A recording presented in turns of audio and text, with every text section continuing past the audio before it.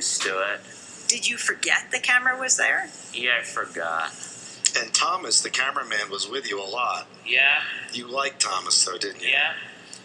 Thomas was part of the family, and Thomas would be there filming when Owen would fall asleep at night, and there when he would wake up in the morning. And it was really important to have someone who was consistent and who Owen could rely on and who Owen knew, and so that we embedded ourselves with this family. And one of the things, just briefly, that's interesting is that Thomas had to be there a lot because Owen doesn't do things for effect in a transactional way. When the truths come bubbling up, they come at all kinds of times. So Thomas had to be there when Owen's great moments of wisdom emerge, often through stress or situations he was in or ways to solve problems. Now, there's someone we haven't talked about. We've talked about your mom and your dad. Yeah. We've talked about the camera person. Yeah. What about your brother Walter? Oh, he's good.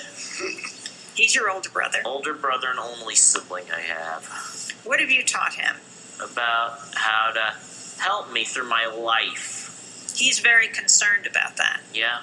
Because he knows that you guys are a kind of moon unit for the rest of your lives. What's a moon unit again? I don't know why I use that term, but you two are together for the rest of your lives. Yeah. What do you think you've taught Walter? He always says Owen's my best teacher. What have you taught him? That Disney movies are a great thing. Okay, definitely that. What else have you taught Walter about courage and resilience? Courage and resilience. What have you taught your brother? Oh. He's your hero, isn't he? Yeah. He was the only one you drew as a hero as a kid. Hey, I have an idea. What? What character of your many characters, right now if Walter was sitting with us, would you have I talked say to? Baloo. Okay, what would Baloo tell Walter? Come on, Baggy, get with the beat. How about do a little, one of your other favorites you say to Walter is Merlin. What's your favorite line from, this is from Sword in the Stone. Owen gleans the best lines. What would you say is it, what's some Merlin lines? Boy, that love business is a powerful thing. Greater than gravity? Why, yes, boy, I'd say it's the greatest force on earth. And so they talk about love, Walter and Owen, about finding love and about loving their life. Okay, so go 2 more scenes. Go ahead. Disney's Hercules. Who's talking and what's up? Phil, the voice of Danny DeVito, the little round goat man, who's Hercules' pal, friend, and lead of his companions. A key sidekick for you, yeah. Oh boy. What's he say to Herc? Herc. Hercules has some tough times, doesn't he? Yep. Listen, kid, I've seen them all, and I'm telling you, this is the honest to truth. You got something I never seen before. Really, Phil? Really, kid? I can feel it in these stubborn legs of mine. And if you keep trying and believe in yourself, there is nothing you can't do. Wow, that's a good one. That's Disney's Mulan. You want to do Mulan? Yeah. That's a good one. Who's The talking? Emperor of China, the ruler of China, says the flower that blooms in adversity is the most rare, beautiful of all. That's the film's main tagline. And what would you say? I am the rare, most beautiful of all. The flower blooming in adversity. You started a Disney club? Yeah, at Riverview. That's the school. Uh-huh. I am the first official president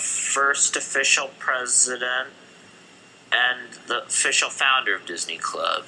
And you would all watch the movies together, and one of your friends played Disney songs right on the Patrick keyboard. Birmingham. Special gifts, that's what we're talking about. Those compensatory gifts, you could play anything, right? Yeah. Well, speaking of special gifts, Ron, this week is the 100th anniversary of the Pulitzer Prize, and you're a Pulitzer Prize winner. You were writing for the Wall Street Journal in Owen's early years, so here you're a man of voluminous words, and your son is, as you say, vanishing. He stopped talking. What was that like for you? And early on, you won the Pulitzer Prize for covering voiceless people as well. Part of what Cornelia and I say, the book and the movie are about Owen changing, but it's really about how he changed the rest of us. And not long after he's whacked with the autism, my career starts to change. I start looking for left behind people all over the world, in inner city America, in Pakistan, and Afghanistan. And what I realized some years later, that Owen's driving me, in a way shaping me and teaching me. And of course, the most dramatically left behind person I know is living in the bedroom, someone who's deemed uneducable, who is in the discard pile. And what's powerful is that, in a way, Owen leads all those other characters in finding a voice. And that's always, certainly since those days, that's what my career has been. Who was Cedric Jennings? Well, Cedric Jennings was actually the first of those characters. Right after Owen is diagnosed with autism, I travel across town in Washington to the worst high school I can find in America, and I meet Cedric, who's the prickly honor student who walks a gauntlet in a gang-dominated high school and dreams of going to the Ivy League. I follow him for 3 years. That was the series in the Journal that wins the Pulitzer, in the book A Hope in the Unseen. And it's interesting, Cedric and Owen met early on, and here are two outcasts. And Owen really couldn't say almost anything in those days, but he and Cedric had kind of a bond. They sat on the couch of our house. Remember Cedric? Cedric, yeah, but And what did you do when you first saw each other? I don't know. What did we do? You were sitting on the couch, and you just started to laugh. Laugh. They just laughed like they were in on some kind of joke, an inside joke about where human value sometimes hides and how it can shine forth. And of course, we're all buddies still. Cedric is another member of the family, like Roger, and a whole gang now that has been brought together around our guy. You've written about George Bush. You've written books about George Bush, about Barack Obama. Talk about the difference in being this fierce critic, investigator, investigative journalist, and writing the story of your own life and living your own life. For many years, we had a kind of a double life where we didn't talk to folks about this private life we had. I was living a very public life, and I was kind of whipsawed between them, sitting with presidents, often having them tell me things that may or may not be totally true, investigating some of the perfidies of this age, and in the basement, we would meditate on the emergence of the hero. And I think part of that dialectic, that dialogue, was one that eventually I said people should know that that's really what was happening. And interestingly, what people are finding in the story is even a bigger theme, which is one that in some ways all of the presidents, maybe talk about, but often duck, which is about all the left behind people in this world who are not on the table more and more with, it seems, each passing day. How do we get them to a place where their voices are heard? And that of course is the great struggle of our age with inequality, with these enormous gaps between those of privilege and so much of the rest of us. We'll return to our conversation with Ron and Owen Susskind and filmmaker Roger Ross Williams in a minute.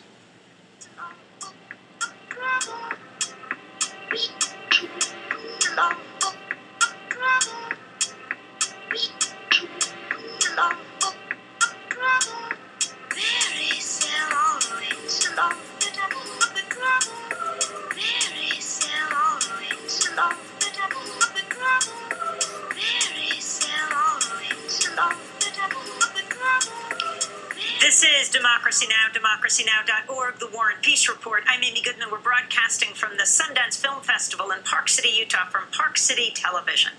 We return now to our interview with Ron and Owen Susskind and filmmaker Roger Ross Williams about their film Life Animated.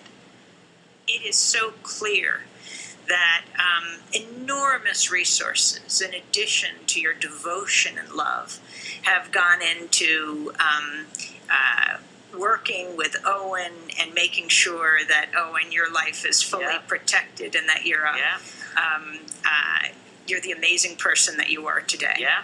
So how How did you do it? And what do you say to those without the resources? Well, it's something we talk to thousands of families these days since certainly the book came out, and it'll be even more now with the movie. And we are advocates to make sure that the therapies needed for autism are covered by insurances. I think 38 states do, many still don't, and not fully covered. It's difficult for so many families. I mean, the one thing we do say, if it's possible to trim your jib enough that one parent can stay home, that ended up being important for us, and it's important for many. The other thing that we found, though, with all the money we spend, the thing that had the greatest yield, the greatest outcome, is finding Owen's passion, his affinity, and saying, whatever it is, we're going to go deep into that. It could be Disney, it could be cars, it could be astronomy, it could be maps. We're going to live inside of his world, and in there, we're going to essentially find a way to build a vessel that he can drive out into the world. That's something that's mostly what they would call sweat equity. Just time, often in the evenings, of us all being together and saying whatever his passion is will be our passion. We were no great Disney fans to start with, but we became them because Owen created a whole language using Disney. But in that life of assisted living, of the school, you clearly found one of the finest schools. What do you say to other parents who don't have the resources to be able to provide that kind of support? Right now, we are leading advocacy to get legislation changed, to have the government say, it helps everyone if guys like Owen get the support they need to be productive members of society. And what we find, it's often by tapping their intense interest in the thing that animates them. That's why the book's called Life Animated. Once you find that, you find skills that are often overlooked that end up being pathways to jobs, careers, and being productive, especially when Owen's 24 now. When they hit 22 years old, they get out of school, they've got to find their way somehow. The thing we found that's most hopeful is that so many of the people who are autistic are in this left behind group because of our own blind spot as to the things they can do. If we just look at the world through their eyes, you see those capabilities, and that leads to the independent life, which is Owen's great struggle and desire is to find the independent life. The independent life. Have you found it? Yep.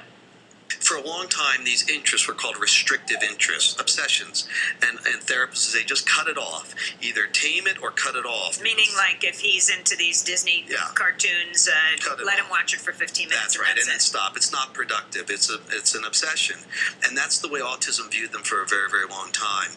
We said after a while, no, it's not an obsession. It's a pathway. Go in there with him, and that's what we did, and that's called the reversal of the telescope. That folks at NIH say that, because now all of a sudden we're looking at these special interests as ways to show deep capabilities. If you find them and nourish them, we call them affinities, the kid grows. Give me another example. Well, they're all over the place.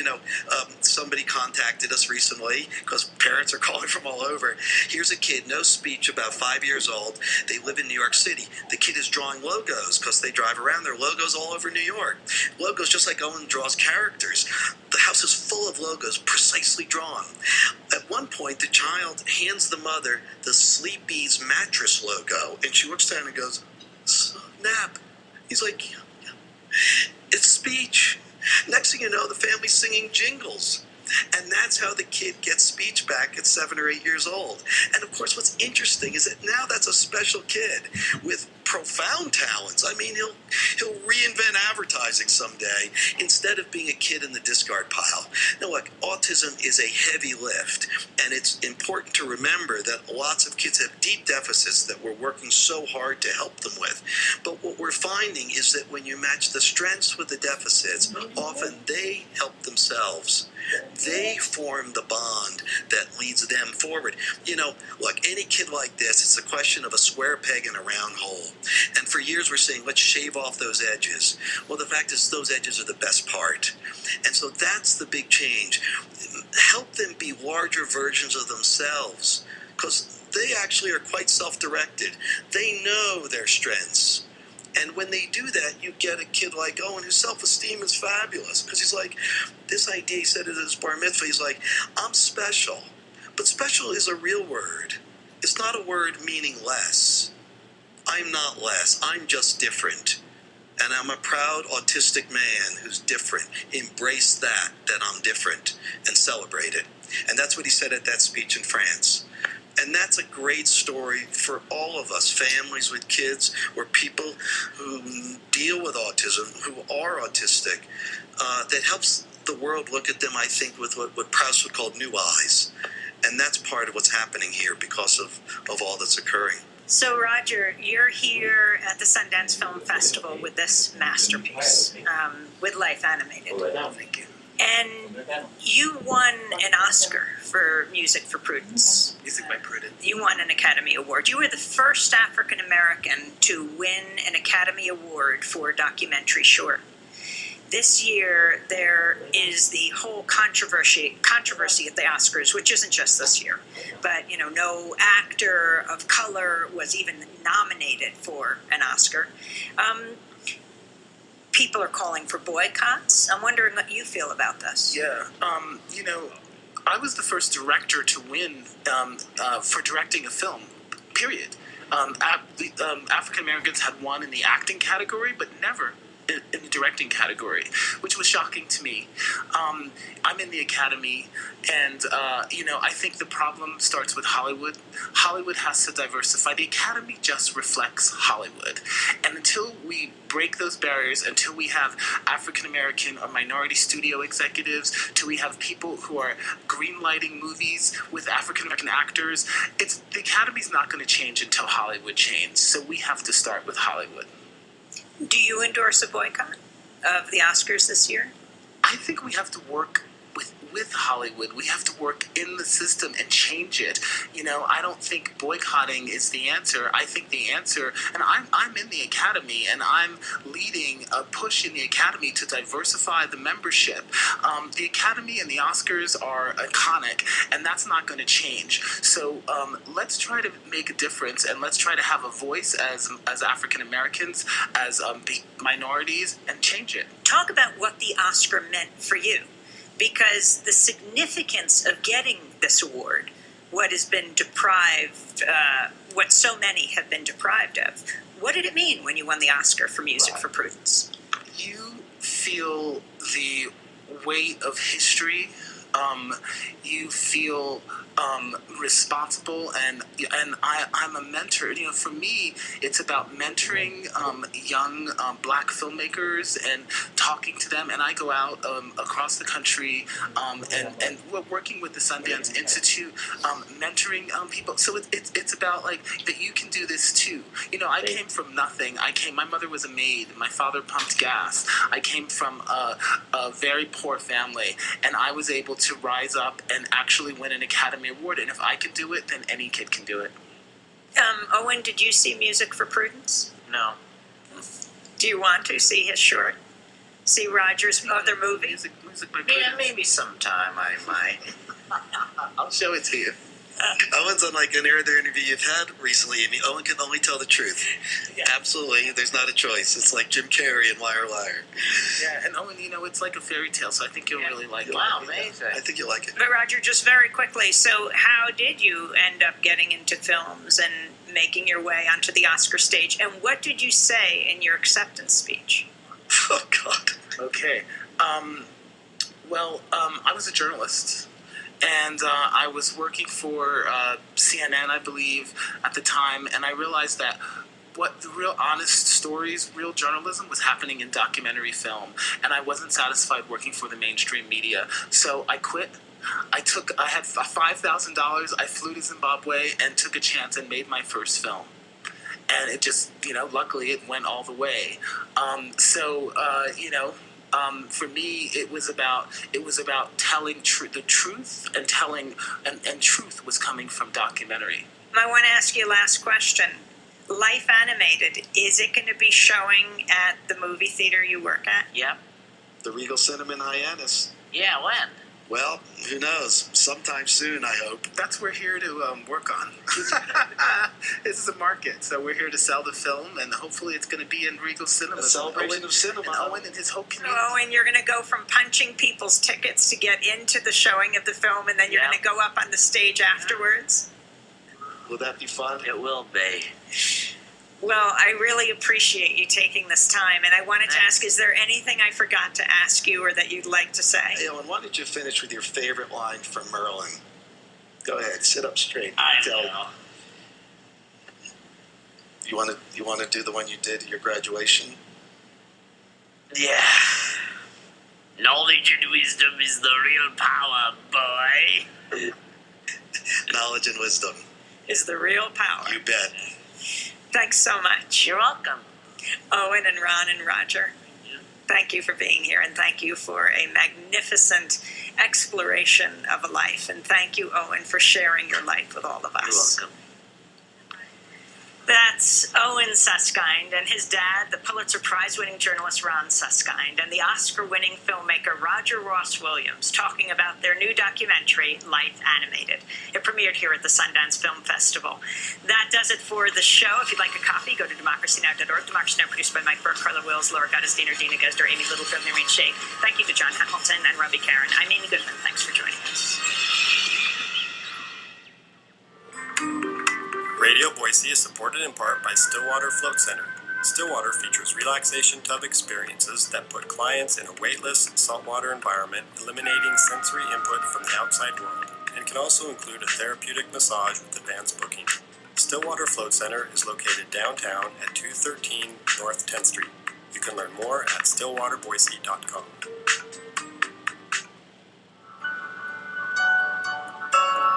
Programming on Radio Boise is supported in part by The Ozone, located in Boise at 1615 South Broadway. Serving the Valley since 1998, The Ozone offers information, products, and consultation that supports sexual health and specializes in the intimate needs of women who may be coping with illness or age-related issues. The Ozone believes that health and intimate wellness are an essential part of human happiness. You can learn more by calling Karen at 208-395-1977.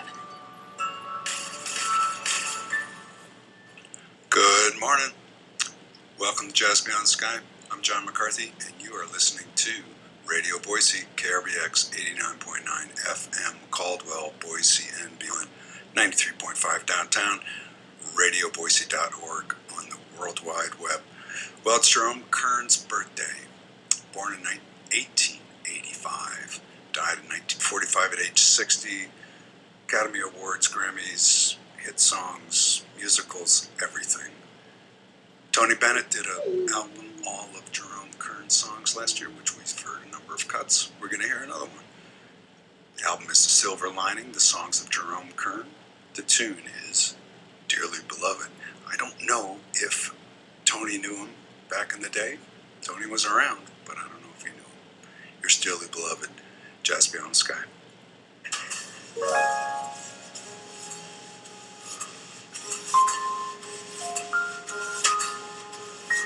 Tell me that it's true.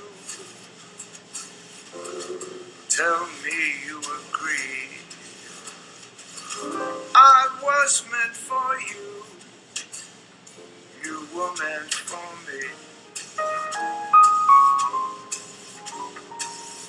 Dearly beloved, how clearly I see. Somewhere in heaven you were fashioned for me. Angel eyes knew you. Angel voices led me to you. Nothing could save me. Fate gave me a sign. I know that I'll be yours, come shower or shine. So I say, merely, dearly beloved, be mine.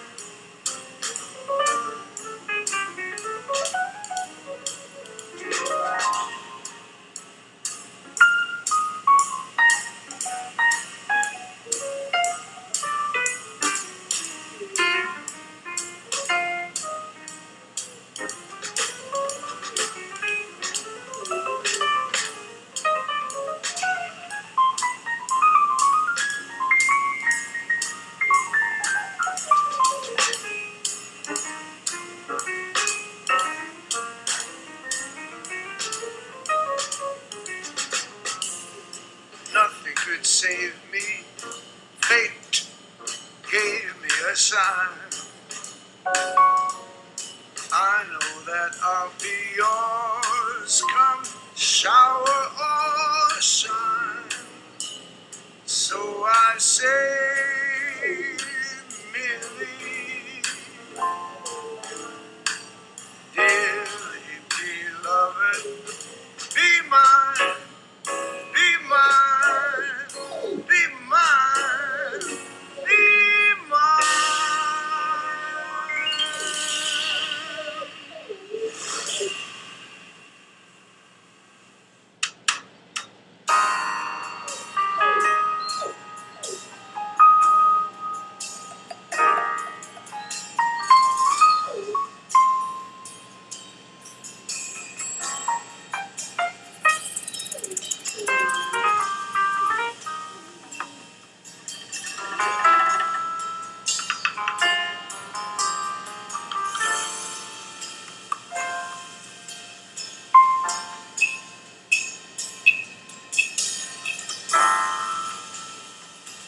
See the sky,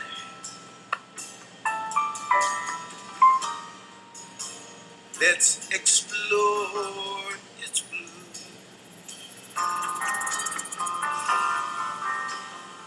Tide is high,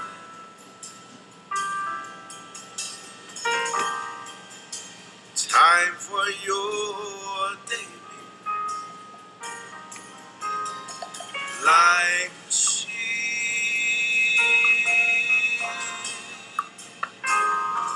you must leave the bed.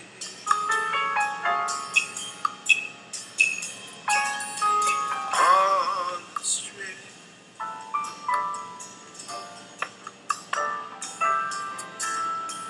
you'll learn love today. The time has come to take the day.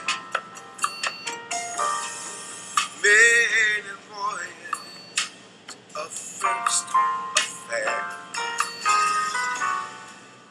Set your sail to cast away. Chart your course of love today. Now you're clear. Homeward bound are we.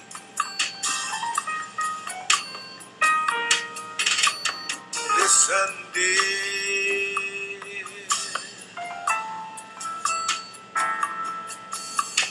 as you sound your sea, soon you'll cry. Lovely things you say.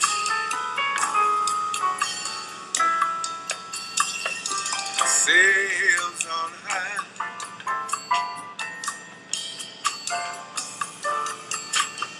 you'll learn love today. Yeah.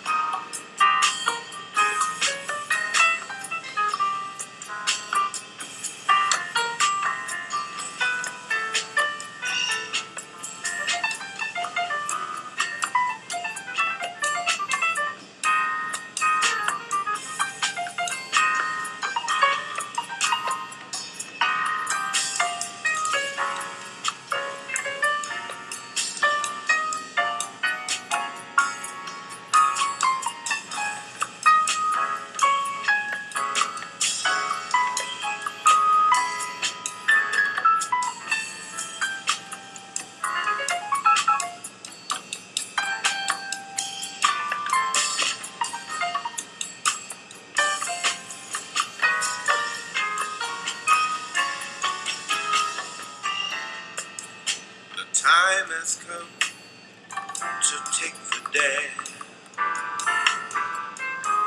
Maiden voyage, a first affair. set your sails to cast away. Chart your course of love today.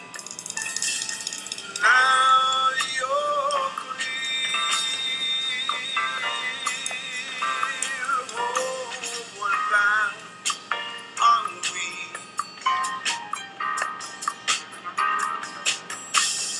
Listen, dear,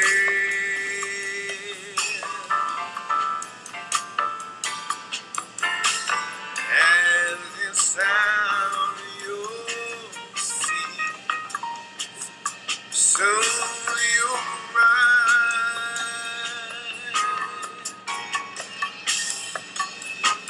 Lovely things you'll say, sails on high.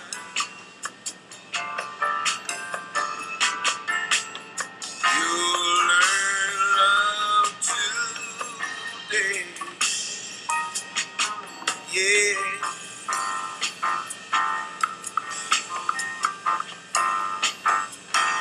Time is flying. You'll learn love today.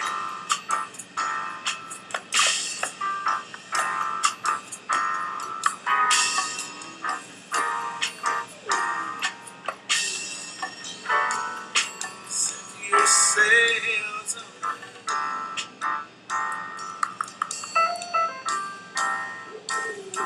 see the sky.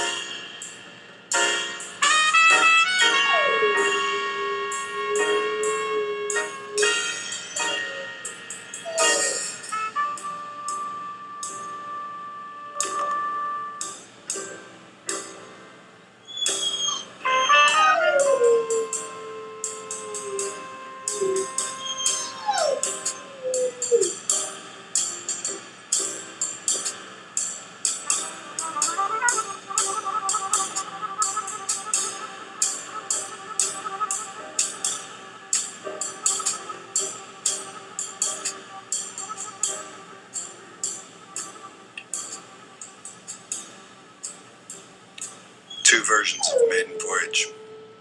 That's the original from Herbie Hancock, 1965, album of the same name with the incredible band Freddie Hubbard, George Coleman, Ron Carter, Tony Williams.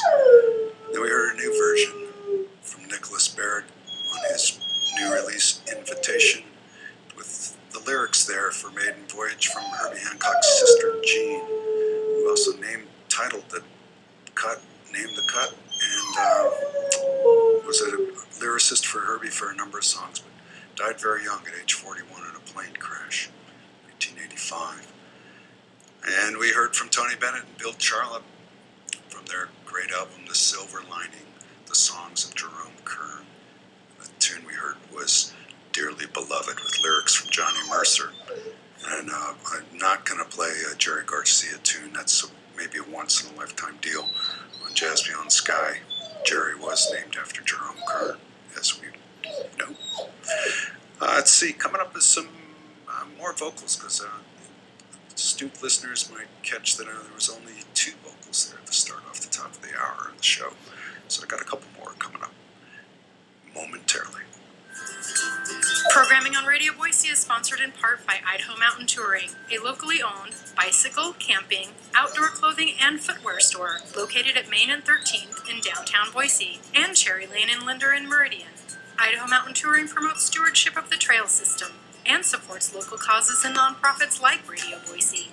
You can learn more at idahomountaintouring.com.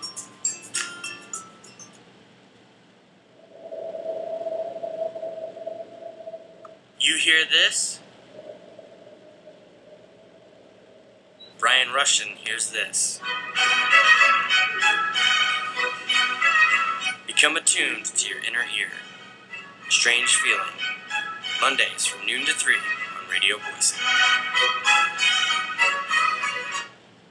Well, we're going to go back down to New York, to the speakeasy scene with Svetlana and the Delancey 5. This is off of their recent release, Dance in Between the Moments, Radio Boise.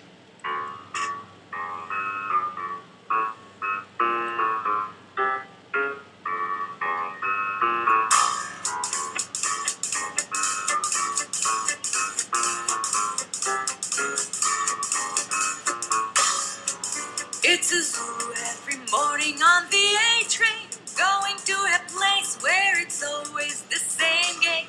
You sit and type and serve the packets like a good nurse, dreaming of the night in your alternate universe. Hear the birds and read the faces, all your friends and Jills and Mike. Everyone's so wise and hip, but you only have 2 lights. Finally, it's time to go to the races. You're only thinking of socks and shoes and laces. It's time to fly, you can be free. Just take the F train down to Delancey and dance. Oh, dance. In between the moments and you come alive. Dance. Oh, dance. You Lindy Hop cannot be stopped. The first day Jen leaves you all down. Dance. Oh, dance. In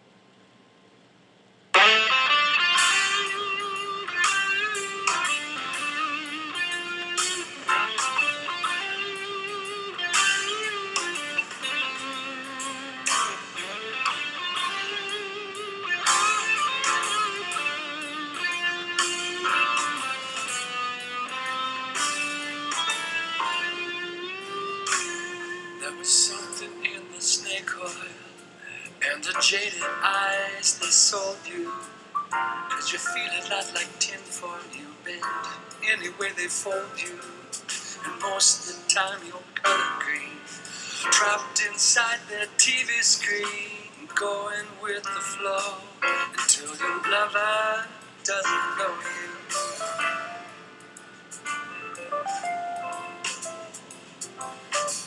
You believe you're locked up airtight, but your self-control is leaky. You're the only one at war with all the peace of mind you're seeking. You feel you're somewhere in between what you want and what you see. You know you're going nowhere, cause you've lost your sense of feeling.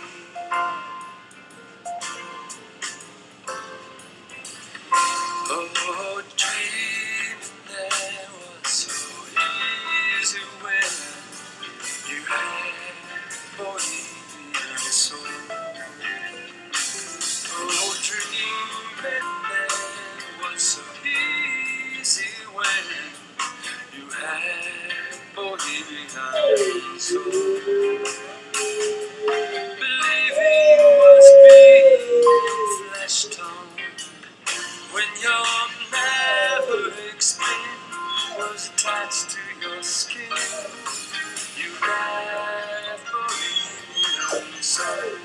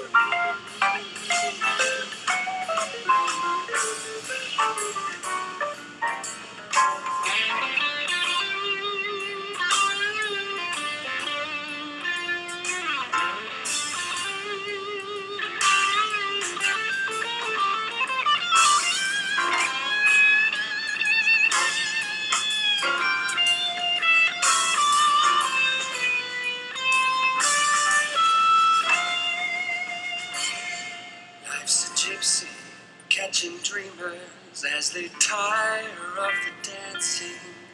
Pinched between her tapered fingers, victims dangle in her trance. And as she circles through the night, plucking souls to morning light, you borrow your tomorrow's strength while you're a shadow in her hand. Shadow in her hand. Oh, dreaming there was so easy when you had bohemian soul. Oh, dreaming there was so easy when you had bohemian soul. Believing was being in flesh tone when your maverick spin was attached to your skin. You laughed bohemian soul.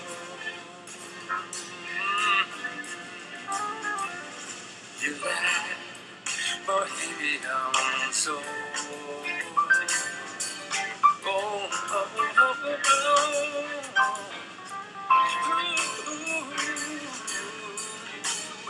Oh, dreaming there was so easy when you had bohemian soul.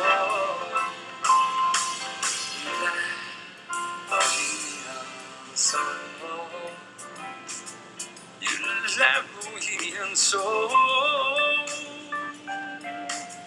Bohemian, Bohemian soul.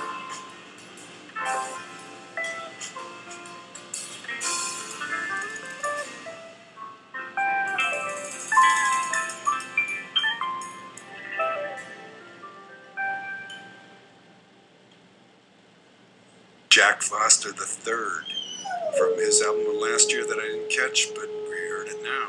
Jazz Raptor. And the tune was Bohemian Soul. He's got Hristo Vichev on the guitar. And boy, that set was kind of a mixed bag. Pretty rocking guitar to start off. Rob Garcia IV, with Rob Garcia leading the project, was in between there with the very mellow tune, A Flower for Diana. And Rob Garcia is the drummer for Svetlana, but the album came out in 2009, Perennial. He was based in Brooklyn. Kelly Bliss gave that to me years ago when Kelly was here. And I think it's his mother. The album is dedicated to Deanna. So that was pretty cool. But then he's the drummer there with Svetlana and the Delancey Five, Dance in Between the Moments, from Night at the Speakeasy. And next coming up is some new music and some birthday music for some cool cats here in the jazz world. Radio Boise is sponsored in part by Payette Brewing. Located at 111 West 33rd, Payette Brewing has a tap list that features craft and seasonal varieties of beer, all brewed within the mission of building a culture that connects, educates, and champions the craft brew industry to consumers and community. You can learn more at payettebrewing.com. Local celebrity Bonefish Sam here with an important message about ducks. Let's get quacking. I raid the thrift stores, the record shops, the eBays, the internets, and my own collection, and the result is a show that for some reason I call Two Ducks and a Pollywog on Friday nights 8 to 10 on this station. I dig deep in the dusty vinyl mines, dredging up nuggets of the flat black wax they say is back in fashion. I buy the bad records and glean the gold so you can sit back and enjoy the results. If you're not allergic to dust or vinyl, this might be the show for you. It's the gamut from good to bizarre to bizarrely bad. Do you like surprises? You could just listen to that iPod of yours if you don't like surprises.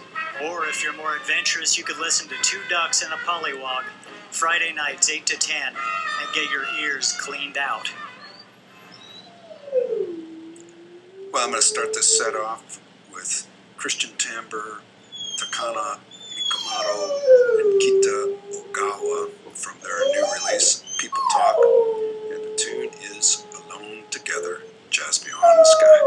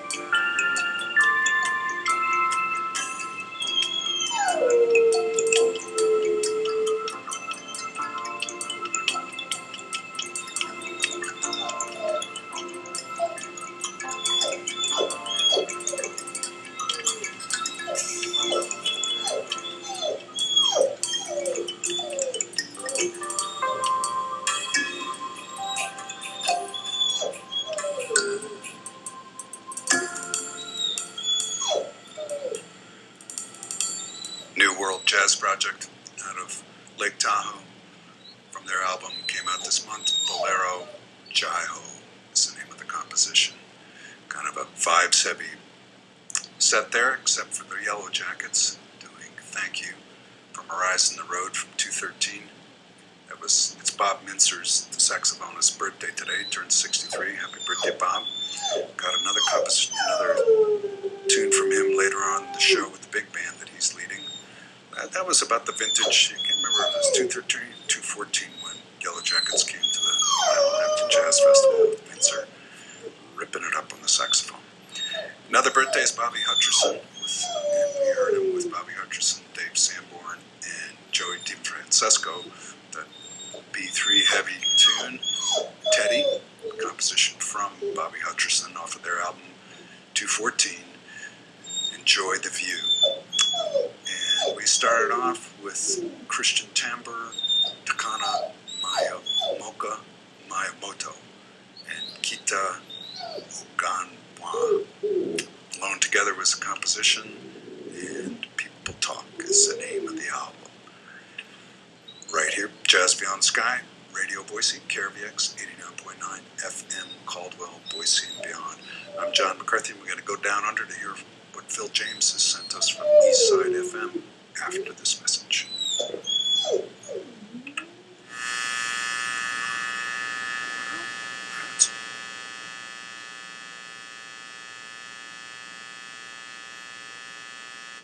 Provides assistance for clients living with HIV/AIDS. 260 local artists donate Valentines that are on display and available for bidding Thursday, February 4th through Sunday, February 14th at Flying M Coffee House in downtown Boise. You can learn more at flyingmcoffee.com. All right, we'll hear that later because it is relevant to the time. With the Flying M annual AIDS benefit art show. But that was my mistake, so we'll play it later. But anyway, Phil James has checked in on what else is happening in the David Bowie world now that we've lost David Bowie, and he found a whole album that he'd missed, the Bowie Project, from Adam Rudgear, and we're going to hear the cut Golden Years Bowie composition, and then we're going to go to Seattle for Ray Vega and Tom Marriott. And back to Phil, who sent me a cut from Glenn Frey, doing a jazz, not exactly a jazz standard, but a jazz cut from Shirley Horn. So we'll start off this set, Boys at a Bondi, with Adam Rudgear Quartet, Golden Years. Radio Boise, Jazz Bound Sky, Boise to Bondi.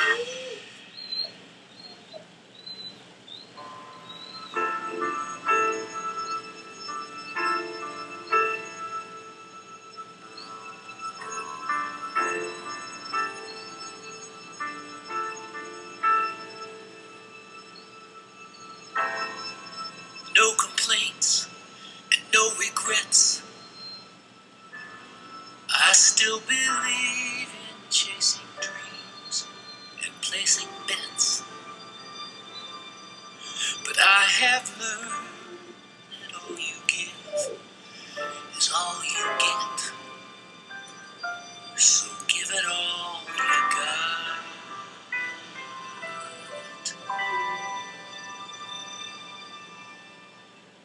I had my share, I drank my fill, and even though I'm satisfied, I'm hungry still to see what's down another road beyond the hill and do it all again.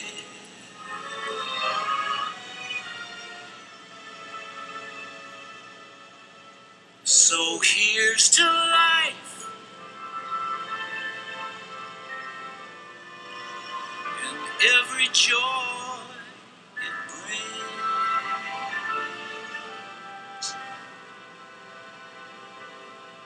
So here's to life,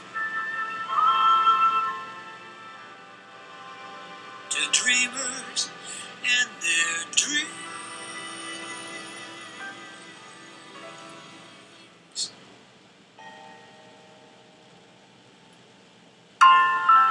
Funny how the time just flies. Love can go from warm hellos to sad goodbyes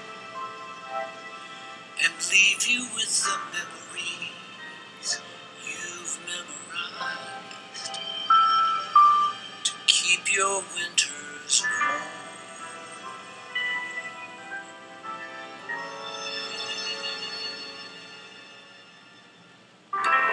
There's no yes in yesterday,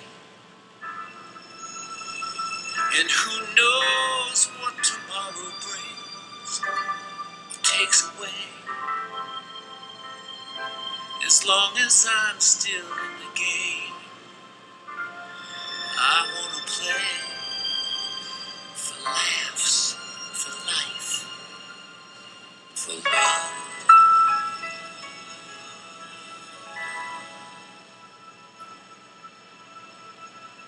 So here's to life and every joy it brings.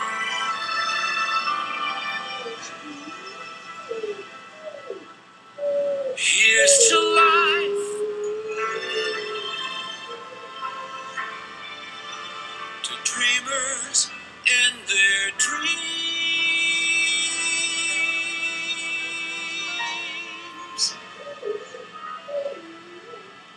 May all your storms be weathered, and all that's good get better.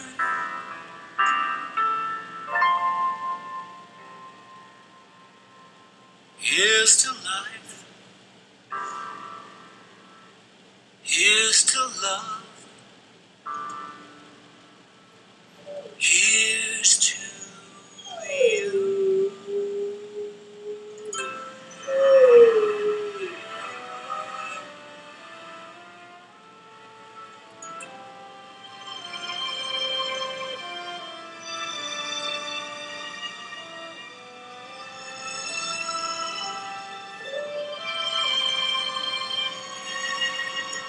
May all your storms be weathered,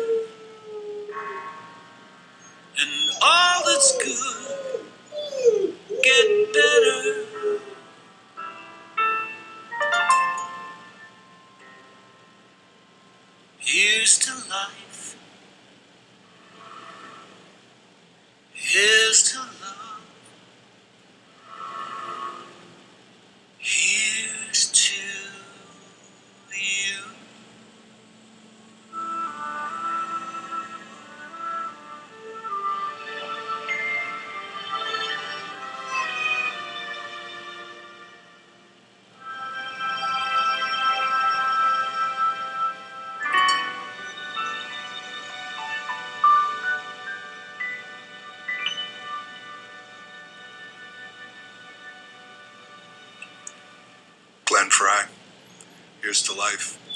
It's a cut I've heard from Shirley Horn, but it's not her composition, it's somebody else's.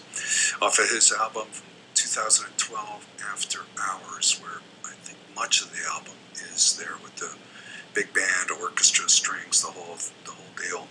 Alan Broadbent from New Zealand, pianist, is the arranger for the compositions and the conductor, I believe. Thank you, Phil. I might not have caught Glenn Fry doing big band orchestrations. Of course, he passed away earlier this year, and of course, he was one of the founders of the Eagles, a band we have not heard on Jazz Beyond the Sky, and we may not. Golden Years, David Bowie composition from the Adam Rutger Quintet off of the Bowie Project, and started off with, that's who we started off with. But in between was Ray Vega and Thomas Marriott, return of the East-West Trumpet Summit, doing Quasimodo, Charlie Parker composition off of their brand new release, Return of the East-West Trumpet Summit. And Vega is from the Bronx, so he'd be the East. Marriott is from Seattle, so he'd be the West. And they're joined with George Culligan on the B3, and what a versatile guy. He did an album where he's the drummer last year, but he's mostly known as a pianist. And he's also a teacher down at Portland State. And Matt Jorgensen, one of the house drummers for Origin Records, which just brought that release out. And I don't know much about the Adam Rutger Quintet, except for they did the Bowie Project. Well, coming up is really fine composition and album, new release from Rini Rosnes. Coming right up. Programming on Radio Boise is supported in part by Serendipity Boutique Consignment Clothing. Serendipity offers a variety of style choices, from vintage and costume to casual or formal, men's and women's, with sizes extra small to 3X. Located at 3117 West State Street and open 6 days a week. You can learn more by following Serendipity Boutique on Facebook or Instagram, or by calling 343-0382. Radio Boise is supported in part by Flying M Coffee House, presenting their 23rd year of Valentine for AIDS, a silent art auction to benefit Safety Net for AIDS program of Boise, who provides assistance for clients living with HIV/AIDS. 260 local artists donate Valentines that are on display and available for bidding Thursday, February 4th through Sunday, February 14th at Flying M Coffee House in downtown Boise. You can learn more at flyingmcoffee.com. There we got the whole card, and I'm glad to play it. So, Rini Rosnes has a brand new album out. She calls it Written in the Rocks, and then there's the Galapagos Suite, and we're going to hear one of the tracks. It's not the first, it's the second track from the Galapagos Suite, and the whole album is really interesting, and she's got, I'll tell you, Steve Nelson vibes, big vibe, a lot of vibes today. Peter Washington bass, Bill Stewart drums, and on this composition there's flute from Steve Wilson. Here is Galapagos, Radio Boise.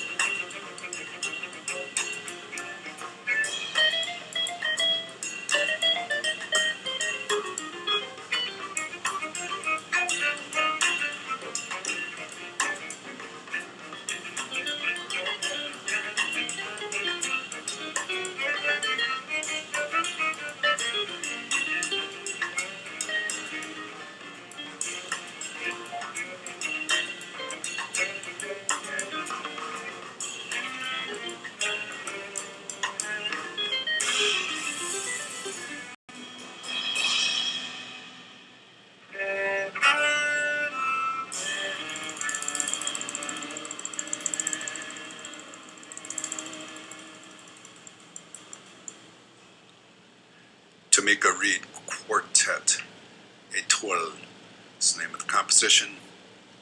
Tamika Reed is the leader and celloist, with Mary Halverson there on guitar, doing a different kind of guitar because I usually hear her get way out there, but that was a beautiful composition of Reed's.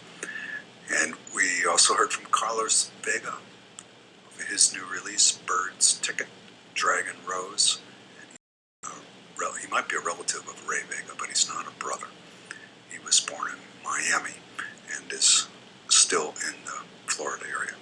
Started that set off with Renee Rosnes, her brand new release, Written on the Rocks, or In the Rocks, Galapagos, from the Galapagos Suite. Here on Jazz Beyond the Sky, coming up is more cello-led music. Programming on Radio Boise is supported in part by Zamzo's Lawn, Garden, and Pet Store, featuring Zamzo's and Grandma's brand pet foods, livestock feeds made locally, N-Scratch, and wild bird seeds at each of their locations. Zamzo's now includes an 11th location in Nampa at 1201 North Franklin Boulevard, south of the freeway at the Franklin exit. You can learn more at zamzos.com. Programming on Radio Boise is supported in part by locally owned Solid Grill and Bar, offering a unique lunch and dinner menu that features fresh, seasonal food and a late-night breakfast served from midnight to 4 a.m. on Friday and Saturday nights. Located in downtown Boise in the 8th Street Marketplace, Solid's libations include 2 daily happy hours and a winter cocktail menu. You can learn more at solidboise.com. Well, let's check the neighborhood noise, the weekly live music calendar from Go Listen Boise. Wednesday, January 27th, this evening, Quiet Company and Kickback are at Neurolux at 8 p.m. Skate Night at the Shredder features Desert Grades. Thursday, January 28th, Boise Does Bowie. Local musicians cover David Bowie at the Record Exchange starting at 6 p.m. Landon Wordswell, Edible, Holistic Meditation, and Monkey D are performing at Saka Entertainment at 6 p.m. Friday, January 29, Bernie Riley Band is playing at Sockeye on Cole at 7 p.m. Nile, Final Underground, P Angel, Children of Abandonment, and Splattered Throat are all at the Eclipse starting at 7. Jordan Leisure is performing at High Note at 7:30. Hillfolk Noir will be at Pengillies at 8:45 p.m. You can get more information at golistenboise.org. You can send them information to info@golistenboise.org. Go ahead, get an earful. Well, following that cello-led quartet from Tamika Reed, we're going to hear, and that was a 2015 release, we're going to hear a 2015 release from Eric Friedlander, which he calls Oscalypso, Oscar Pettiford, and then we're going to hear Oscar Pettiford with the great Coleman Hawkins back in the 60s. Here is composition Cello Again, Radio Boise, Jazz Beyond Sky.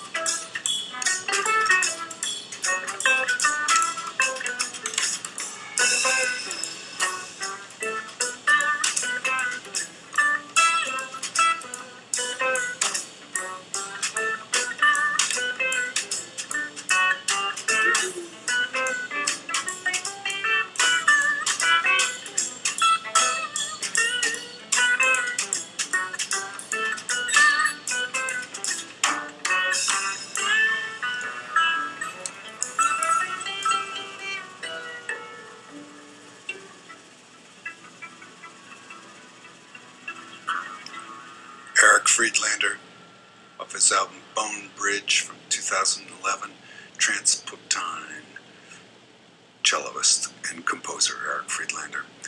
Coleman Hawkins from The Hawk Flies High, Laura was the composition, and it's got Oscar Pettiford on the bass and Hank Jones on piano, Joe Jones on drums, not the brother Elvin. Eric Friedlander, again, from his more recent release out last year, Oscalypso, honoring Oscar Pettiford. Cello, again, is the name of the composition, and he's got the same bass player and drummer are Trevor Dunn on bass, Michael Sarin on drums. And coming up is some more orchestral jazz from Maria Schneider. Here at Radio Boise, Jazz Beyond the Sky, Radio Boise KRBX 89.9 FM, Caldwell, Boise, and beyond. Spay Neuter Idaho Pets is a nonprofit organization dedicated to reducing the number of unwanted cats and dogs in Idaho. SNP offers low-cost spay-neuter vouchers at Boise, Meridian, and Nampa Petco stores, educates the public about the importance of fixing pets, and encourages animal rescue groups and shelters to work together towards common goals. You can learn more at snipidaho.org. Radio Boise is supported in part by the Boise Green Bike Program, issuing a Green Bike Winter Challenge. 25 tasks on the bikes with pictures posted to social media, including the hashtag GreenBikeWinter, completes the challenge. More detail and information is available on the Boise Green Bike Facebook page.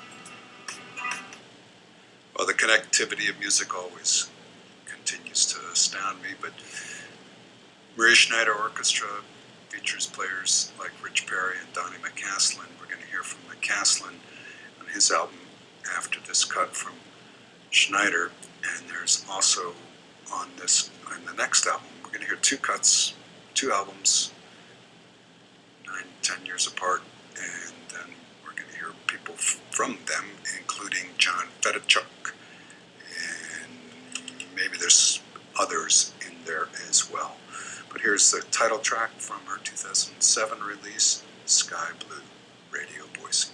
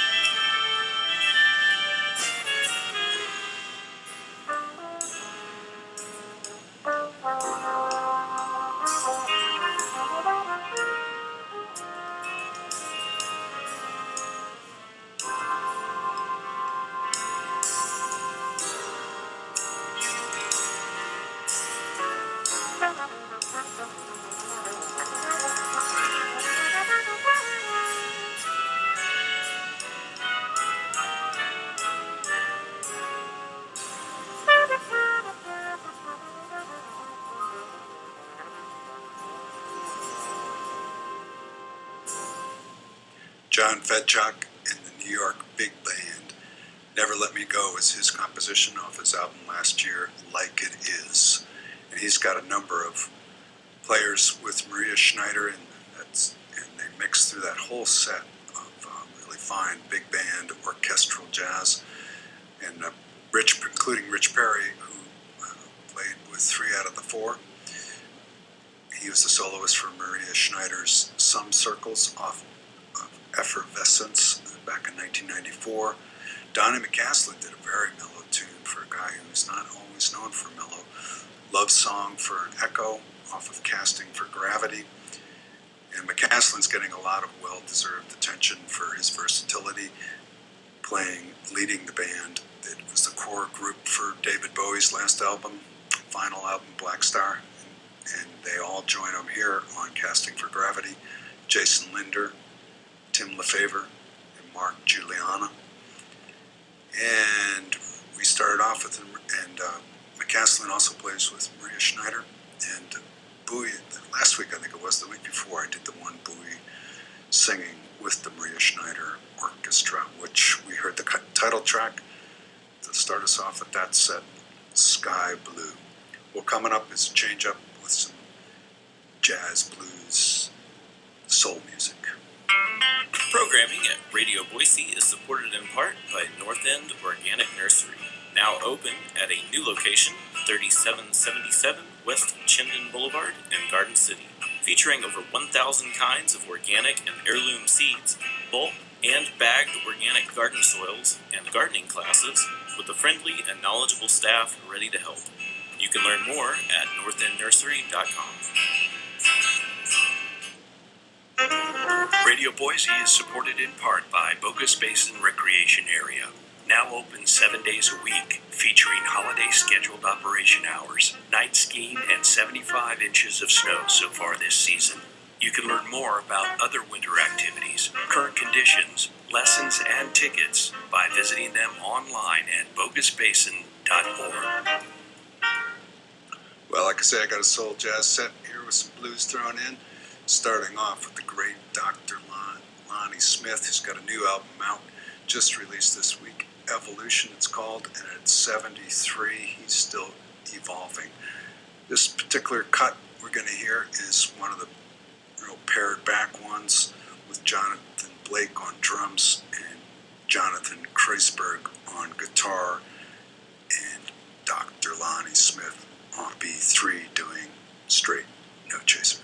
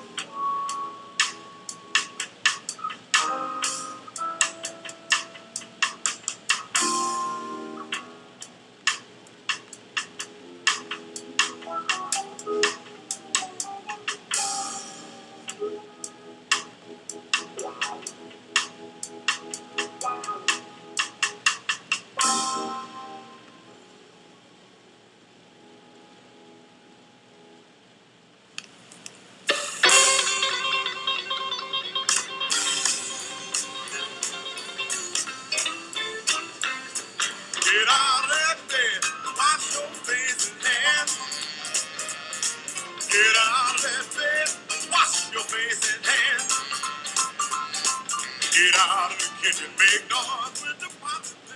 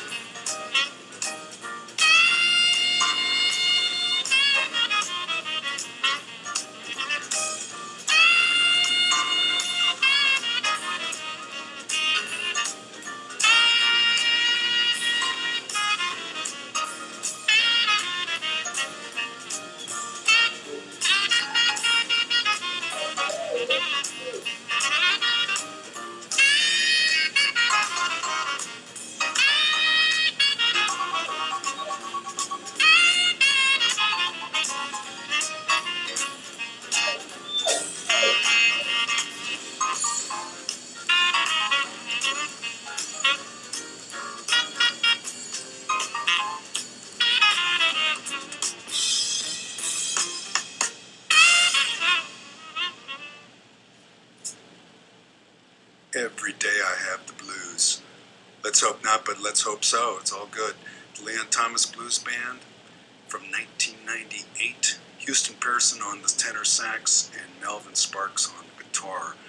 They were, Leon Thomas was going to sing, but I wanted to hear Houston play that tenor. So I changed it up. Kirsten Edkins from Los Angeles, Southern Cal, The Bug, Art and Soul, her first release out last year. Dr. Lonnie Smith, Straight Note Chaser, off to Evolution. A lot of good stuff there in his new release. I got one more track for you before Dusky Durango's Caravan takes off, but first... Programming on Radio Boise is sponsored in part by The Record Exchange, Boise's mainstay for all things music since 1977. The Rec X features new and used CDs, rare and recent vinyl, cassettes, and hosts independent record seller events like Black Friday, Record Store Day, and numerous in-store all-ages performances with local, regional, and nationally touring acts. Proud to support local music and community-based radio? You can learn more at therecordexchange.com. Well, I'll just mention a little bit of public information that the Boise on Bowie is. I wouldn't be surprised if some DJs from Radio Boise are part of that. Could happen. Well, it's going to about close it out for me. John McCarthy, Jazz Beyond the Sky. I'm going to go out with another cut from Eric Friedlander off of his album a few years back, Broken Arm Trio. It's called Tiny. I think it's a beautiful day out there on a Wednesday here in Treasure Valley. You all have a great day. Hope you can catch me next week.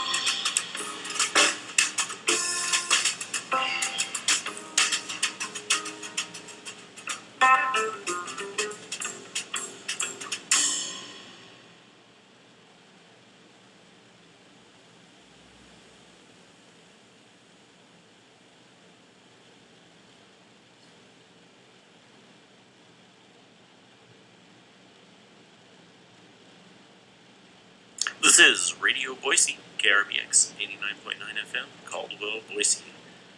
It's time for Dusky Dringo's Caravan. Thanks, John. Great show. Especially been digging that Donnie McCaslin. Man, good stuff. Hey, I'll be right back. Programming on Radio Boise is sponsored in part by Crazy Neighbor, located in Boise's Linen District. Crazy Neighbor is a locally owned accessory shop with an eclectic product line offering a mix of fashion accessories for men and women, as well as a complete line of stage makeup, wigs, and specialty products. You can learn more at crazyneighbor.biz or by following them on Facebook.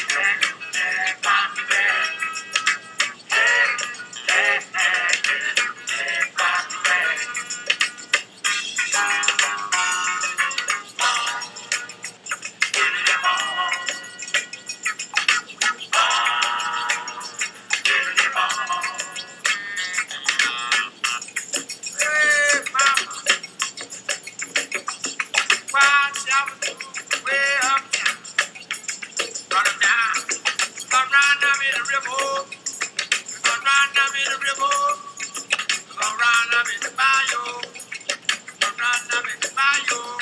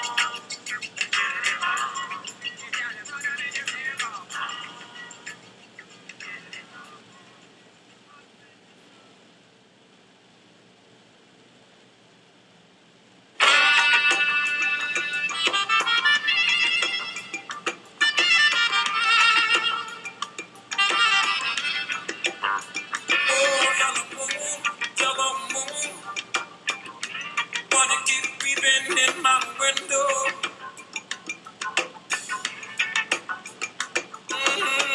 do you know something? Do you know something that I don't know?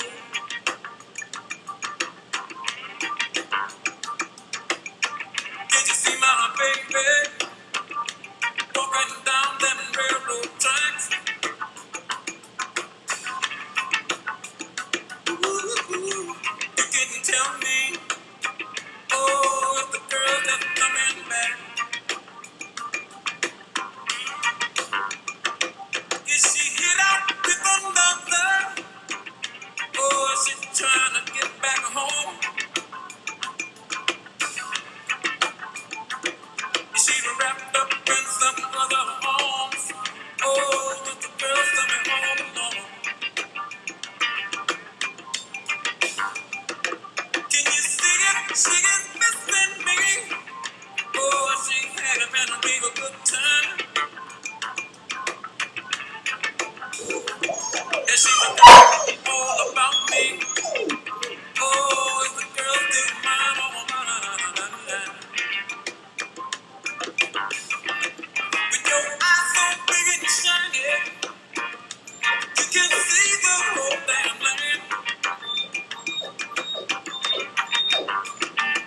Yellow moon, can you tell me?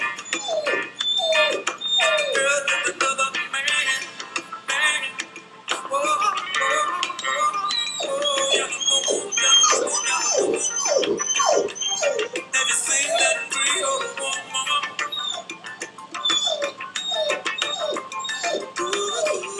You can tell me. Oh, I need you to friend of mine.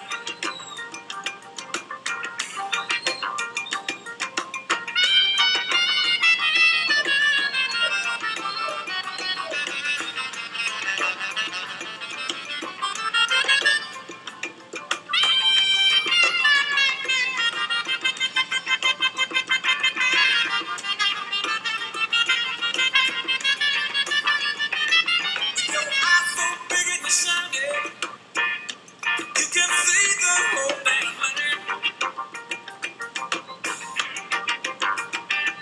Yellow moon, can you tell me if the girl's of another man? Oh, yellow moon, yellow moon, yellow moon. Have you seen that Creole woman?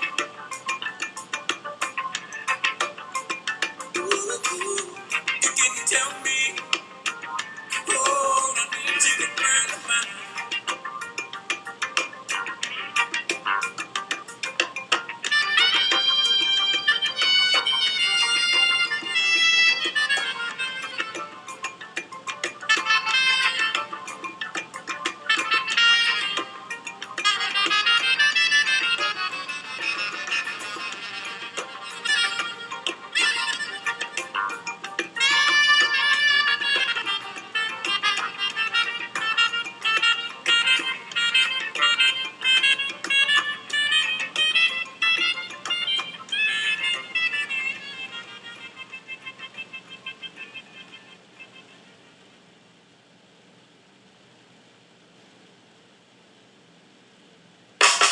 Everybody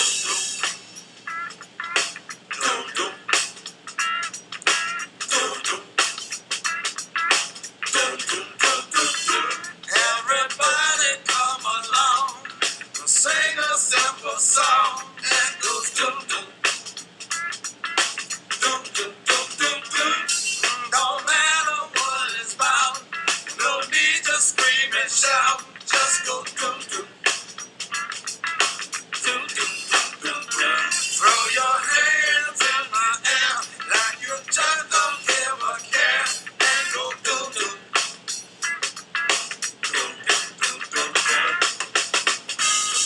We're freaking our nation.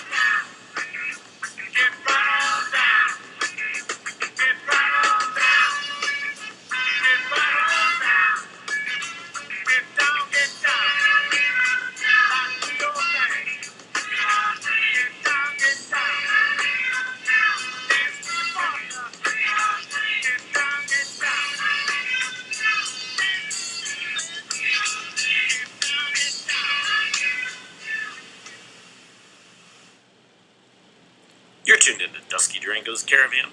You're on Radio Boise. First set of the day, kind of funky, New Orleans style. Just heard Robert Parker with Get Right Down. Quarter Batista Stoltz with Doom Doom. The Devil Brothers, Yellow Moon. Title track off of their 1989 album. I'm sure you all remember that, right? The Wild Chuchipitulas with Hey Pakioe. And the Meters kicked it off. Chug, chug, chug-a-lug, push and shove. Pretty funky. Be right back. We've only just begun. Except I'm not going to play any Carpenters. Programming at Radio Boise is supported in part by Business Interiors of Idaho. Locally owned and family-run for 30 years, Business Interiors of Idaho is a commercial furniture dealer specializing in space planning and design. Located at the corner of Capitol Boulevard and Grove Street. You can learn more at businessinteriorsidaho.com by following them on Facebook or by calling 384-5050. Programming on Radio Boise is brought to you in part by Boise Weekly. Boise Weekly is Idaho's alternative news source, offering award-winning investigative journalism along with extensive coverage of our local arts community. Boise Weeklies are available at over 1,000 locations throughout the valley. You can learn more at boiseweekly.com. Early rocking blues, classic country, vintage rock and roll, rockabilly, and a shot of gospel to get you through. That Spoonful, heard every Sunday at 10 a.m. here on Radio Boise, KRBX 89.9 FM and 93.5 FM.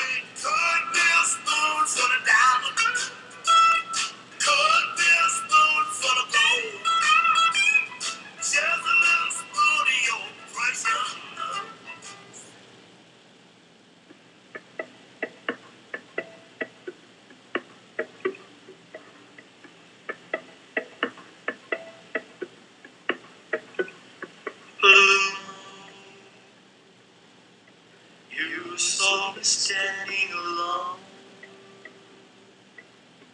without a dream in my heart, without a love of my own. Blue moon,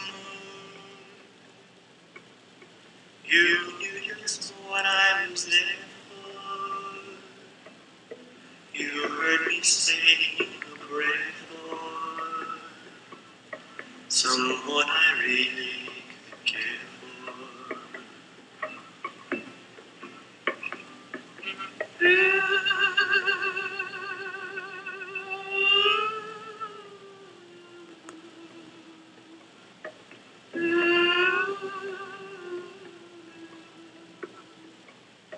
without love.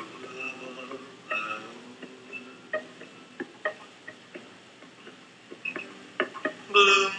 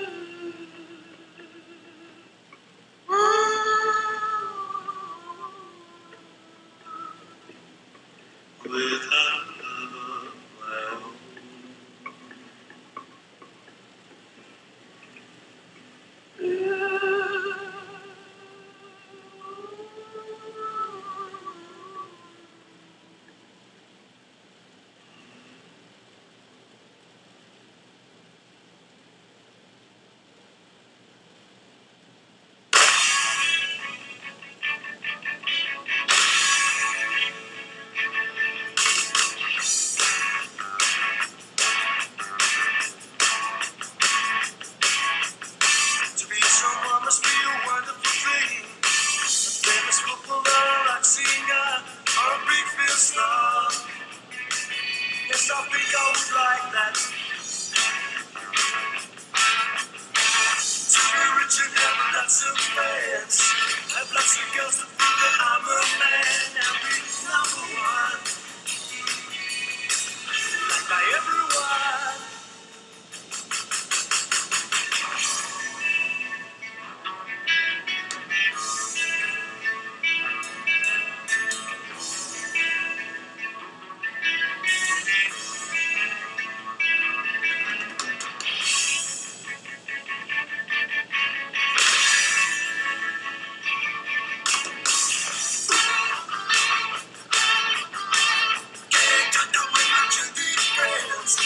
They really think me mad and I'm dead. And the bread I spend is like my friend. It's quickly diminished. There's no more swimming that can touch a pool. No more reporters at my beck and cool. No more talking, now it's only cloud jump. No more taxis, no one have to walk. But didn't we have a nice time? Didn't we have a nice time? I was on this capture flight time. I realized I should have stuck to my guns. Stretch it out through one of the bastard sons. Lose myself. I know it was wrong, but it's cost me a lot. There's no more drinking when the clock shuts down. I'm out of my eyes with the rest of the clouds.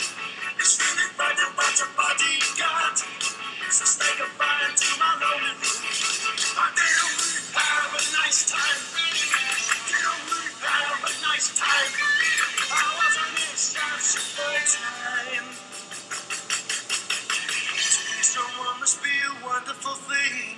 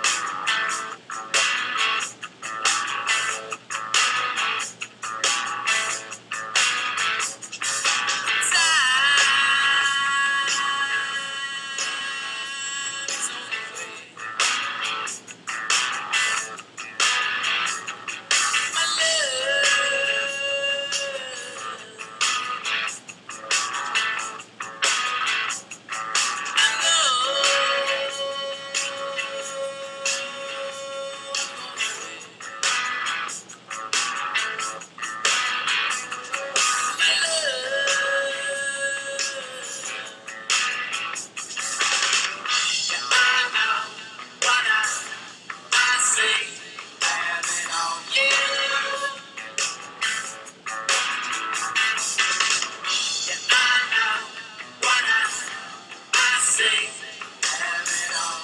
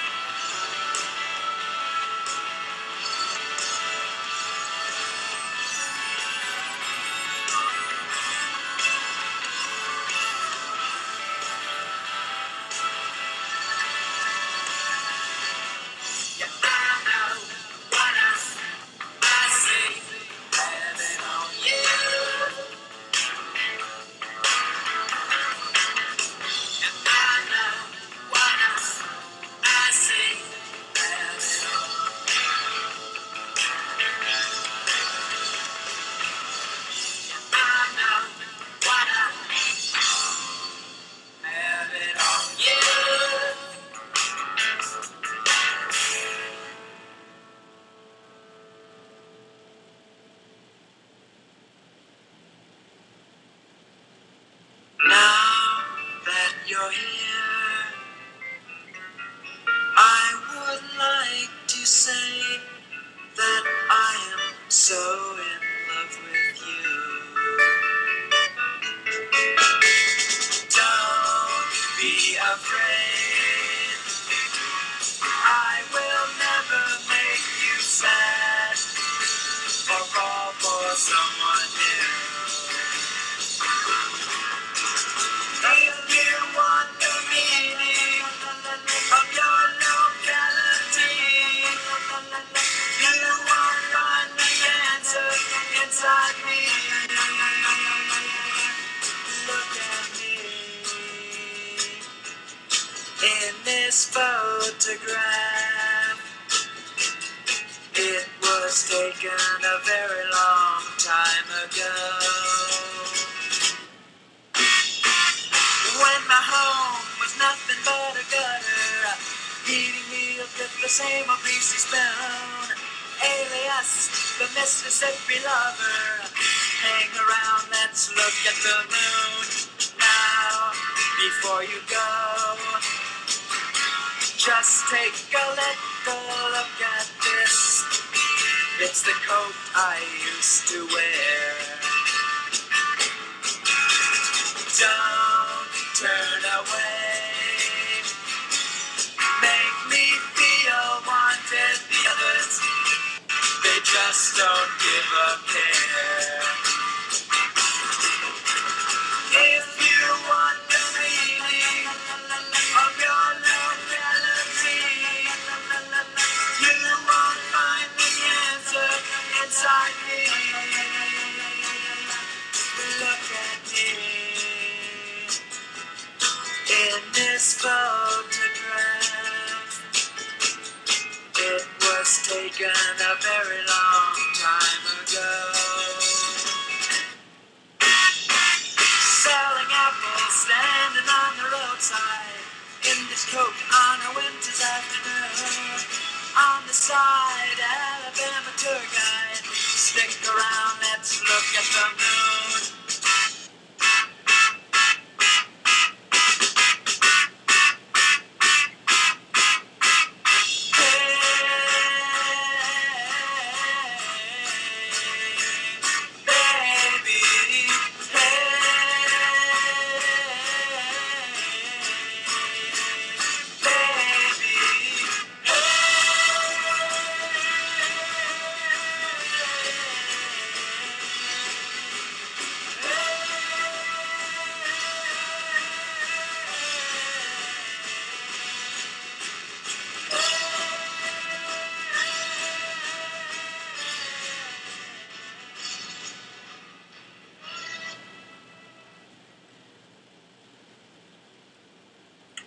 You're tuned into Dusky Durango's Caravan. You're on Radio Boise.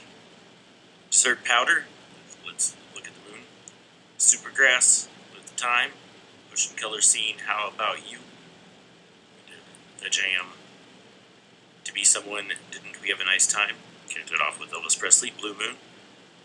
Got a call, enjoying the New Orleans music, and alerted to the fact that I wildly mispronounced one of the band names. That's okay. Actually, it's funny because I knew I did that right when I said it, and the person that called tried to explain how to say it, but that didn't make it to me. But I remember from being there that it's closer to Chapatoulas. Remember the chop part?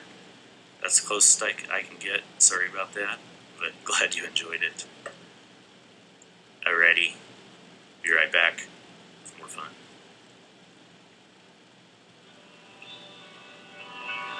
Idaho Conservation League, since 1973, protecting the air you breathe, the water you drink, and the places you love. To learn more about Idaho's leading voice for conservation, visit idahoconservation.org or call 345-6933.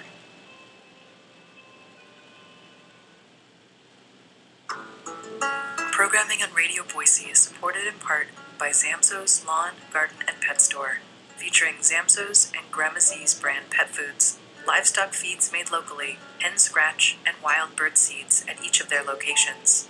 Zamzo's now includes an 11th location in Nampa at 1201 North Franklin Boulevard, south of the freeway at the Franklin exit.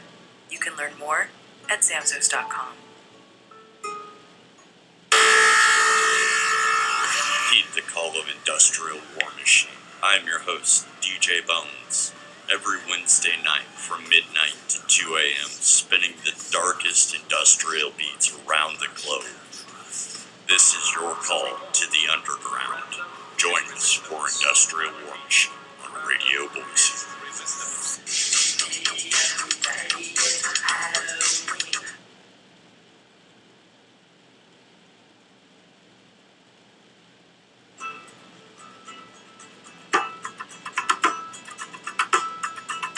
There is a war between the rich and poor, a war between the man and the woman. There is a war between the ones who say there is a war and the ones who say that there isn't. Why don't you come on back to the war? That's right, get in it.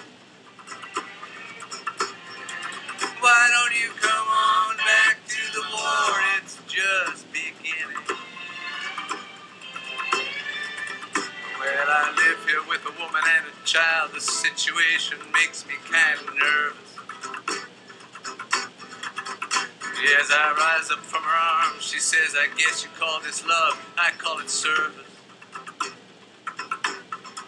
Why don't you come on back to the war? Don't be a tourist. Why don't you come on back to the war before it hurts us? Why don't you come on back to the war? Let's all get nervous. You cannot stand what I've become. You much prefer the gentleman I was before. I was so easy to defeat, I was so easy to control. I didn't even know there was a war. Why don't you come on back to the war? Don't be embarrassed. Why don't you come on back to the war? You can still get married. There is a war between the rich and poor, a war between the man and the woman. There is a war between the left and right, a war between the black and white, a war between the odd and the even. Why don't you come on back to the war? Take up your tiny burden. Why don't you come on back to the war? Let's all get even. Why don't you come on back to the war? Can you hear me speaking?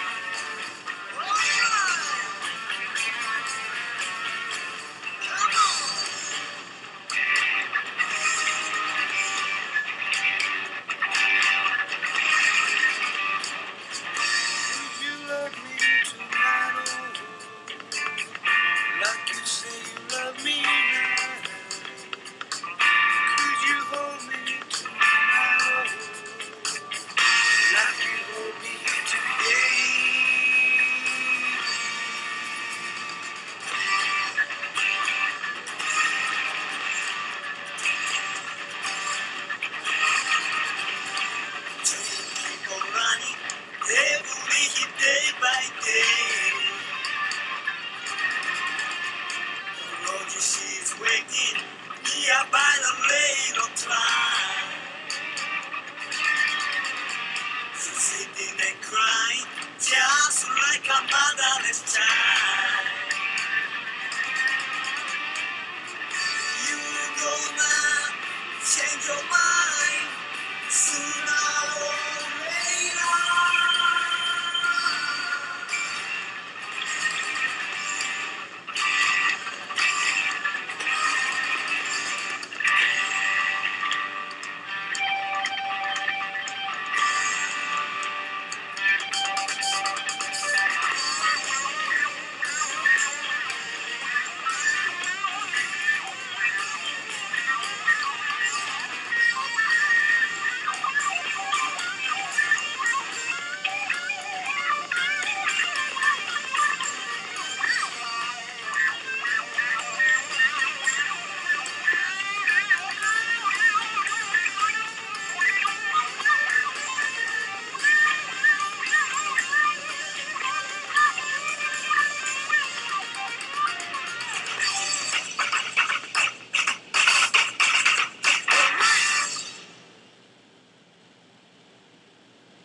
This is Radio Boise, KRBX 89.9 FM, Caldwell, Boise.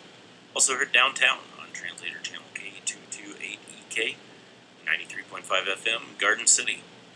I was a rocker from Blues Creation. Sooner or Later, that's off of Demon and 11 Children. Important number there. The Telescopes with You Know the Way. And we kicked that off with Leonard Cohen. There's a War. Got a little business to take care of. We'll get back to rocking and war rolling. Hi, this is Jessica Evett, General Manager of Radio Boise. Thank you to the many individuals, families, and local businesses who donated to KRBX in the past year. Your support provided amazing music that you can't hear anywhere else on air and online, as well as thought-provoking public affairs programming, covering issues relevant to the Treasure Valley and the world as a greater community. You make KRBX a great resource for Boise and beyond. We're looking forward to another great year in 2016, and thanks for supporting your community radio station's future.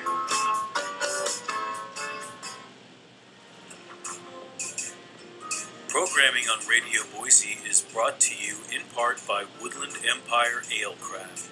Locally owned and located in downtown Boise, Woodland Empire Ale Craft specializes in utilizing indigenous ingredients and being mindful of the environmental impact of their brewing process, as well as making unique beers. You can learn more by visiting them at 1114 Front Street or by viewing their website, woodlandempire.com.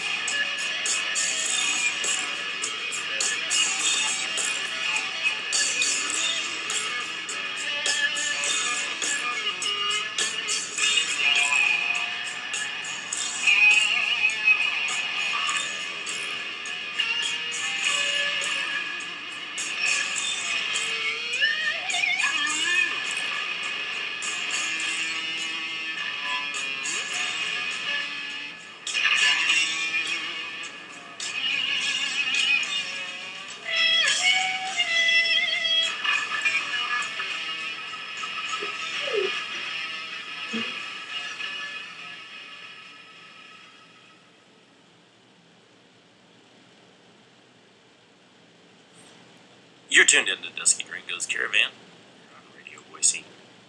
Trippy set there, Desert Funkadelic, super stupid. The epic song Then the Ship Was Sunk by Overhang Party. And Abunai kicked it off with Barsoom. Here you go. Programming on Radio Boise is brought to you by Idaho Mountain Touring, a local bike and outdoor store with 2 locations. IMT's snowboard and bike store in Meridian on the corner of Linder and Cherry Lane, and their bike, outdoor gear, and clothing store in downtown Boise at Main and 13th. Idaho Mountain Touring's professional staff is available to help customers with their outdoor recreation needs. You can learn more at idahomountaintouring.com. Programming on Radio Boise is brought to you in part by Remedy Skincare, located at 15th and Hayes. Services include skin analysis and customized facials using handmade organic skincare products, which are also available for purchase.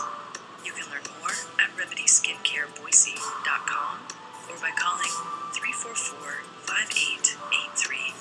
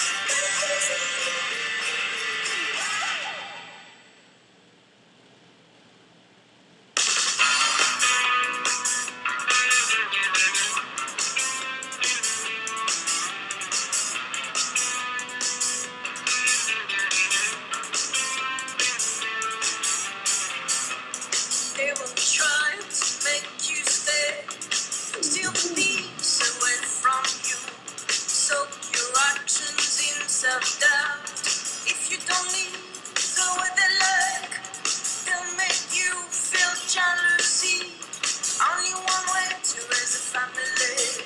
Squeeze your brain till you forget. Why is it you're so afraid?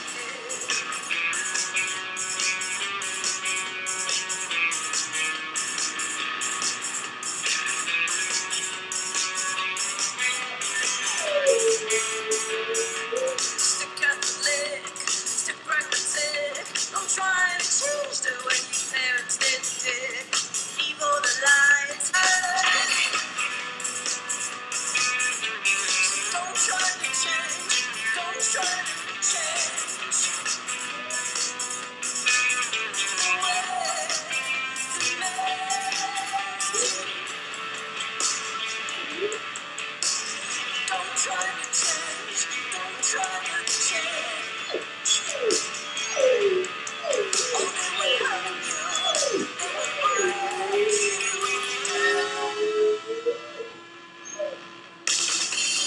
They will try to reduce you. No matter what it takes. Just because I hurt you doesn't mean they'll give me that consent. Don't try to change. Don't try to change. Only way you made. Don't try to change. Don't try to change. What's inside you?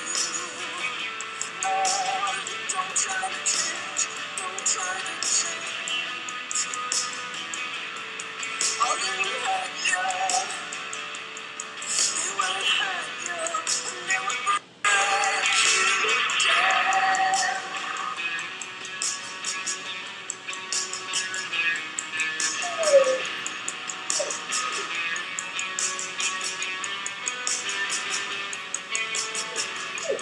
Evil's on the other side. I will never let you down. Evil's on the other side. I will never let you down. Evil, evil, evil, evil, evil, evil, evil, evil, evil, evil, evil, evil, evil,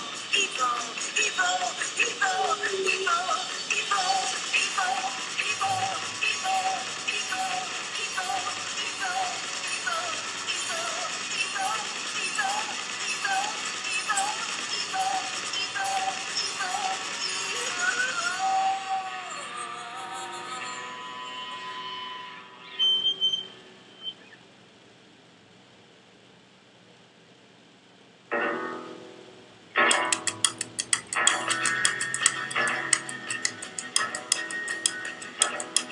There's a cat in town that you might know. He goes by the name of Domino. A long keychain and a diamond ring. A blue sport car, he's a crazy king. Little love it so that a cat called Domino. Domino, Domino.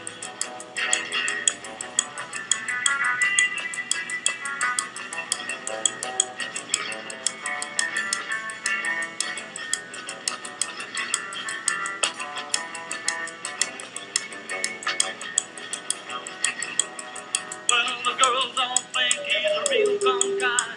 They all flip when he walks by. Caddy clothes and cool white shoes. He's ready to go and never sings the blues. They love him so that cat called Domino, Domino, Domino.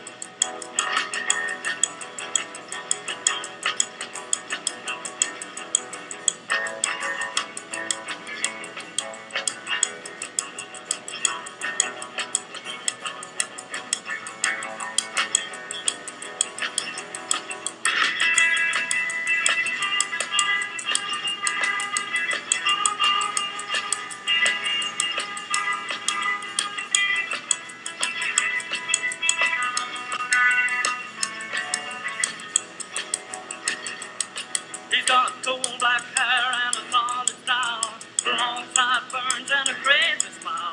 Just ask the girls, they'll tell you so. They dig that cat called Domino. They love him so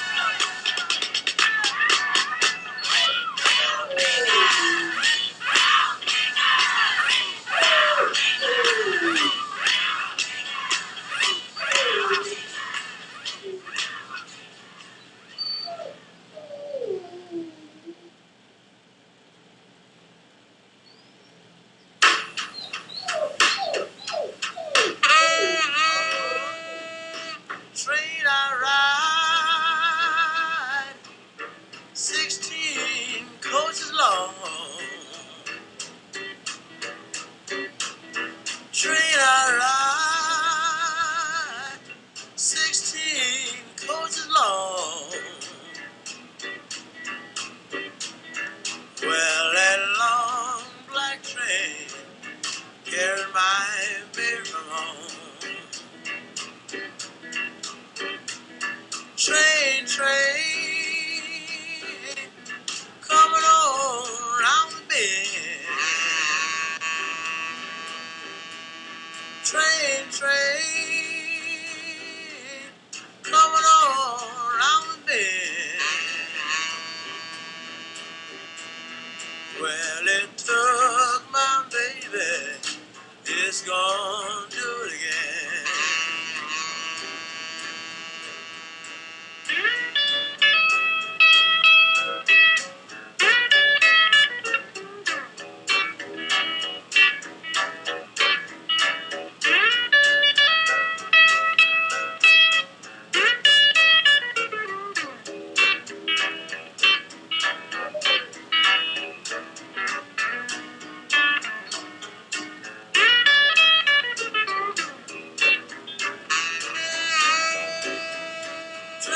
Train,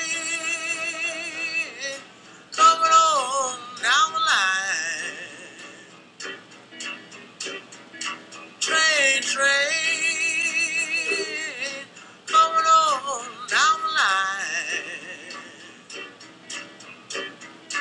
Well, it's bringing my baby, 'cause she's mine, all mine.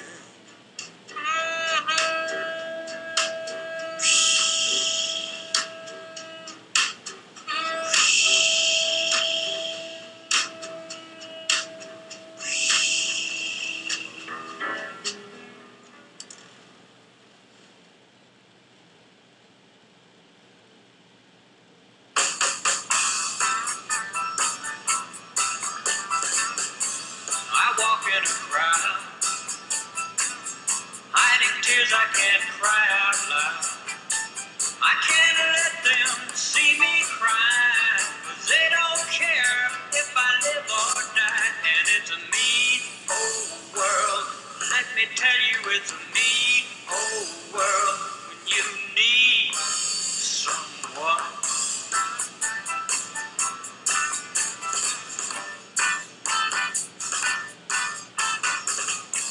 I sit in my room, it's a room filled with blue. I sit and wait by the telephone, but no one cares if I'm all alone. And it's a mean old world, let me tell you, it's a mean old world when you need someone.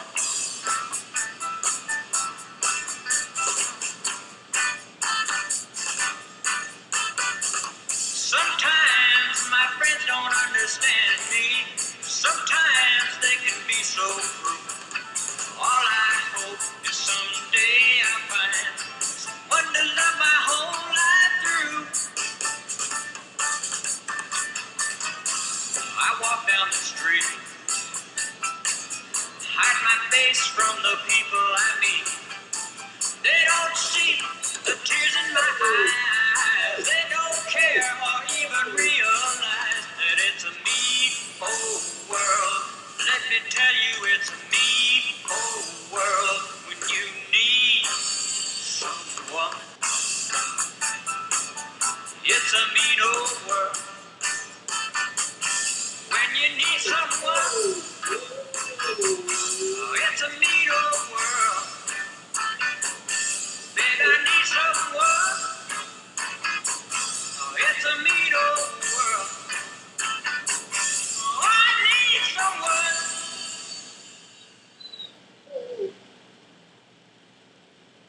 You're tuned into Dusky Durango's Caravan, right here on Radio Boise. We've been having a fun day. Just did some Ricky Nelson there, Mean Old World, Junior Parker, Mystery Train, the Marquez with Soulfinger, Roy Orbison, Dominoes, Savages, brand new, with Evil, and the Yossies, not brand new, with The Dream. How about that set list? Coolest radio show out there, right?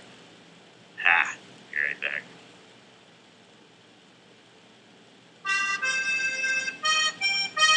Martinica Basque Pub and Eatery, serving Basque specialties and pub fare on the Basque Block in downtown Boise. Lamb grinders, craft beer, and of course, croquetas. On the corner of Capitol Boulevard and Grove Street since 1991, and proud to be a supporter of Radio Boise.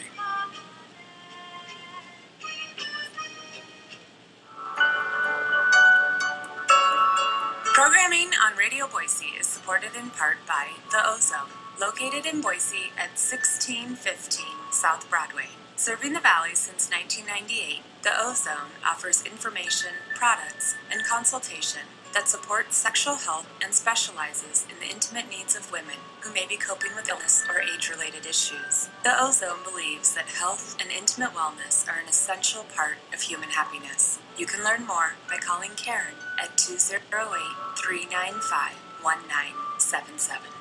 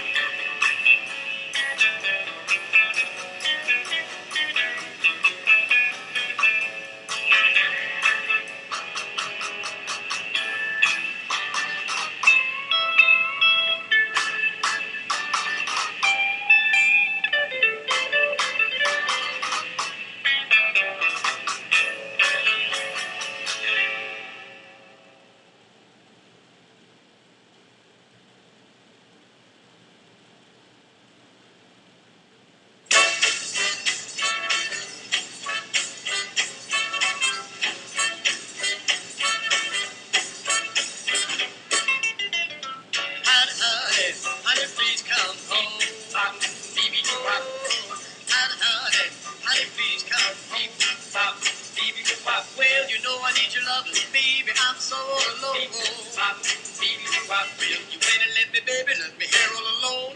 Now I have no one to call upon. And honey, please come home. And honey, please come home. Well, you know I need your loving, baby, I'm so alone.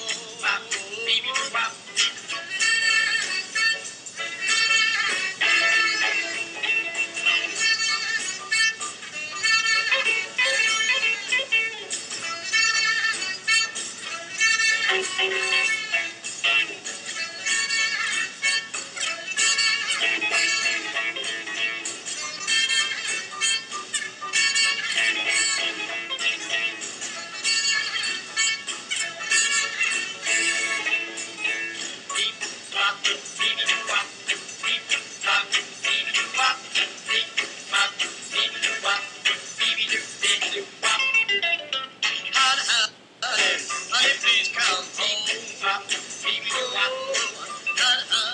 Honey, please come home. Well, you know I need your love, baby, I'm so alone. You wait and let me, baby, let me hear on the shelf. Now I'm all alone by myself. And honey, please come home. Oh, honey, please come home. Well, you know I need your love, baby, I'm so alone.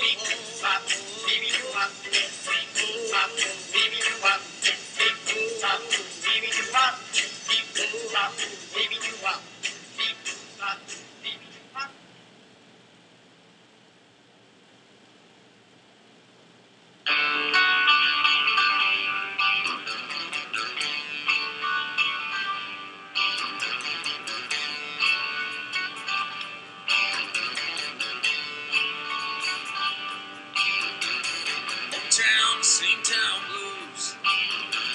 Same walls closing in. Oh, what a life a mess can be.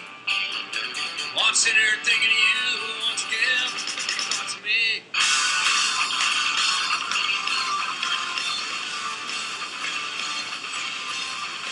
Well, time won't wait, better open the gate. Get out and start needs to be done. It's winding down, there's much you miss. Working on that graveyard shift. But I'm not saying there's one wrong. Each day comes along. What I see is true. I could learn to believe. Can't look away. Fires that beat me. Might take it all away. Together we burn. Together we burn away.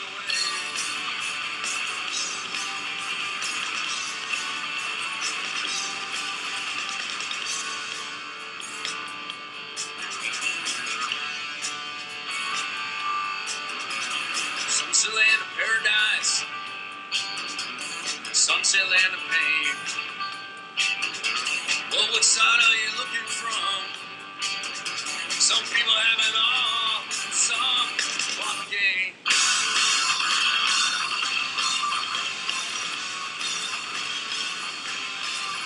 One man top of your time for a break is $20 bill. There's plenty of reasons in this world to no longer standing still. But I'm not saying there's one wrong as death comes along. What I see is true. I can learn to believe. Can't look away. Fires that beat me. Might take it all away. Together we burn. Together we burn away.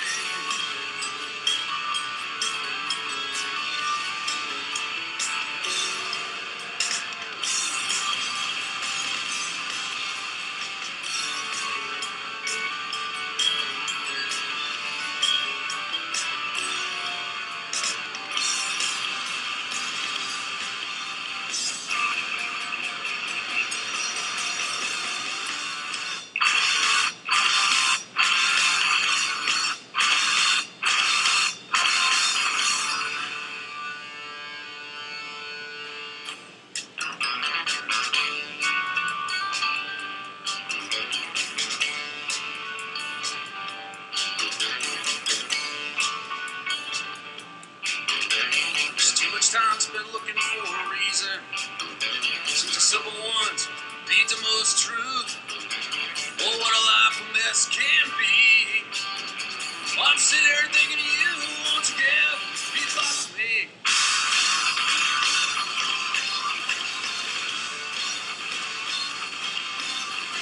One time I'm way better off the game. Get out, start needs to be done. It's winding down, there's much you miss. Working on that graveyard shift. But I'm not saying there's one for always. There comes along. What I see is true. I could learn to believe. Can't look away. Powers that be might take it all away. Together we'll burn.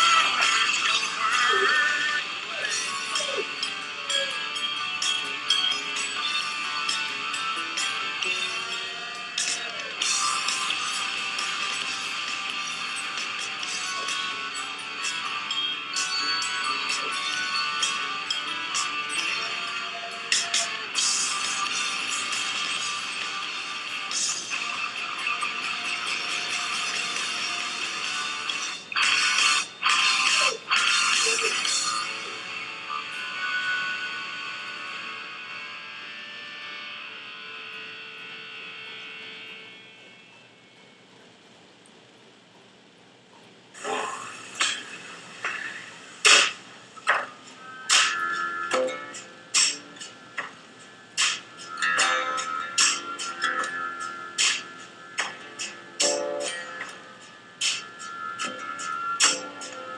I hear you humming while you're driving me wild.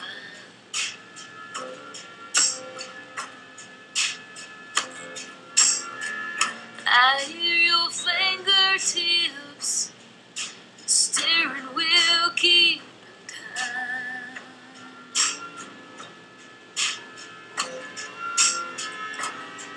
We're almost there, so I guess we better go inside.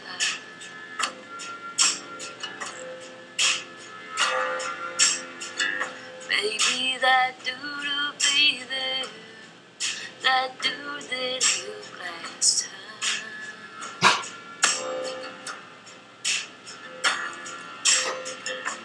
He's got good stories, he knows a hell of a lot about love.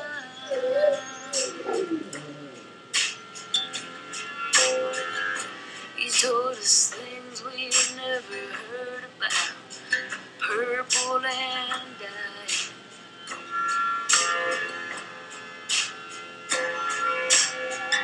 I hear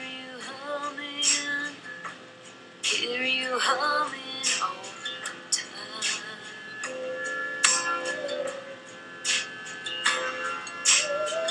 I hear you humming all the time.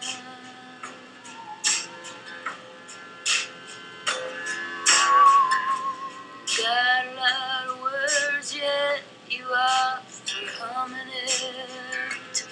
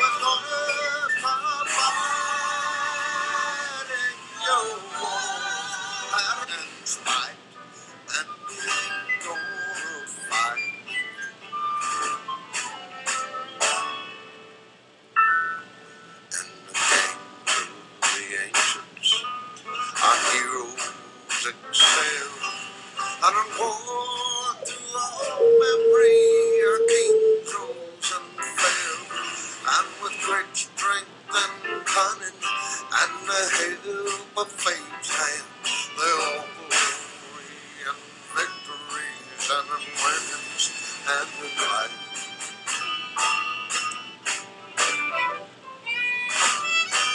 And in mercy's great triumphs, Caesar's cruel reign, there was always a lesson that we all understand.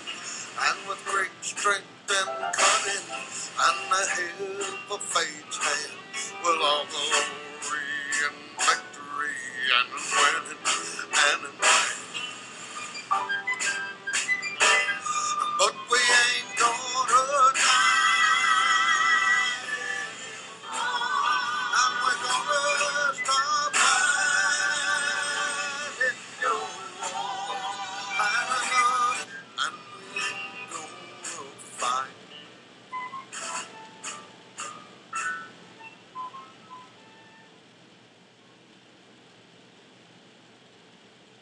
This is Radio Boise, KRBX 89.9 FM, Caldwell, Boise. Dusky Durango is my wild caravan of dreams. Just heard Harvey Thomas Young, Games and Ancients. Drive-by truckers, I hear you humming. It's like an extra track from Go-Go Boots. Uncle Tupelo, Graveyard Shift. Charlie Grace, Honey Honey. The Shadows, Shotgun. Kicked it off with The Move. Message from the Country. Got another hour left. Let's have some fun. Radio Boise is supported in part by Stillwater Float Center. Stillwater features relaxation tub experiences that put clients in a weightless, saltwater environment, eliminating sensory input from the outside world, and can also include a therapeutic massage with advanced booking. Stillwater Float Center is located downtown at 213 North 10th Street. You can learn more at stillwaterboise.com. Programming on Radio Boise is supported in part by the Modern Hotel and Bar, presenting Local Night, a room reservation event specifically for locals who reserve a room by January 31st for the Sunday, March 27th wrap-up evening of Treefort Music Fest. You can learn more by calling the Modern Hotel at 424-8244.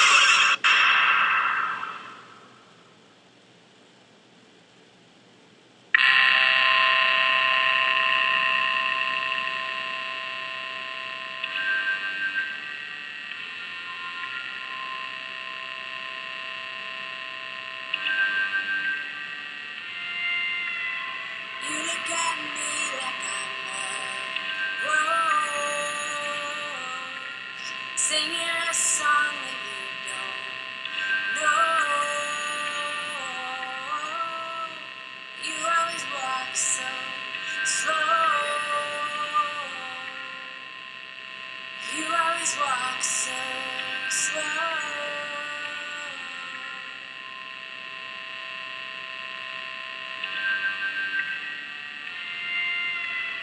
If I was foolish, I would chase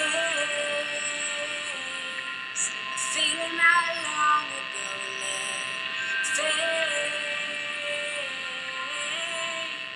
We could be good for days. We could be good for days.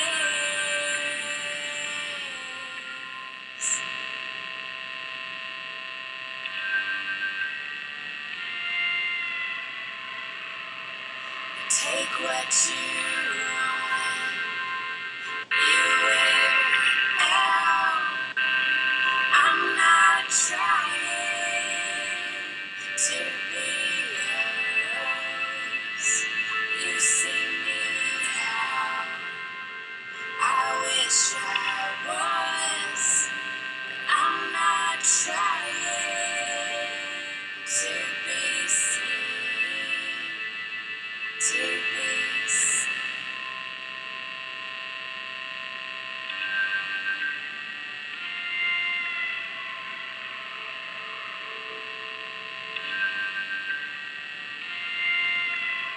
You strike a chord with all my friends, saying that stuff that will transcend. A sad story with an end. A sad story with an end.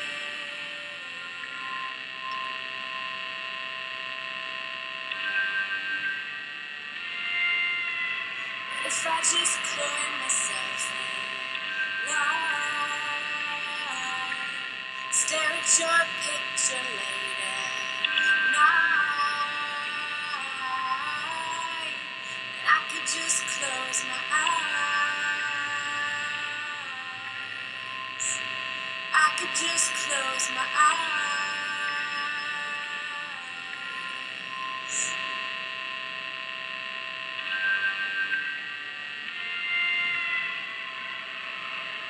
Take what you want. You call me back. I'm not trying to be yours. You indulge me. I indulge you. I'm not trying to have it all. To have it all. La la la la la. La la la la la. La la la la la.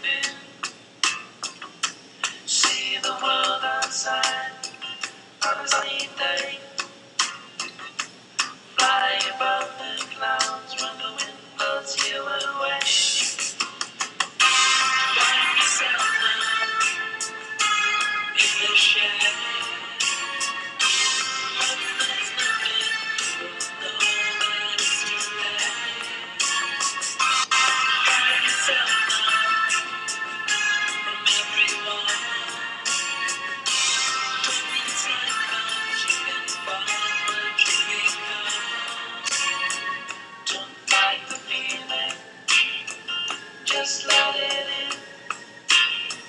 You know you need it, like the sunlight on your skin. Try to let go on the other side. Open up your doors, but only do it right. Find yourself now in this Chevy. Hope there's nothing you will know that it's too late. Find yourself now from everyone. Hope the time comes you can find what you need now.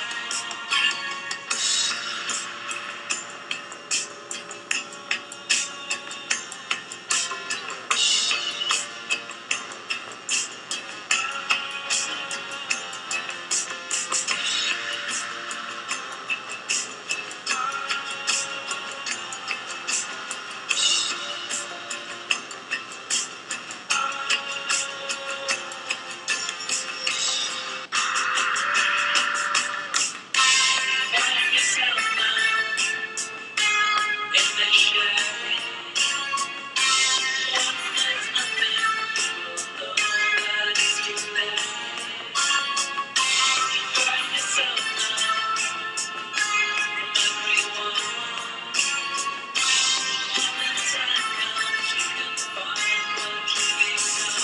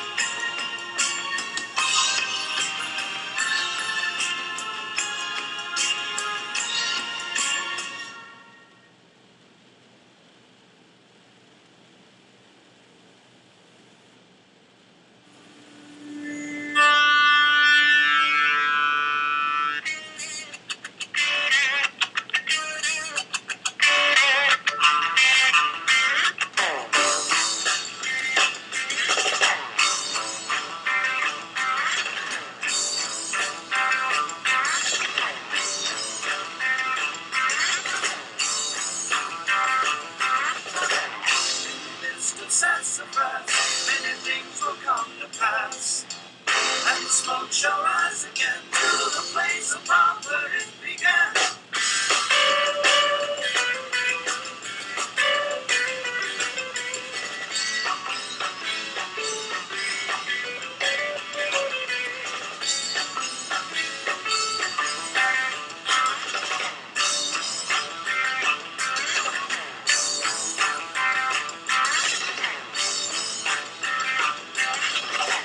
Time will bring the fire and flame, surely as it brought the rain.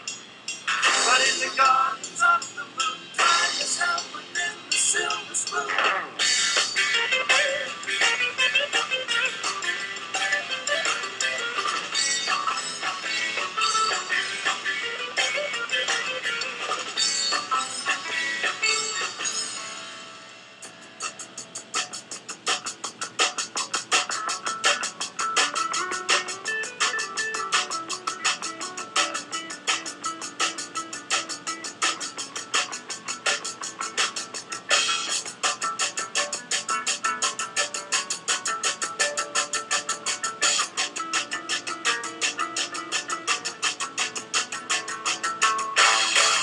If you're happy where you are, then you need not look too far. If you found your place at last, then you need not use the looking glass.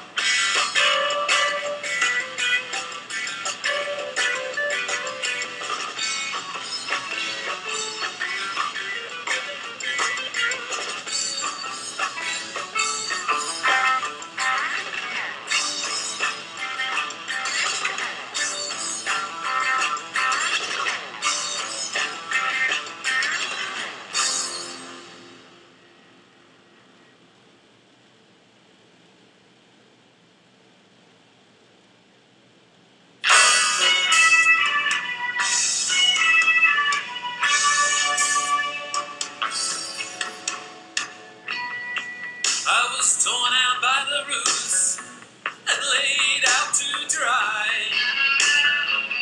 My head was spinning, my oh my. When I walked the plank and crawled through the mine, just searching for you so many, many times. Well, I've been told about 1,000 rules. They don't belong to me. They weren't made for you. When you flash lightning, you flash lightning, you flash lightning, you flash lightning.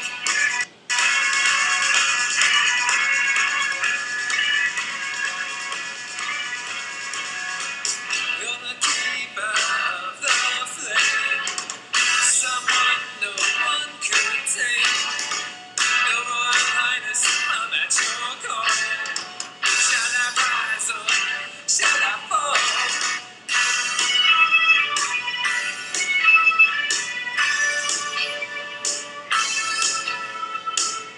When I heard your name, I looked into my cup.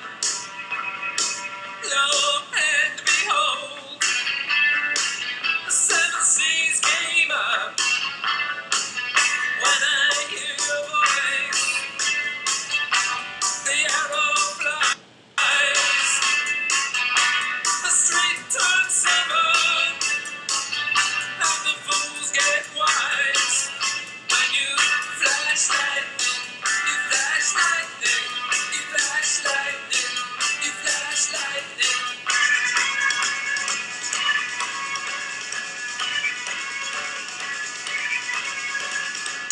You're the keeper of the flame, someone no one could tame.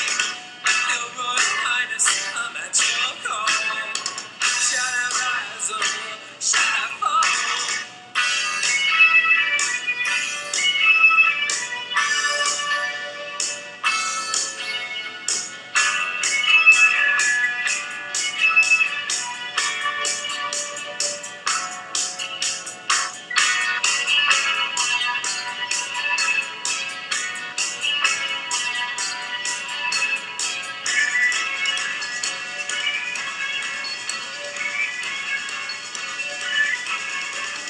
You're the keeper of the flame, someone no one could tame. Your Royal Highness, I'm at your call. Shall I rise or shall I fall? You're the keeper of the flame, someone no one could tame. Your Royal Highness, I'm at your call. Shall I rise or shall I fall?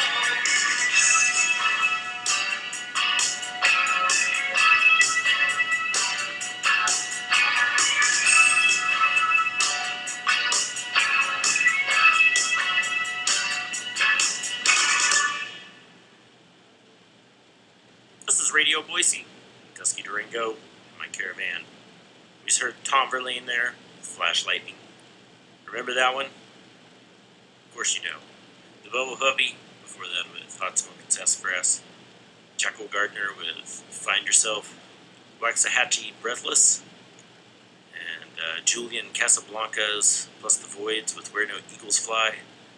I'm gonna level with you. That one was a little too rackety for me. But I'm all about trying new things, right? It's, yeah, kind of where that came in. Deep Valley kicked that set off. Royal Jelly. And now it's time for Idaho Skies. We should check that out. Find out what's going on up in the beautiful starry nights. And I'll be right back to wrap it up before Elemental Idaho. Thanks for listening.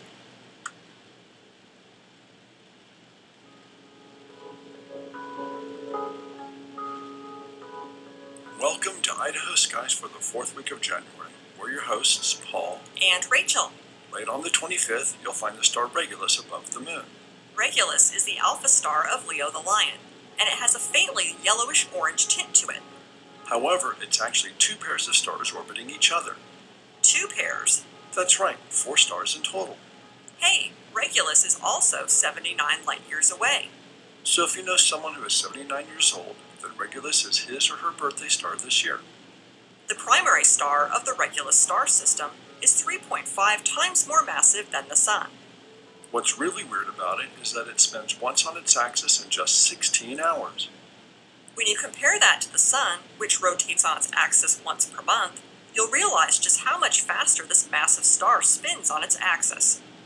In fact, if it rotated 2.5 hours faster, the star would fling itself apart. Because of its rapid spin, Regulus is significantly flattened at its poles and bulges at its equator. This makes the poles of the star 5 times brighter than its equator. You'll find 2 nice binocular objects paired up late on the night of the 27th. They're the Moon and Jupiter. The pair is only 3.5 degrees apart, or close enough together to be seen at the same time in a pair of binoculars. Jupiter, which appears as the bright star above the Moon, will have a slightly creamy color. And it won't twinkle like the other stars. Point your binoculars at Jupiter, and you'll see 2 or 3 of its largest satellites forming a line with Jupiter. The satellite at the bottom of the line is Callisto, a world larger than our Moon. The next one up, and very close to Jupiter, is Io. It's a world of frequent volcanic eruptions. In fact, there are more ongoing eruptions on Io than on Earth. The last satellite, which is located above Jupiter, is named Ganymede. Ganymede, like Callisto, is a large satellite and also very icy. What about that star appearing to the lower right of the Moon on the morning of the 30th? Why, that's Spica, the brightest star of Virgo the Maiden. Spica and the Moon will be very close together on the morning of the 30th. The pair is so close that you can see both together at the same time in binoculars. It's sad that the rest of Virgo isn't as eye-catching as its brightest star. But hey, this is still a good time to learn how to identify this star. That's Idaho skies for the 4th week of January. The Moon passes very close to Mars and a double star next week. Be sure to read our blog for additional information. It's at idahoskies.blogspot.com. For Idaho Skies, this is Paul. And Rachel. Dark skies and bright stars.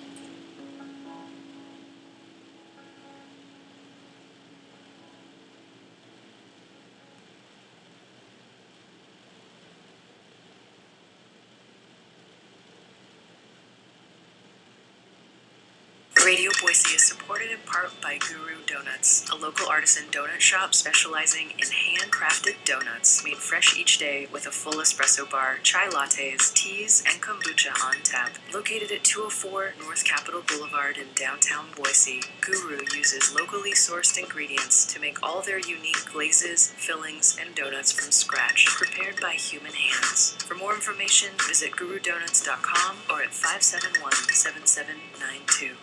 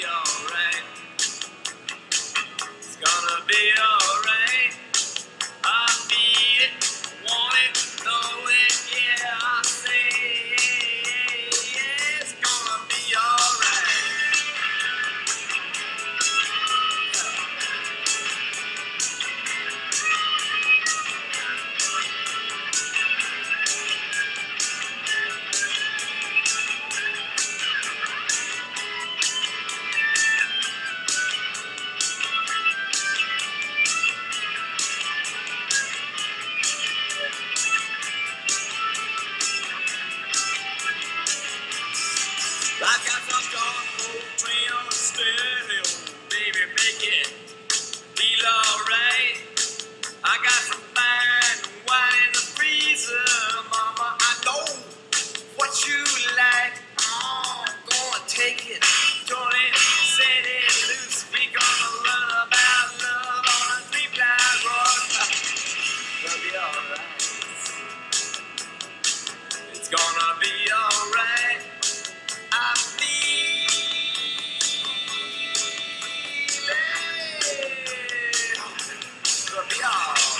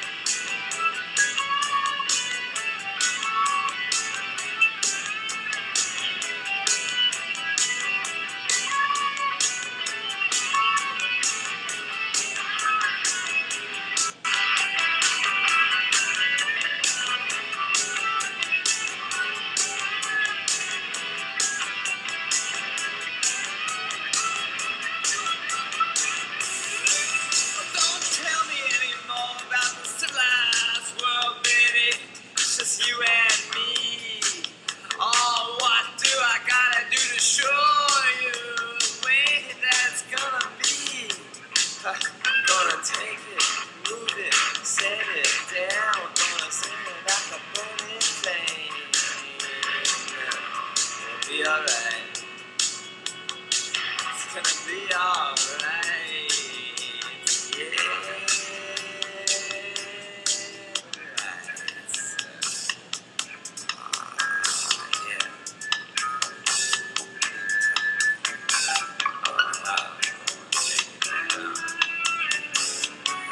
Yeah. Yeah.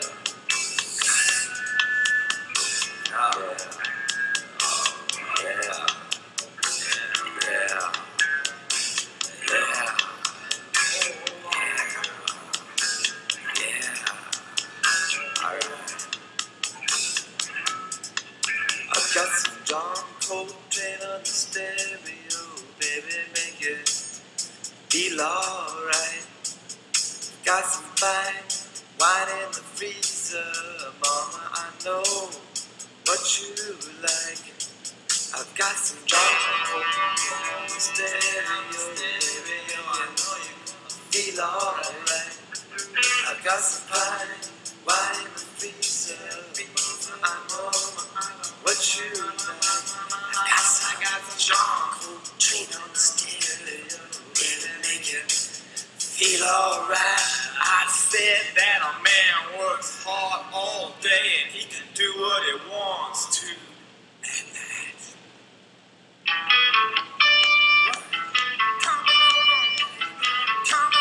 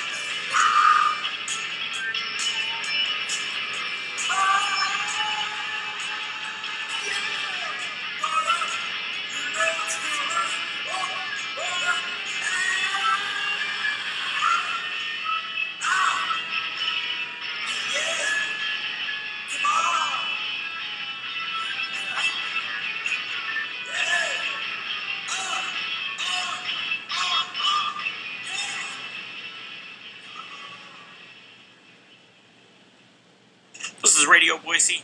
Dusky Ringo's Caravan. Just heard the Dream Syndicate there with John Coltrane. Stereo Blues. Nice fun long tune there, right?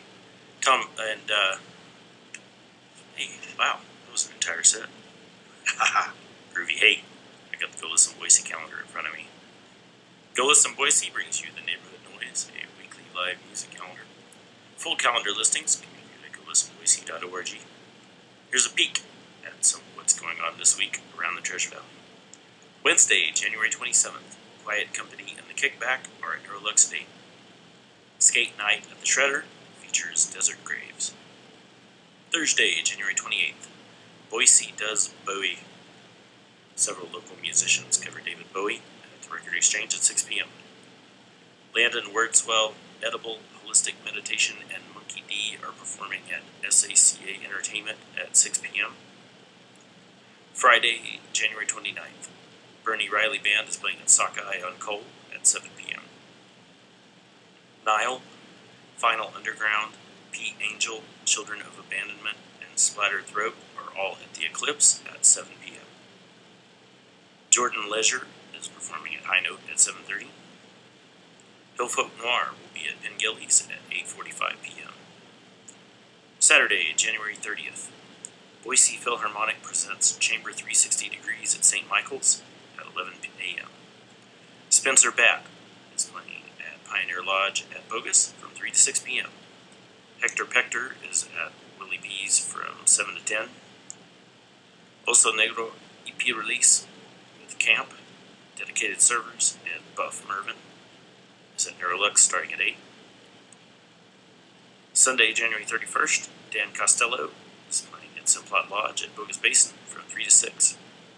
Lisa Height's birthday party at Neurolux will feature Cerberus Rex, Fanta Hex, Head Trip, and Glenn Mantang and the Guardians of Virginity starting at 6 p.m. Go Listen Boise is an all-volunteer organization with the mission of fostering a lively Boise area music scene. The calendar is viewable in full at golistenboise.org. To submit your event, send event details to info@golistenboise.org. Go ahead, get an earful. Hey, thanks, Go Listen Boise. You notice I pronounce leisure as a rhyming with pleasure instead of seizure. I think that's an important distinction. Leisure should rhyme with pleasure, not seizure. I'm just throwing that out there to the world. Hey, Elemental Idaho is coming up in just a little bit. I'll leave you with a little more music. Thanks so much for tuning in to Dusky Durango's Caravan. See you next week. As usual, you all are the best and truly loved.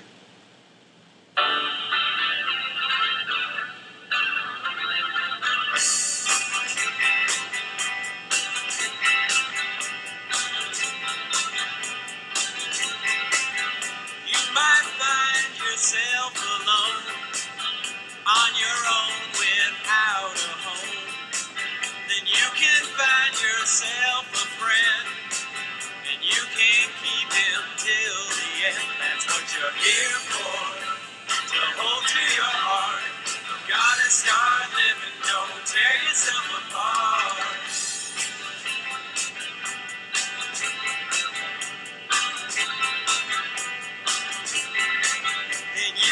Call the world a toy, and you can swing it from a string. You can call yourself a friend, the only one who'll be there in the end. That's what you're here for, to hold to your heart. Gotta start living, don't tear yourself apart.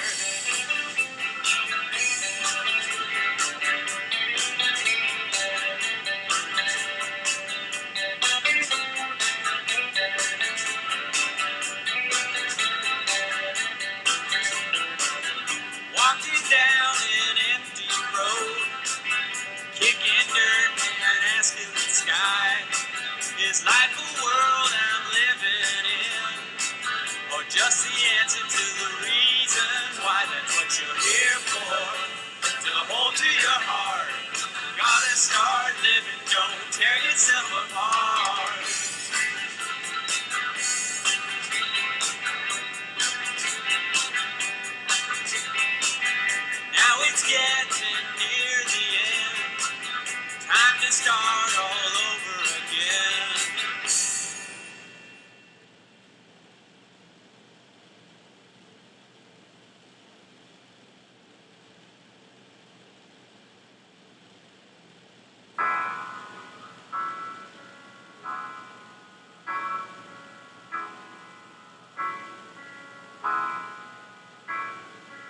Jesus died for somebody's sins, but not mine.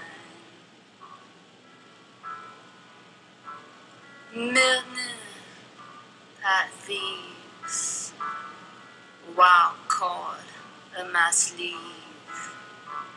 thick, heart of stone.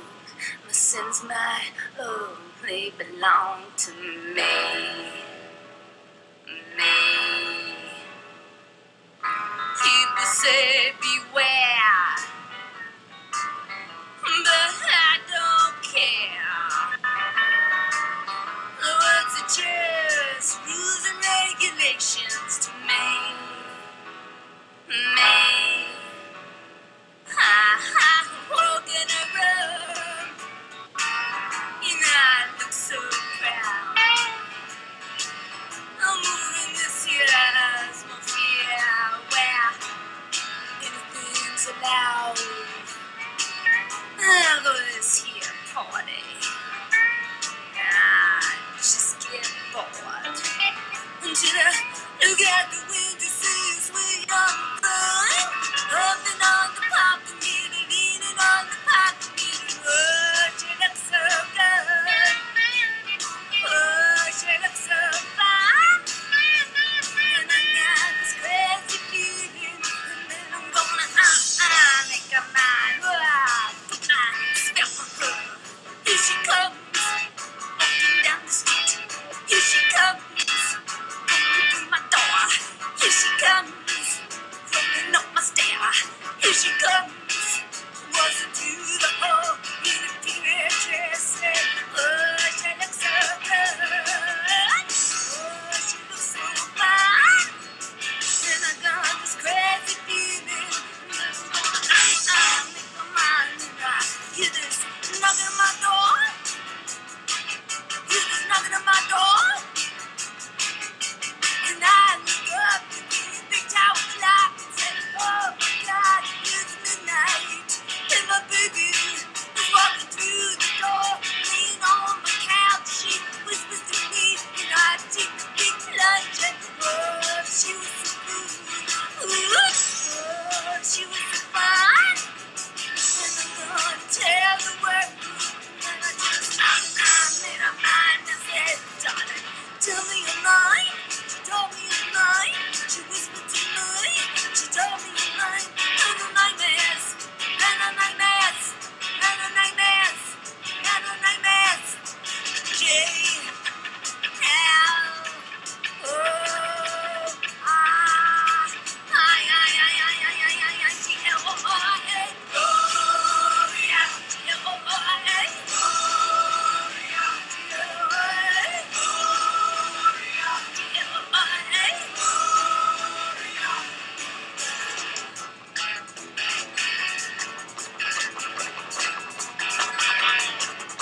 She's at the stadium. 20,000 girls come running out to me. Marie, Ruth, but to tell you the truth, I didn't hear them, I didn't see. I let my eyes rise to the big tower clock, and I heard those bells chiming in my horn, going ding dong, ding dong, ding dong, ding dong, ding dong, ding dong, ding dong, ding dong, all of the time. When you came in my room, when you whispered to me, we took the big plunge. Oh, you were so cool. Oh, you were so fine. And I gotta tell the world that I make your mind, make your mind, make your mind, make your mind, make your mind, make your mind. Yeah. G-L-O-I-A. G-L-O-I-A.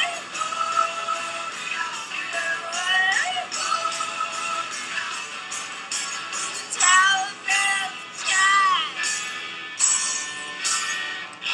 Tearing down the child. The singing Jesus died. Somebody sing.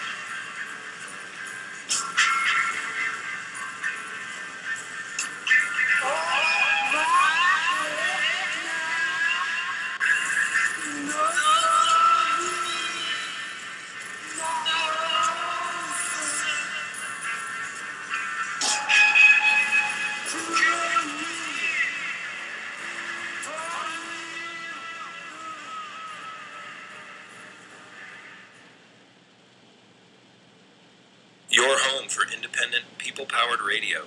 This is Radio Boise, KRBX 89.9 FM, Caldwell.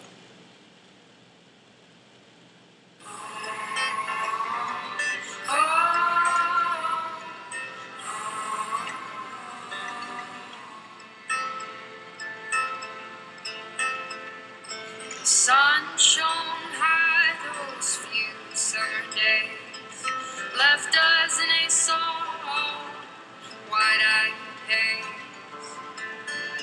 It shone like gold. It shone like gold. But just as the moon, it shall stray. So dawn goes down today. No gold can stay. No gold can stay. What if our hard work ends in despair? What if the road won't take me there? Oh, I wish for once could stay gold. What if to love and be loved's not enough? What if I'm falling compared to get up? Oh, I wish for once we could stay gold. We could stay gold.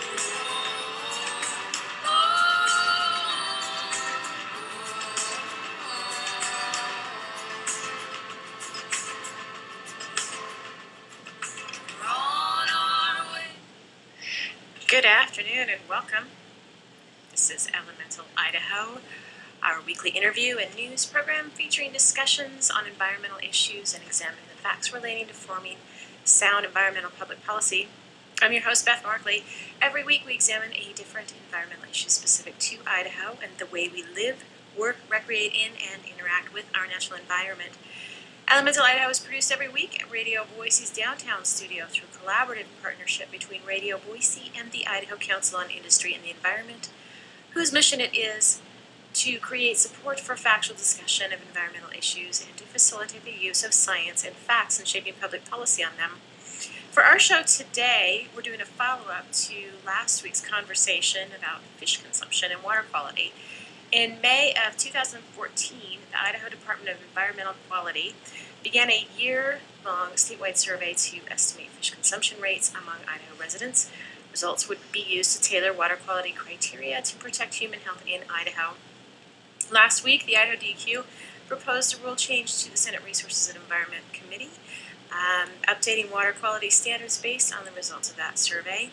And joining me again to talk about the survey and the rule changes are Don Essig with Idaho DEQ and Scott Hauser from the Upper Snake River Tribes Foundation. Don, as I said, is with the Department of Environmental Quality, and he is the lead on the fish consumption rate rulemaking. Don, thanks for joining me again today. Glad to be here.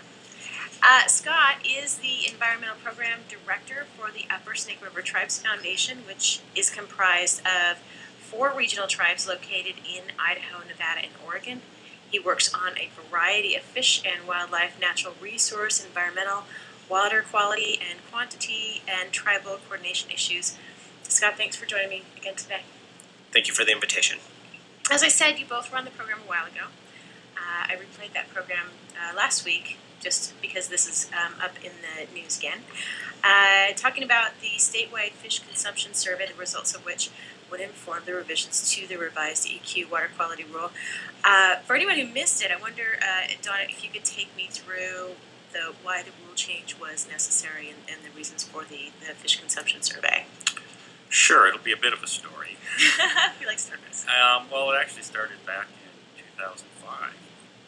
It's that long ago that this maybe all began, but it did when we decided to update our human health criteria for protection of human health in Idaho surface waters. We went through that through a rulemaking process.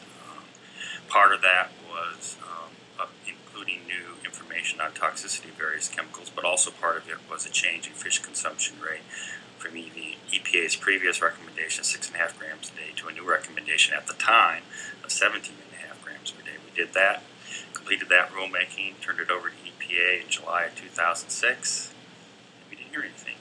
Mm-hmm. We didn't hear anything until May of 2012, and they finally sent us a letter disapproving that rule. And in their disapproval, they said that the primary basis for disapproving it was that they didn't feel we had considered local and regional information on fish consumption rates, and indicated that there were people in Idaho that ate more fish and were at greater risk, and therefore our criteria weren't protective.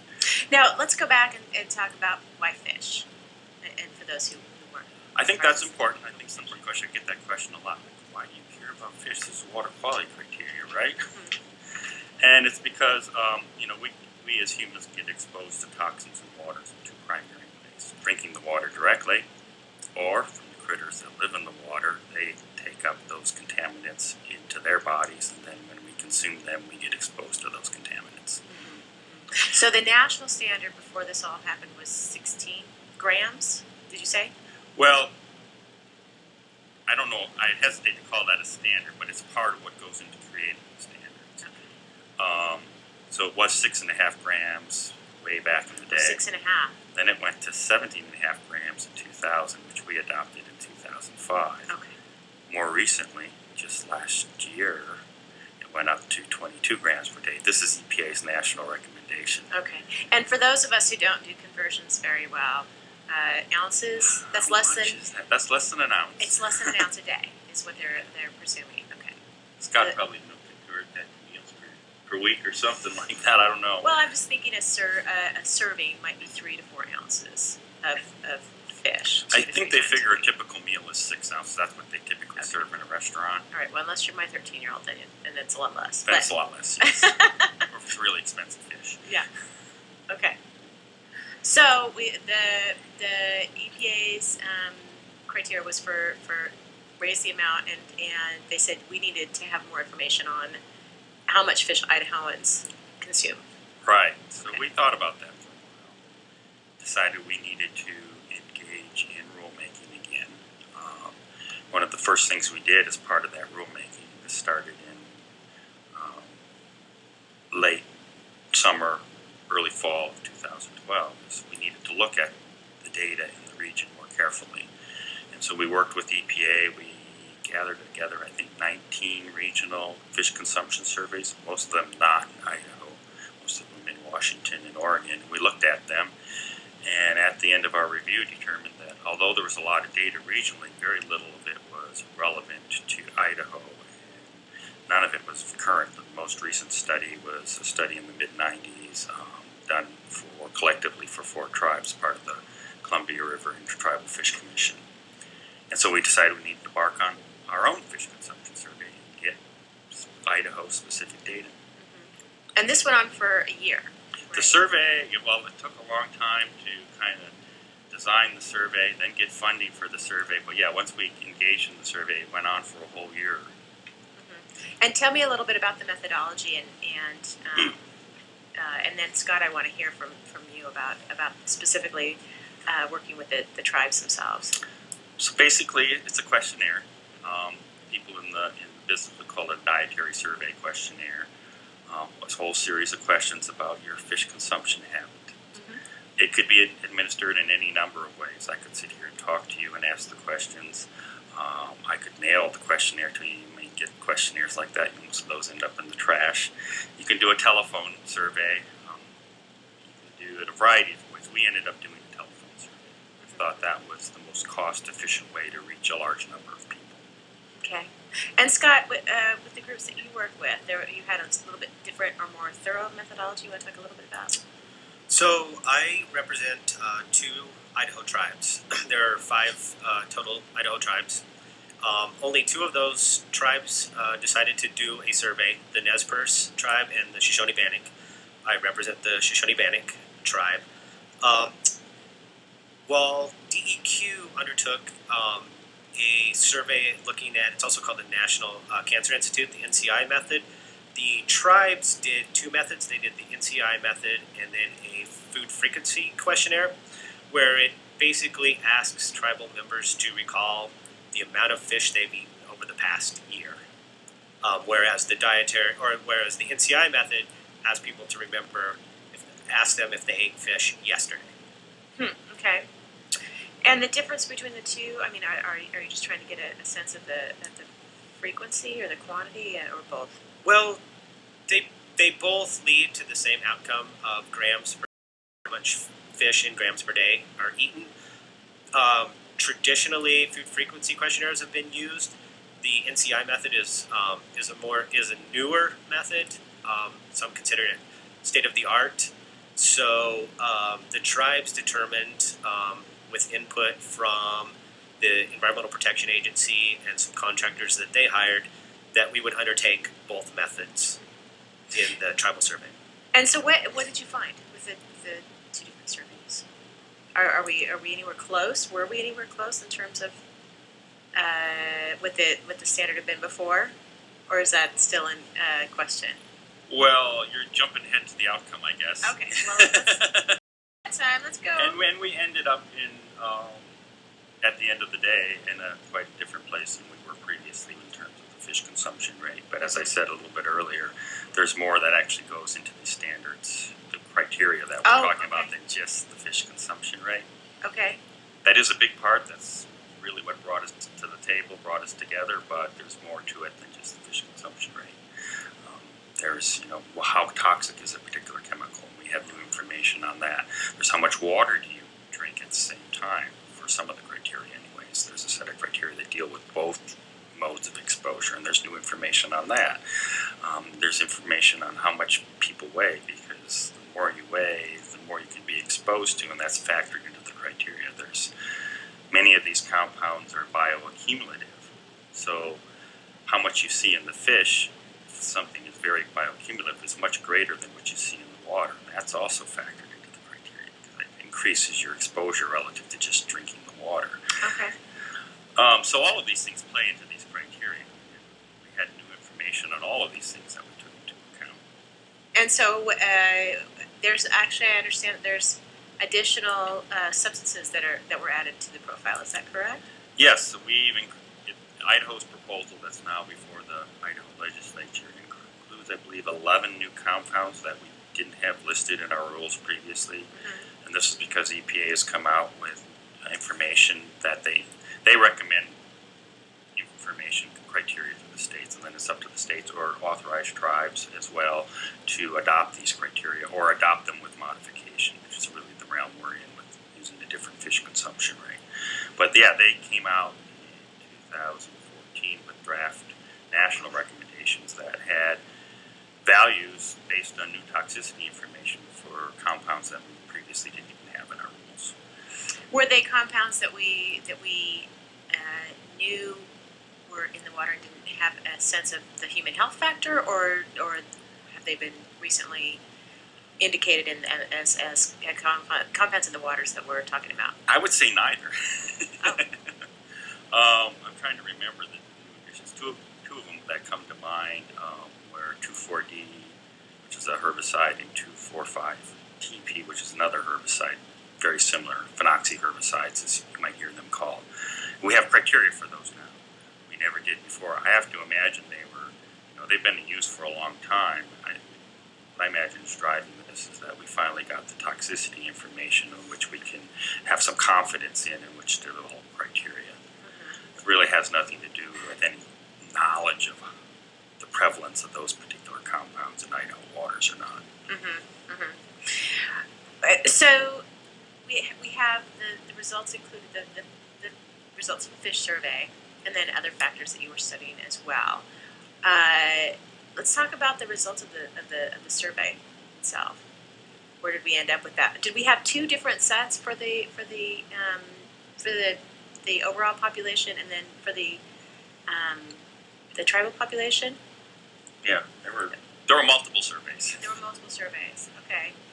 Yeah, go ahead, Scott. Oh, I think I would also mention that not only did the tribes undertake the fish consumption survey, they also did a heritage study to determine how much fish historically they ate pre-European contact. That was done by 4 of the 5 Idaho tribes, and those results showed, for instance, the Shoshone-Bannock tribe was found to at one point have eaten as much as 1,000 grams of fish per day, which is equal to about 2.2 pounds. Wow. So that was something that at this scope and with that number of tribes had really never been undertaken before, a heritage report. Well, how do you study something like that? From archaeological information or from tradition? How do you determine that? A variety of methods. There has been a lot of research undertaken over the years. I mean, dating back 50, 60 years. I mean, there's historical record. There's tribal knowledge that's handed down from generation to generation. You can look at records from the Lewis and Clark expedition, old military records. So it's a variety of ways to track down that information. Okay, interesting. That's a lot of fish. 2.2 pounds, or did you say, or Yes. 1,000 grams per person? Interesting. Per day. Per day. Yeah. Well, I mean, it would make sense because we're talking about a different, a very different approach to food gathering and agriculture and aquaculture and so forth, and probably different populations of, availability of different species of fish, and, A very different point in time. Absolutely. Absolutely. So how do you take these different survey factors and put them into one update? Well, there are many choices to be made. Just even if we just had one survey, take, for example, say that all we had was the national survey, or we just had the Idaho survey, or we just had one of the tribal surveys. It's like, well, what you get out of a survey, at least a current survey, is people have a range of fish consumption rates. Not everybody eats the same amount of fish. So then you have a choice of, okay, what value out of that distribution of fish consumption rates do I use to characterize the population? Do I take a mean? Do I take a median? Do I take a 90th percentile? EPA's national recommendation based on their national surveys, the 22 grams per day I mentioned earlier, is a 90th percentile value out of their survey that was done nationally. We were looking at Idaho using a 95th percentile out of the general population, which is looking at everybody across the state of Idaho, and then a mean value, within higher risk populations that are more exposed. And we were looking at within the Idaho population, anglers, and also the 2 tribal population for which we got current survey data. We weren't looking at the heritage rate. I mean, we got those, we looked at them, but we didn't really factor those into our criteria in the end. And what's the current? I mean, what did you find from the current populations in terms of the difference between the general population and the tribal population in terms of fish consumption? Well, certainly the tribal population eats significantly more fish than the rest of the general population. Indian tribes in Idaho are the largest consumers of fish. There are certain refugee groups that have moved into Idaho that are also high fish consumers, but the tribes are certainly thought to be the highest consumers of fish in Idaho currently, and have been since time immemorial. So the numbers for the tribes were, for instance, the Shoshone-Bannock tribe kind of jumping ahead, but when we went into the latter end of the rulemaking process, when all of the survey data had been analyzed, the Shoshone-Bannock tribe asked for a fish consumption rate in Idaho of 427.1 grams per day. Using the food frequency questionnaire method, that was their consumption rate at the 95th percentile. The other survey, the Nez Perce tribe, they went in front of DEQ and asked for, in their comments to the state, for a fish consumption rate of 233.9 grams per day, which is their 95th percentile using the NCI method. Okay. So pretty substantial jump by a couple 1,000% yes. jump over the national standard. We're gonna take a quick break, and then I want to talk about how to incorporate these different results into a little bit more into that, and then what that means to various factions and what kind of results what kind of comments you got on the comments, because I'm assuming that there were some significant ones. So we'll stick with us.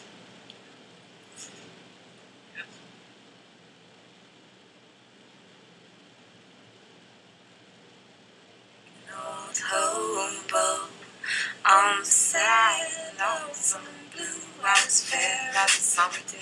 Now the summer days are through. You pass through places pass through you to carry on with you on the soles of your dry walking shoes.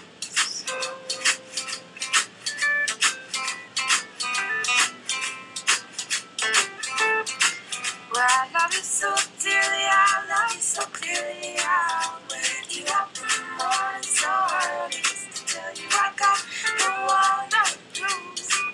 I got the wandering blues, and now I'm gonna quit these rambling ways one of these days soon.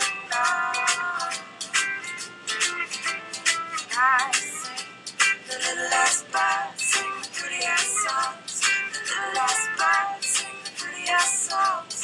The little last bird, sing the prettiest songs. The little last bird, sing the prettiest songs.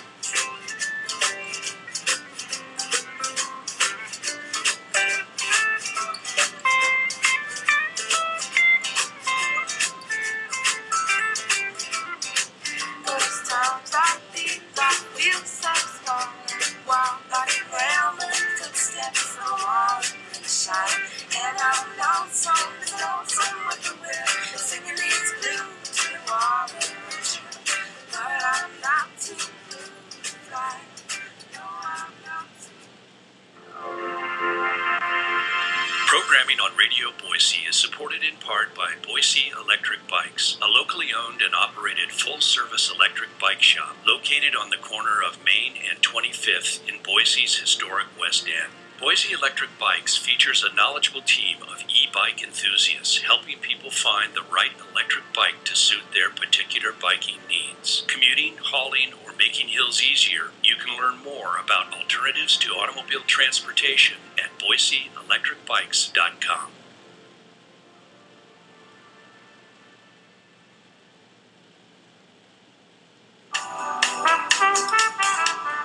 Programming on Radio Boise is supported in part by locally owned Solid Grill and Bar, offering a unique lunch and dinner menu that features fresh, seasonal food and a late-night breakfast served from midnight to 4 a.m. on Friday and Saturday nights. Located in downtown Boise in the 8th Street Marketplace, Solid's libations include 2 daily happy hours and a winter cocktail menu. You can learn more at solidboise.com. And welcome back to Elemental Idaho. Before we continue with our conversation, a little bit of environmental news. Let's see, this morning, this is from an Associated Press story. A year after Interior Secretary Sally Jewell shifted the national approach to fighting wildfires across a wide swath of sagebrush country in the West, our strategies turned out to be one of the most significant federal land policy changes in some 80 years. Public land experts, outdoor enthusiasts, and scientists say. This is from reporter Keith Ridler. The 5-page order she issued last January directed federal resources for the first time to fight massive blazes in open sagebrush steppe habitat that supports cattle ranching, recreation, and some 350 species of wildlife, including the imperiled sage grouse. Firefighting officials say Jewell's order led to more of the nation's firefighting resources to respond to blazes in Great Basin sagebrush steppe last year, when the U.S. experienced one of its worst wildfire seasons, with nearly 16,000 square miles burned. Experts say her strategy helped extinguish several smaller fires, though one giant blaze scorched sagebrush steppe in portions of Idaho and Oregon. Many ranches have embraced the order despite wariness and sometimes anger with federal oversight displayed in the armed occupation of a federal wildlife preserve in Oregon. The small group who took over the Malheur National Wildlife Refuge more than 3 weeks ago says the government has no authority to enforce federal grazing contracts with ranchers. Ranchers backing Jewell's order have formed the Rangeland Fire Protection Associations, teaming up with federal firefighters to stop small fires from exploding and charring forage needed by cattle. It calls for a science-based approach to safeguard greater sage grouse while contending with fires that have been especially destructive in the Great Basin region of Idaho, Utah, Nevada, Oregon, and California. The bird did not receive federal protections under the Endangered Species Act amid efforts to save it. Many fire rehabilitation efforts have failed in previous decades because federal officials planted the wrong species of the similar-looking sagebrush. Jewell's plan aims to solve that problem by using local seeds or seeds from the correct species found at similar elevations and growing conditions. The order led to the biggest change for sagebrush steppe since the Taylor Grazing Act of the 1930s, which sought to stop overgrazing on public land, said U.S. Geological Survey research ecologist Matt Germino, who specializes in sagebrush ecosystems.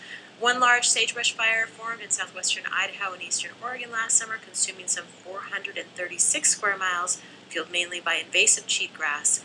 Jewell's order includes plans to fight cheatgrass and restoration work for burned sagebrush areas, and $67 million is being spent to rehabilitate the burned area. Heading into last year's wildfire season, it wasn't clear how an order from the Interior Department would play out with the U.S. Forest Service, which is within a different department and responsible for protecting national forests. It also has the most firefighters and contracts all the large air tankers.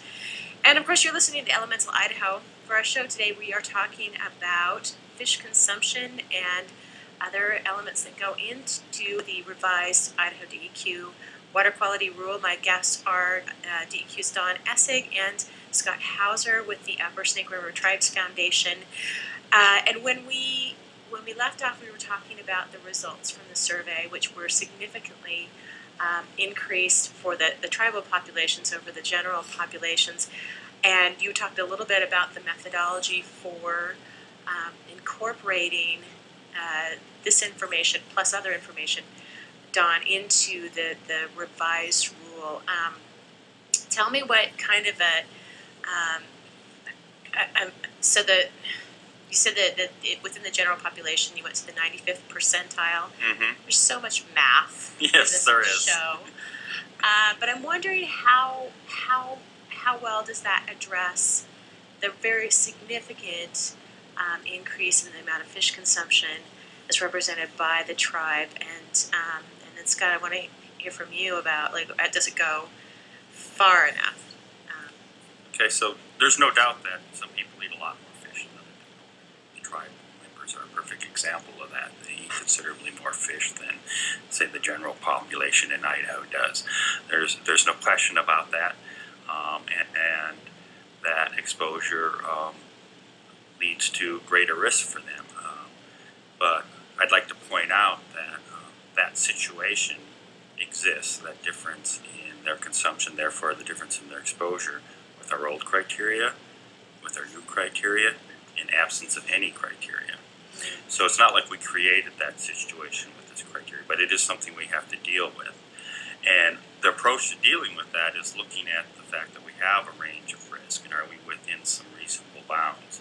And we look to EPA national guidance for that. And they talk about protecting the general population at a 10 to the minus 6 risk level, and so long as greater exposed populations, such as subsistence fishers, which includes tribal members, at no greater than 10 to the minus 4th risk. And so they acknowledge in that statement that there is this range of risk that we have to deal with. And we believe we've balanced that and kept within those bounds. Scott, what are the thoughts of the populations you represent there, the tribes? Well, I guess I would agree. Dawn is absolutely correct that EPA guidance does state that. However, the tribes are adamantly opposed to that guidance and think that that is something that EPA should address in the near future. So, going into this process, the tribes, in their comments to the state, wanted the assurance that they would be protected, that their tribal membership would be adequately protected by this rule. And as it stands at this point, tribal members don't feel that they're being adequately protected. We recognize that there is a disparity, and if the tribes were to be protected at the 95th percentile, their consumption rate at the 95th percentile, that would mean that a lot of the rest of the general population would be protected at the 99th percentile. We recognize that disparity, but we do not believe that it's fair for tribal members to be protected at the mean and the rest of the general population to be protected at the 95th percentile. Dawn, I understand that the resulting draft rule was unpopular with other groups as well. What are some of the other comments that you're hearing? Because I'm thinking also that's a pretty significant difference between what's 95th percentile for the general population and where it stands for the tribal population. But then there are the municipalities and the other organizations that need to address the water quality. What are you hearing from them? Well, there were a number of things that we heard from them, not just here at the end when we were proposing our rule, but also through the process of negotiation. We had 18 meetings over the course of the past 3 years in which we sat down with folks. Scott was involved in that, as well as a number of industry representatives. And, they wanted us to do a number of things. They wanted us to exclude fish that aren't in Idaho waters. That's another part that we haven't talked about yet. So it's like, okay, we're talking about fish consumption, but what fish? Is it any fish, all fish? Does it matter where the fish comes from? Some folks think it does. If you look at what EPA recommended nationally, they do not include marine species in the recommended national fish consumption rate. We started to go down a similar path with excluding fish that were from waters outside of Idaho. In the end, we ended up using NSPER's tribal data, which incorporates fish that are in estuarine and nearshore waters, including, most importantly to the tribes, this was a big compromise on our part, was including salmon. And, industry groups didn't like that. But then, they wanted us to use probabilistic risk assessment. Went with the deterministic calculation. Please don't ask me to get into that. It's just a different way of calculating the criteria. And we went with the more simpler traditional approach of doing that. And they wanted us to change our cancer risk level, still keeping within EPA's national guidance that we've talked about, but which Scott has pointed out the tribes do not like. EPA's guidance speaks to a range of risk for the general population of 10 to the minus 6 to 10 to the minus 5. These are both supposed to be within the range of de minimis, very small risks. Not everybody agrees with that judgment, but nonetheless, that's the general principle. So we shifted from 10 to the minus 6 to 10 to the minus 5. So, but the industry all along has been concerned about, you can lower these criteria, yes, and that will undoubtedly protect people at a greater level if you can achieve them. How are we going to achieve them? And that has been, their question all along. And for some of these things, some of the compounds involved, PCBs may be a good example. It's polychlorinated biphenyls. It's an oily substance that's used in transformers and a lot of things. It's a banned substance now, but it still shows up as a contaminant in a lot of things that we use every day, like pigments and inks, and it's out there. It's pretty hard to deal with, and we can lower the criteria, but how are we going to get there? Well, and I'm thinking about some of the herbicides that you talked about, and agriculture is a non-point source pollutant. I mean, who then gets to be responsible for managing for some of these compounds? And I know that it sounds gross to compare risk for human health with expense to a lot of folks, and rightly so. But I'm just wondering what is the difference between the amount of risk compared to the amount of expense? And are these? I mean, I just am wondering from the industry standpoint, what are you hearing? Are they saying they're not easily dealt with, or are they saying we just don't want to go through the trouble? Or they provided in comment estimates of costs. I think they were actually in the billions. I would have to check to verify that, but I don't know, quite frankly, the basis of those estimates. And I should state for the record that I did invite representatives of the Association of Idaho Cities, Simplot, Clearwater Paper, and they very graciously turned us down just because of the timing of this interview. So I'm asking you for your opinion, not opinion, but I'm asking you to relay the comments that you received. Right. And I want to make it very clear that I'm not speaking for industry. I'm just relaying to you and the folks listening what we've heard in comments. Scott? Well, I would say that Dawn is correct, that that industry did toss around billions of dollars, and that proved to be quite effective. I mean, there was no they couldn't verify that it would cost billions of dollars, but they certainly threw out that number. There were commenters that claimed that your sewage rates in Boise could increase hundreds and hundreds of dollars, and that proved to be persuasive at some level. And the tribes found that to be a disingenuous argument. And going to another of your earlier questions, I mean, there certainly are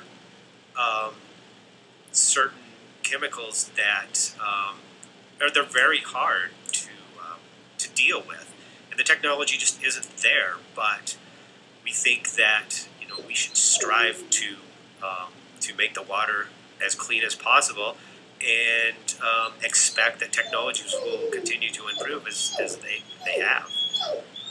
Are there any of these compounds that you're looking for that are in the water? Like you talked about PCBs, and they're very difficult. But are there some that are naturally occurring? Like I know arsenic in some areas. Are there some that have to be addressed, even though they were not human caused? There are some metals among the human health criteria. Arsenic is one of them. We did not, in this latest rulemaking, actually update the arsenic criteria, but what I'm about to say you could apply to any of the metals because they are naturally occurring. They occur in the Earth's geologic materials, they're in our soils, they're in our rocks, they get into the water. And at some level, you are hard-pressed to reduce them beyond, their naturally occurring levels now. We could go on and around in circles for days and days about trying to determine what those natural levels might be. But I think there's pretty good evidence that in some cases, the levels that we might be entertaining with these new criteria are approaching those or getting below those background levels. So we tried to, that was part of our conversation during rulemaking. We talked about in one of our meetings about implementation tools to kind of acknowledge those situations and deal with them. We have the ability to have variances. Variances are really intended to allow time to reach a criteria that we know there is some way to get there. But we can also do intake credits.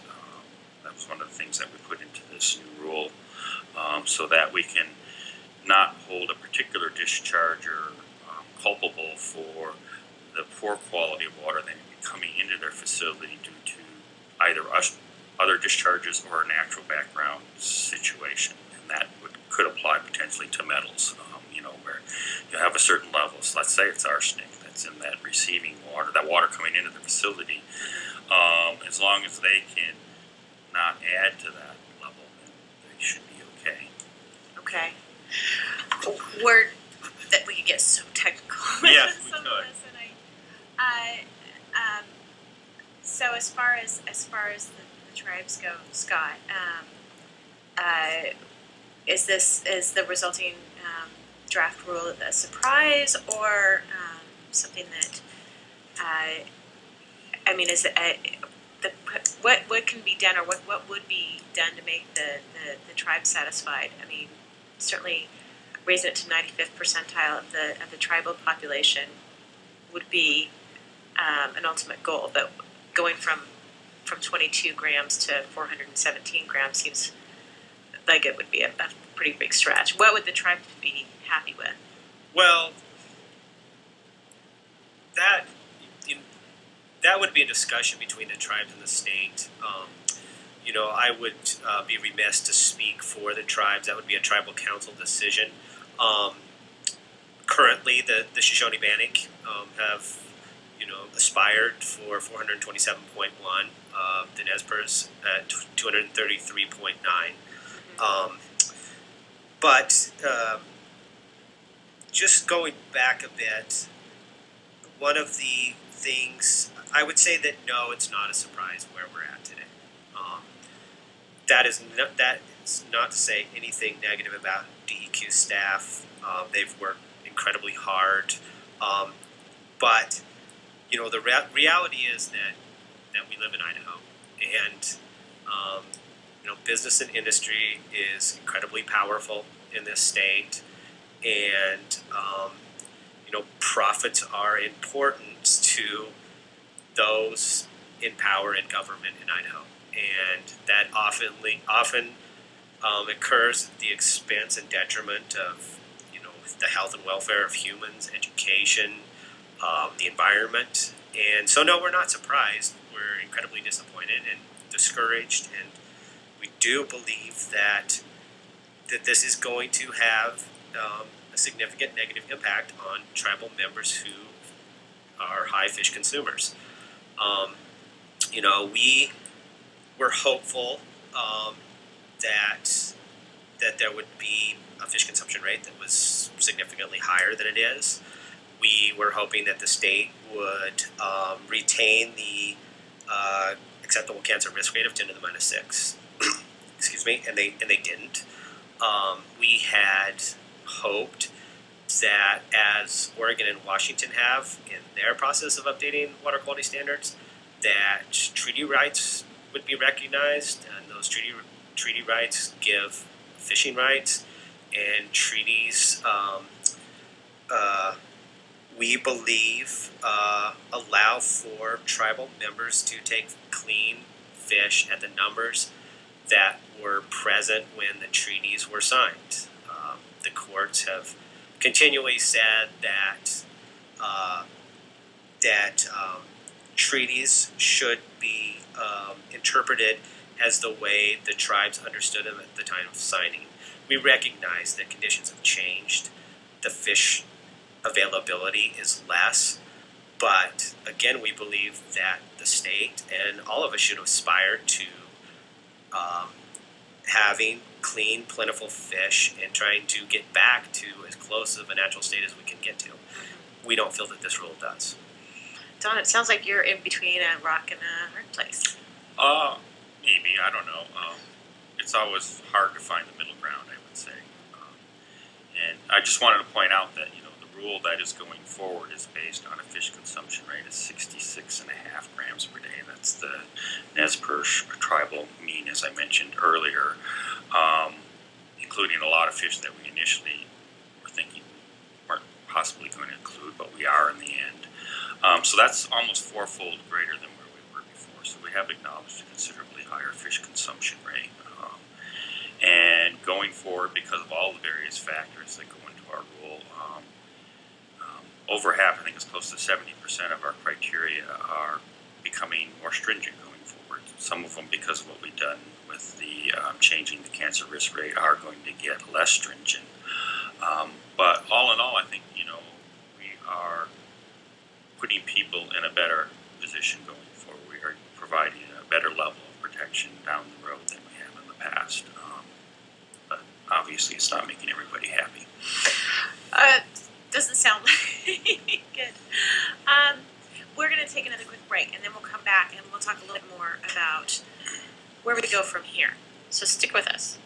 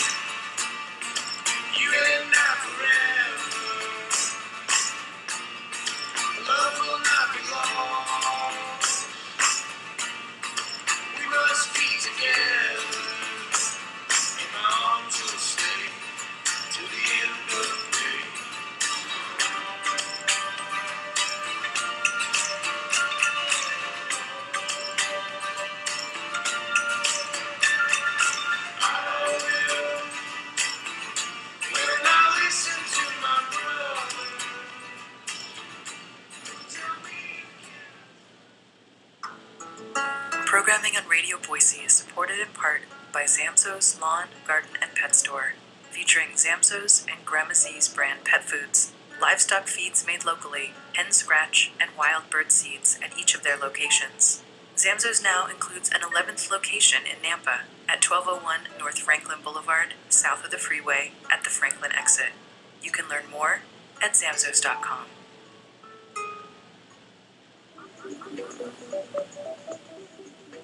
Radio Boise is supported in part by Boise Green Bike, Boise's bike share program, currently offering employer membership packages to provide annual memberships for company employees. You can learn more by calling 208-331-9266.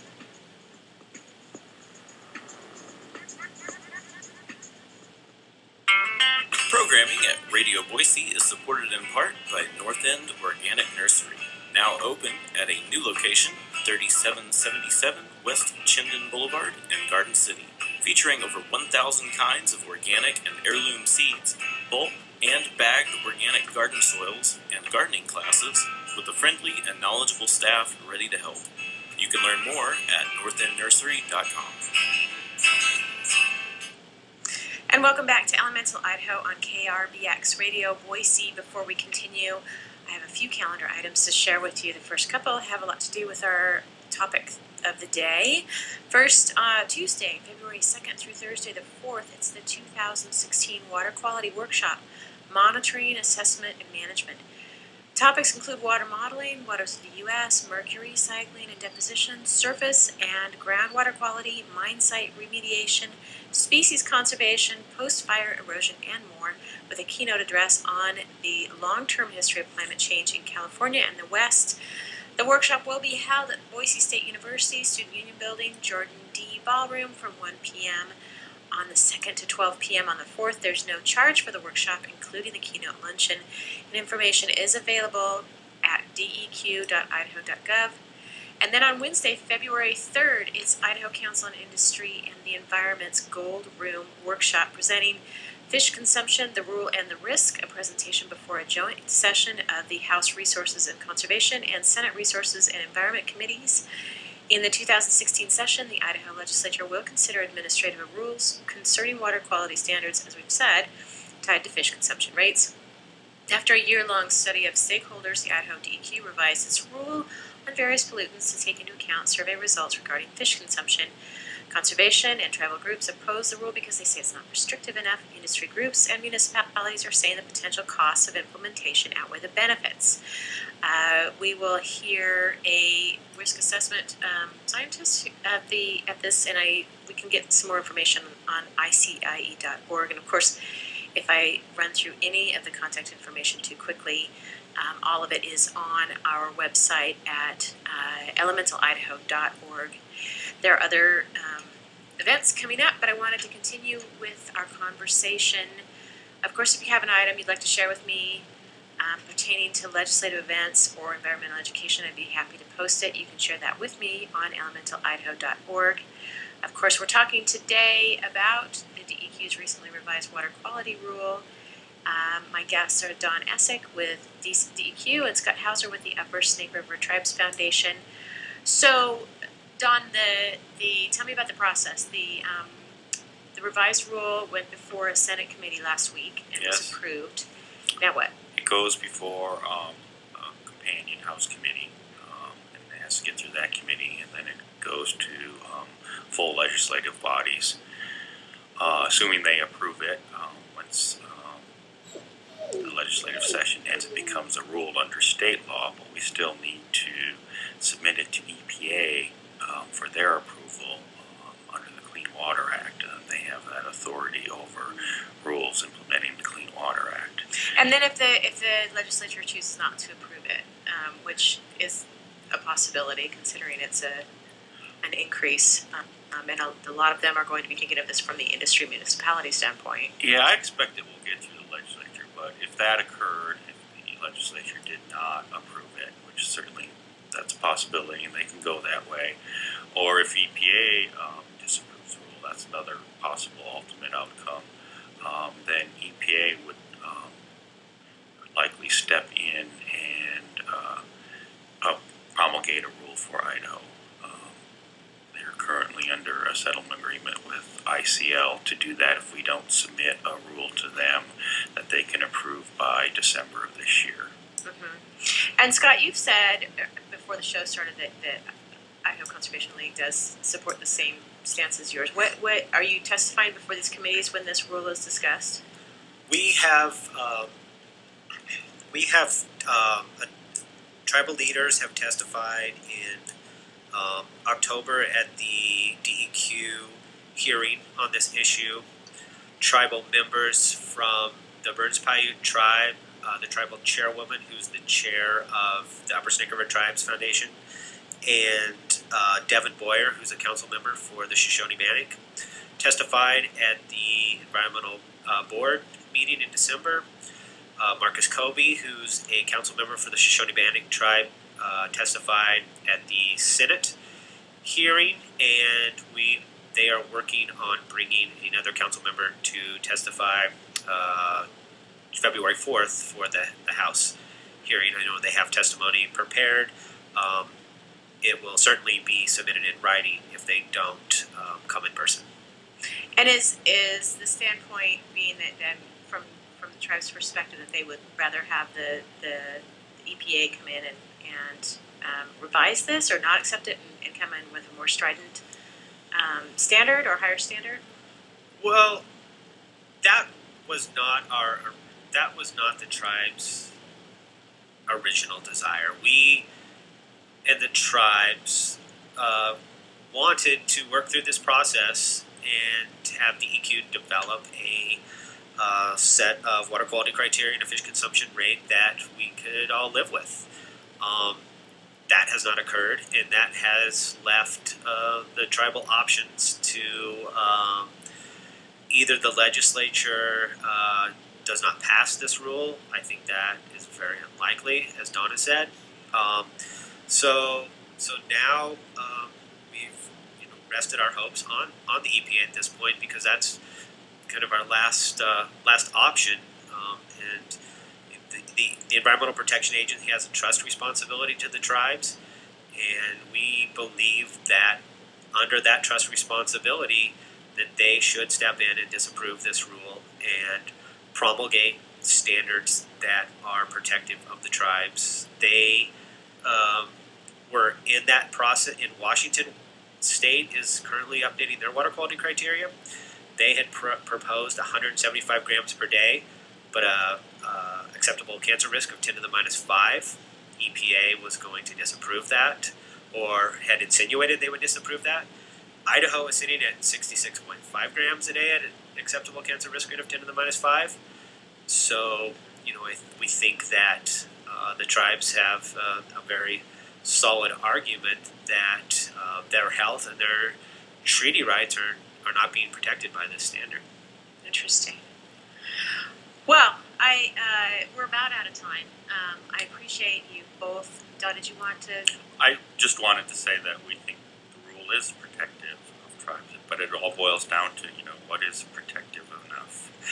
Right, and of course that's what we're dealing with, I think, on all sides. So I thank you both for coming in and following up after this. It's a very interesting topic, and one that we will keep our listeners updated on as we move forward. So Don Essig and Scott Hauser, thank you so much for joining me today on Elemental Idaho. Appreciate it. Thank you very much.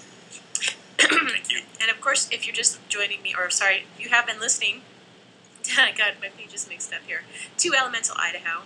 Our show is a collaborative production between Radio Boise and the Idaho Council on Industry and the Environment, which is headed by Executive Director Pat Barclay, who helps identify the themes and coordinate the speakers for each of our programs.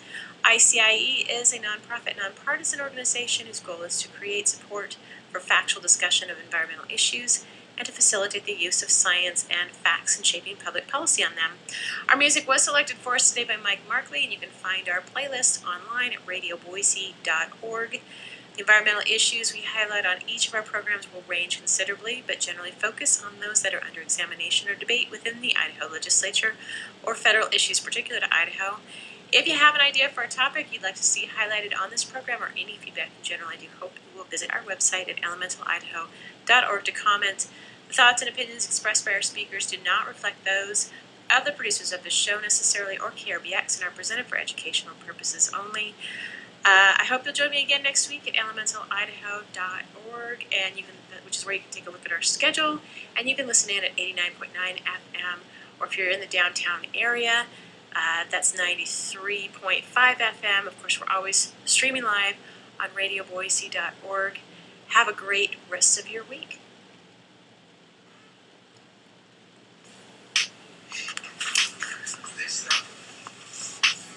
Go for it.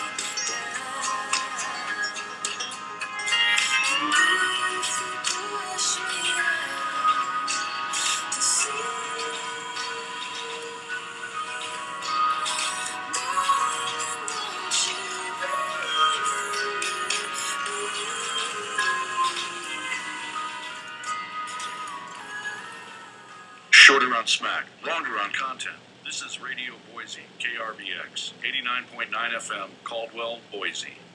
From Community Public Radio, this is the CPR News.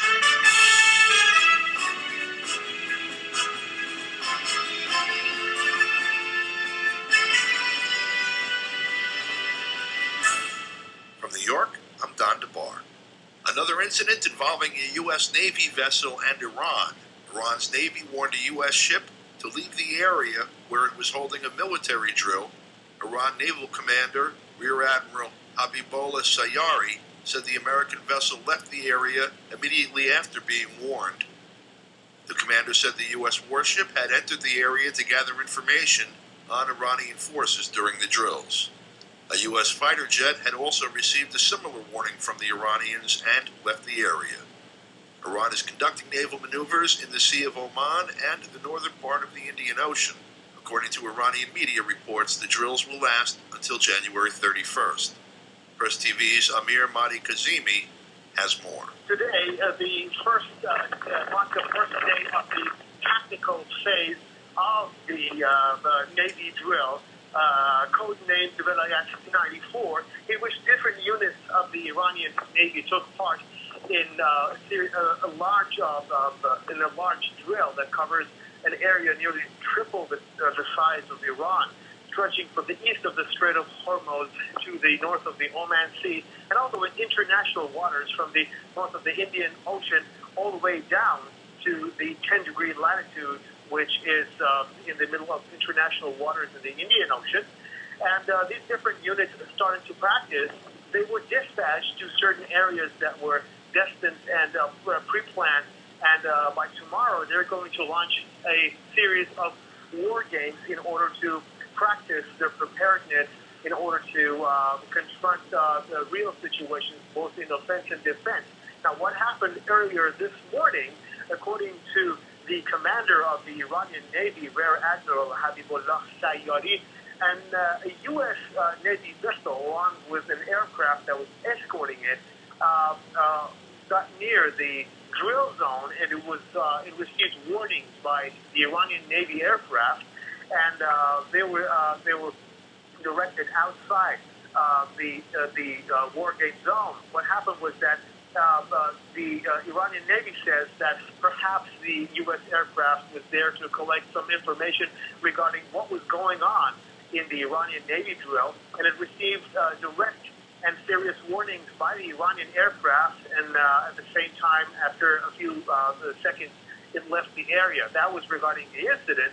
Right now, we are expecting more to come by tomorrow when the drill will be entering a new phase, and the submarine units, as well as some vessels, and as well as the commandos of the Iranian Navy will be conducting different operations in different parts of this zone, which currently is commanded in an area called Konarak, situated in the northern coast of the Oman Sea in the southern Iran, the Sistan and Balochistan province at the moment. At least 8 of the militia members who had been occupying the Oregon Wildlife Refuge for nearly a month were taken into custody by federal authorities Tuesday.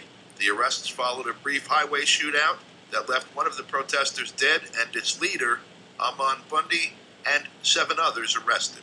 Tensions remained high as some of the group continued to occupy the refuge, facing off against state and local authorities. An Oregon journalist told RT Tuesday that at least a dozen people remained at the compound. So, as I understand it right now, there are still people at the refuge, in the buildings there, based on the number of people who are there and people have left and come on. But it's at least a dozen, maybe even as many as 30.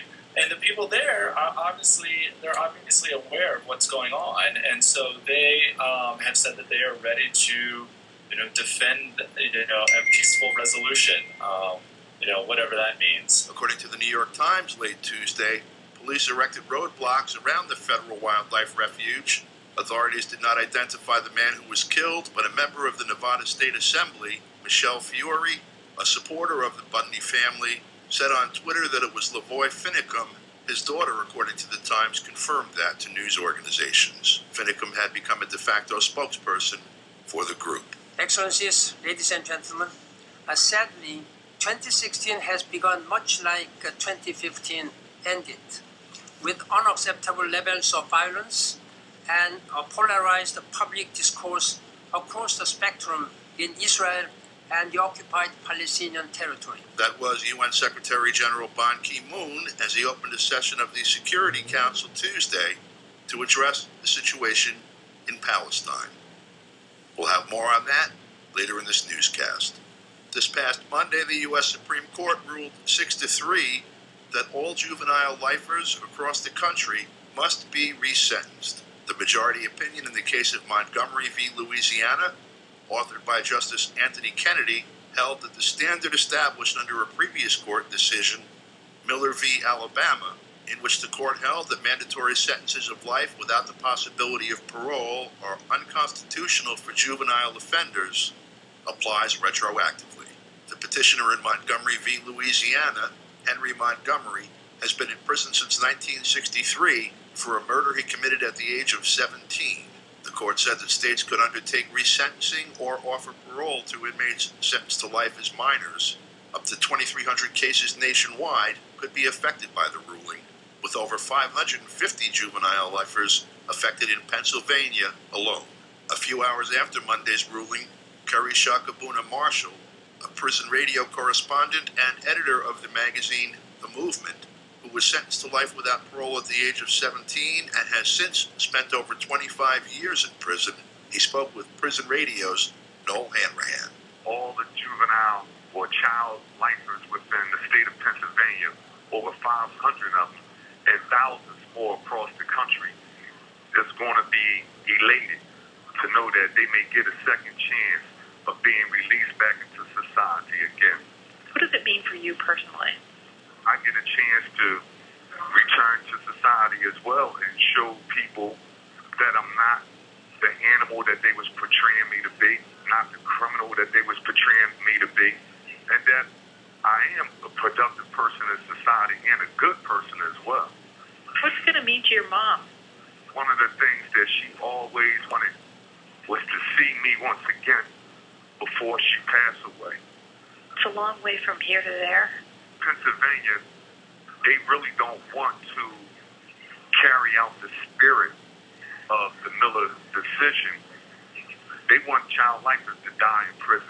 The UN Security Council met Tuesday in yet another attempt to resolve the Palestinian situation. Secretary General Ban Ki-moon opened the session expressing both his frustration over the failure to make progress during his term in office and his concern that the window could be closing on the possibility of a two-state solution. Mr. President, Excellencies, ladies and gentlemen, Palestinian frustration is growing under the weight of a half-century of occupation and the paralysis of the peace process. Some have taken me to task for pointing out this indisputable truth. Yet, as oppressed peoples have demonstrated throughout the ages, it is a human nature to react to occupation, which often serves as a potent incubator of hate and extremism. So-called facts on the ground in the occupied West Bank are steadily chipping away the viability of a Palestinian state and the ability of Palestinian people to live in dignity. In an effort to overcome the political impasse, quartet envoys met Israeli and Palestinian officials on 17 December last year. They reiterated the urgent need for significant steps in line with previous agreements to strengthen Palestinian institutions, security and economic prospects while addressing Israel's security concerns. Changing Israeli policies is essential to advancing this goal, particularly in Israeli-controlled Area C, which comprises 61% of West Bank territory and is home to some 300,000 Palestinians. Approvals of master plans for Palestinian sectors of Area C would allow for much-needed growth in these areas and prevent demolitions. Mr. President, Excellencies, progress towards peace requires a freeze of Israel's settlement enterprise. continued settlement activities are an affront to the Palestinian people and to the international community. They rightly raise fundamental questions about Israel's commitment to a two-state solution. I am deeply troubled by reports today that the Israeli government has approved plans for over 150 new homes in illegal settlements in the occupied West Bank. This is combined with its announcement last week declaring 370 acres in the West Bank, south of Jericho, and so-called state land. These provocative acts are bound to increase the growth of settler populations, further heighten tensions, and undermine any prospects for a political road ahead. I urge the Israeli government not to use a recent decision by the Israeli High Court affirming a large tract of land south of Bethlehem as a state land to advance settlement activities. The demolitions of Palestinian homes in Area C of the occupied West Bank continue. So do the decade-long difficulties of Palestinians to obtain building permits. The Bedouin community, in particular, is paying a heavy price. I reiterate the UN's call for an immediate end to Israeli plans to forcibly transfer Bedouin communities currently living within the occupied Palestinian territory in the Jerusalem area. At the same time, the humanitarian situation in Gaza remains perilous. 18 months after the end of hostilities, conditions have not significantly improved. I condemn the continuing rocket fire into Israel from militant groups in Gaza. Chronic security and governance challenges and funding shortages have slowed the pace of reconstruction. Much work remains to be done. Meanwhile, the people of Gaza face a dire unemployment, water, and electricity needs. Meeting these concerns must be a top priority. However, none of this can be accomplished without critical support from donors, the fulfillment of pledges from the Cairo conference, as well as the full return of the Palestinian Authority to Gaza. I continue to strongly believe that conditions in Gaza pose a severe threat to long-term peace and security in the region. Mr. President, Excellencies, Palestinians must also demonstrate commitment to addressing the divisions among Palestinians themselves. I strongly urge the Palestinian factions to advance genuine Palestinian unity on the basis of democracy and the PLO principles. Reconciliation is critical in order to reunite the West Bank and Gaza under a single legitimate Palestinian authority. Healing Palestinian divisions is also critical so that Palestinians can instead focus their energies on establishing a stable state as part of a negotiated two-state solution. Genuine unity will also improve the Palestinian government's ability to meet pressing economic programs which are adding to the frustration and anger driving Palestinian violence. And as we continue to uphold the right of Palestinians to self-determination, let us be equally firm that incitement has no place and that questioning the right of Israel to exist cannot be tolerated. Mr. President, Excellencies, in an already tense regional environment, it is imperative to promote and consolidate stability wherever possible. In Lebanon, I urge all political leaders to work with Prime Minister Taman Salam and to intensify efforts to resolve the presidential crisis. The Syria Donor Conference on 4 February in London will be an important opportunity to mobilize support. This must include meeting neighboring countries' huge humanitarian, infrastructure, and stabilization needs in light of the refugee crisis. We are all aware of the strains of Lebanon, Jordan, and Turkey. I welcome the resumption of calm along the Blue Line and in UNIFIL's area of operations following the serious incidents of 20 December and 4 January. All parties have a responsibility to uphold the cessation of hostilities and to ensure full respect of Security Council Resolution 1701. On the Golan, it remains critical that parties to the disengagement agreement maintain liaison with UNDOF. They must refrain from actions that could escalate the situation across the ceasefire line. Mr. President, some may say the current volatility across the region makes it too risky to seek peace. I say the greater peril is not seeking a solution to the Palestinian question. Some say the two sides are entrenched in their respective positions. I say that we must not succumb to passivity, resignation, or hopelessness, that the comprehensive resolution of the conflict is not achievable. A lasting agreement will require difficult compromises by both the Israeli and Palestinian leaders. Yes, but what are the alternatives? The continuing deadly wave of terror attacks and killings, the possible financial collapse of the Palestinian government, ever greater isolation of the Israeli government, a further deterioration of humanitarian conditions in Gaza, and the agonizing build-up to another terrible war, a hollowing of the moral foundation of both Israeli and Palestinian societies alike, a creeping moral blindness that ignores the suffering and indeed the humanity of one's neighbor, or unilateral acts by each side intentionally designed to preempt negotiations and provoke the other side. The parties must act, and act now, to prevent the two-state solution from slipping away forever.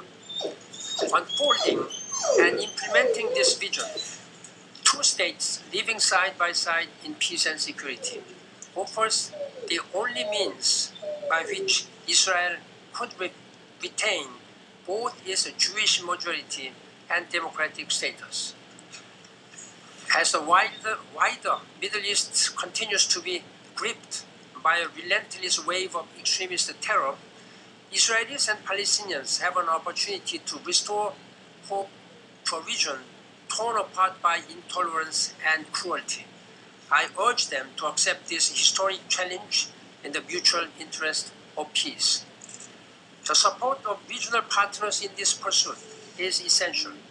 The Arab Peace Initiative provides a valuable basis for broader support.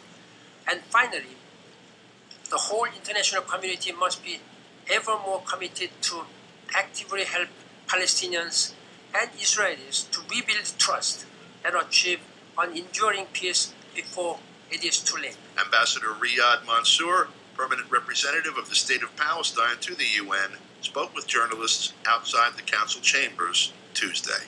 I just want to say that all members of the Security Council, the Secretary General before that, have concluded their statement in this very important ministerial meeting. We listened very carefully to all these statements. We listened very carefully to what the Secretary General has stated, and we are continuing to listen to this debate, which is a very long debate. We are grateful for the participation of many ministers headed by the President of the Council, the Foreign Minister of Uruguay, as well as the special participation of the Foreign Minister of Senegal. Senegal is the chair of the Committee on the Exercise of the Inalienable Rights of the Palestinian people for the last 40 years. This is very special. What is really became very clear in the statement of the Secretary General and all members of the Security Council, that all of them acknowledge that settlements as illegal and illegitimate is the main obstacle to the resumption of any meaningful political process that would lead to the end of occupation, the independence of the State of Palestine, and therefore the preservation of the two-state solution. Of course, the question before all members of the Council, if you have this unanimous position and you acknowledge that it is illegal, illegitimate, and an obstacle to peace, then what is required from the Security Council is to take steps to remove this major obstacle in order to open doors. Other ideas that also were mentioned by more than one participant is the need of international protection and the need of the Security Council members to begin the discussion on that issue. Egypt will be taking the lead in this regard, and we hope that the Security Council members would use the report or the study that the legal department at the United Nations sent to the Security Council, not to leave it on the shelves, but also to use it as part of this discussion. Another important idea was mentioned by more than one party is a collective approach, a new process to deal with the situation of the political process. Some refer to it as an international conference. Others refer to a support group similar to what happened with regard to the 5+1 on the Iranian file and the support group on the Syrian agenda, and the meetings in Vienna 1, Vienna 2, and the meeting that will take place in Geneva that was called for by Mr. de Mistura on Friday. On Friday, the meeting will start in Geneva.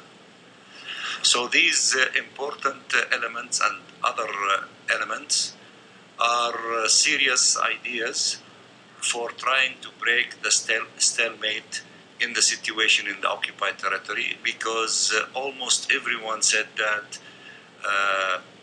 the status quo is unsustainable and we should not accept the continuation of the same situation. On the contrary, this will lead to the more of an explosive situation. Let me just conclude by just only one comment about the one isolated delegation around the table trying to convince everyone in the Security Council and the international community that the victims, the Palestinian people, are those who are responsible for the crimes committed by the victimizer, the occupying power against them. This exercise in futility has been tried by all occupiers, all colonizers, against the people that they colonize and victimize. They always blame them for their crimes and their activities. He omitted for his own convenient reason not to show the difference between Israel as an occupying power and other countries by omitting to refer to Israel as an occupying power. I think all those who were observing and still following this debate will come to the conclusion that the representative of the occupying power, who is a promoter of settlement activities, and who his speech is a speech for promoting his maybe personal agenda for some future political position in Israel, of condoning settlement activities, supporting it, and letting it get away with murder is the motive perhaps for him continuing to advance this isolated position. And we are happy that not a single taker was found among the members of the Security Council. Again, all colonizer, occupiers tried to blame the victim, blame the children, blame the Palestinian civilian population, blame the women, blame the prisoners, blame all of them for all the crimes committed by Israel, the occupying power. And we are delighted that the Security Council and the international community is not supporting this position, and the representative of the occupying authority will continue to be isolated, alone in this position, because nobody will support a violator of international law, and nobody will support the continuation of settlement activities in the occupied territory. Of course, for us, we will study all these things, and we will conclude from it what need to be concluded. Hopefully that the Security Council will have a political will to translate its position into practical steps, as we have called for in our statement. We called for action, and action now, and not to be delayed. Yes? There have been reports from Ramallah, based on Palestinian sources, unnamed sources, that you are planning to present soon a resolution on the legality of the occupation. Is that in the offing? When are you going to do it? Is it going to happen soon? And is that correct, that it's going to be on the occupation rather than on protection, which you have stressed in the past? Well, there are discussions, in Ramallah among the leadership, and also discussions with members of the Security Council. And I'm continuing with the meetings with members of the Security Council, all of them, in order really to assess and gauge the mood in the Security Council and the readiness of the Council of taking steps in the year 2016 that will help to remove major obstacles from the path of opening doors for a meaningful political process. In this regard, as I said, that the discussion was clear in terms of concentrating on settlement activities as being illegal, illegitimate, and major obstacle to peace. The question, of course, is the willingness and readiness of the Security Council to translate that into concrete action. With regard to settlement activities, this file will remain active. We will continue pushing members of the Security Council to begin the discussion. We believe that the discussion will begin, and we hope that that discussion will be concluded with some practical steps. We will follow also the discussion on protection with the Secretariat, with the SG himself, because the Secretariat and the Secretary General can do many things in this regard, and we are very active in discussing all these issues with the SG. Well, there are things that can be done by the Secretary General and his team. It has been the case in the past. The Security Council has also a role to play, and there has also been resolutions adopted calling for protection, 605 and 904, and the TIF, which is a group of mainly Scandinavian individuals who are providing some form of protection in Al Khalil. So these are before us, and also the General Assembly has also the capability and the power to do so. And the first peacekeeping force that was established in our region was established by the General Assembly, and it is still in place, open-ended mandate. They are composed of about 500 of them, and they are at the disposal of the Secretary General, and they are funded by money from the budget of the Secretariat. So we are looking at all these examples, in addition to the legal track, whether through the Fourth Geneva Convention high contracting parties or the ICC. All of them can play a role in terms of providing protection through fighting impunity and seeking, justice and accountability. So all these elements are under studies and evaluation by our leadership as we are fine-tuning the final elements of adopting the strategy for 2016 on the international arena. Thank you very much. And that's all the news we have for you right now. For Community Public Radio, I'm Don DeBar in New York. Thanks for listening.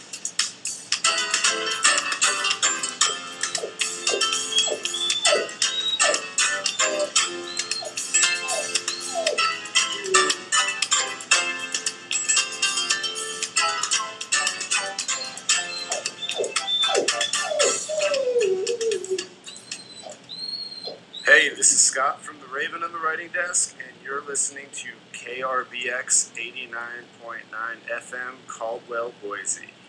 I pronounced Boise wrong. Sorry. Well, I did not expect this. The National Republican Party has published an official policy document showing that the GOP really might be more than a gaggle of serve-the-rich plutocrats and wacky, trumped-up right-wingers. Just when you thought the party was consuming itself in the know-nothingism of its presidential pretenders and the recalcitrant do-nothingism of its Congress critters, out comes a sign of sanity. In this 18-page manifesto, the party proclaims that, quote, our government was created by the people for all the people, and it must serve no less a purpose. All the people. Forget pontifications by Wall Street billionaires dividing America into virtuous creators like themselves and worthless moochers like you and me. This document abounds with commitments to the common good. Quote, America does not prosper, it proudly proclaims on page 3, unless all Americans prosper. Wow, that's downright democratic. And how's this for a complete turnaround? Labor is the United States. The men and women who, with their minds, their hearts, and hands, create the wealth that is shared in this country, they are America. Holden Koch brothers share the wealth?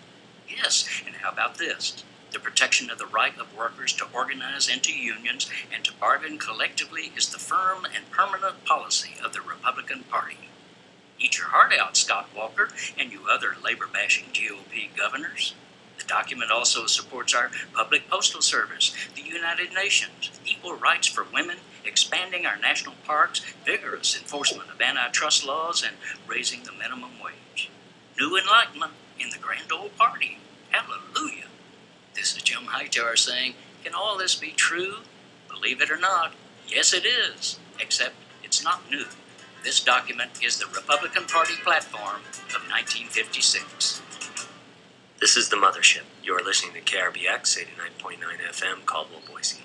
Welcome to the Pioneers, revolution from the heart of nature. We are all in the richest and most powerful country of the world, and we were all products and colonized by the petroleum era. We got to think about what it is that we are doing that is going to sustain our relations to our relatives, whether they have wings, whether they have fins, or whether they have roots, because that's how we're going to make a path that we're going to survive on in this next millennium. It's all alive. It's all connected. It's all intelligent. It's all relatives. We stand at the threshold of a historic opportunity in the human experiment to reimagine how to live on Earth in ways that honor the web of life, each other, and future generations. It's a revolution from the heart of nature and the human heart. In this series, The Pioneers, Revolution from the Heart of Nature, we celebrate social and scientific innovators with breakthrough solutions for restoring people and planet, creating a future environment of hope.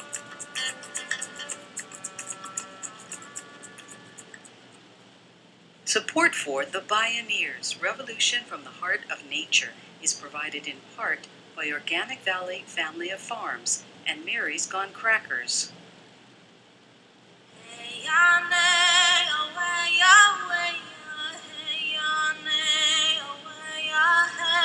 Our father is colonialism, and our mother is attempted genocide. Our brother is anger, and our sister is pain.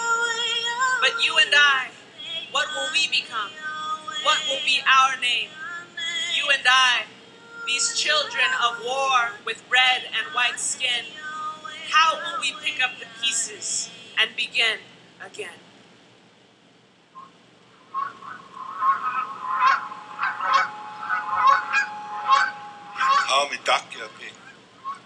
Hello, all my relations. Yat the Bethlejini and Ashley, the Kota Oyate Bashishichi, Tom Go to Thimakia Pido, the Kota Chaje, Matro Awaya Kapi, Mielo.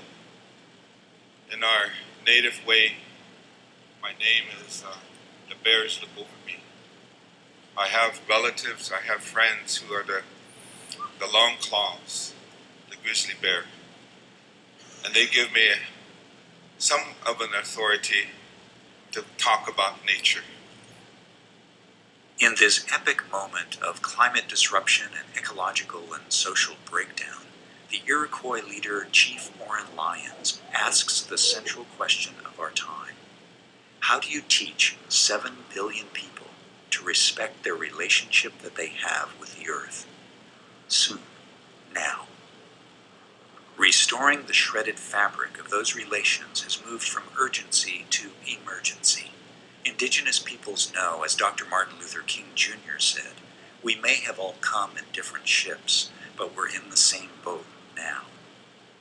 As the world's old-growth cultures, indigenous peoples are rising up worldwide with a clarion call to protect the sacred earth and conserve the living treasure of indigenous, earth-honoring wisdom and biocultural diversity.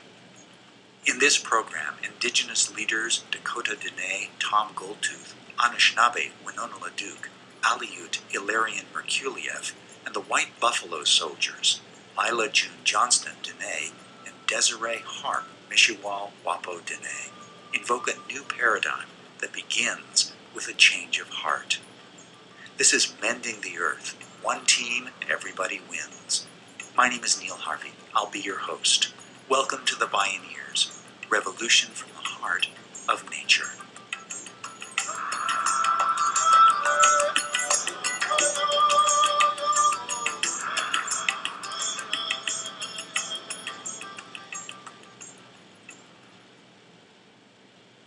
Tom B.K. Goldtooth is Executive Director of the Indigenous Environmental Network, a global grassroots nonprofit. IEN builds the capacity of indigenous communities and tribal governments to protect sacred sites, land, water, air, natural resources, and the health of people and all living things. Tom Goldtooth is a globally recognized environmental and social justice leader. He spoke at a Bioneers conference. Working for environmental and economic justice is spiritual work that reaffirms our human relationship and responsibility to protect the sacredness of Mother Earth and the recognition of Father Sky. One of the goals of this work is to secure a healthy and safe environment for all people, all future generations, with no disparities in who is more protected.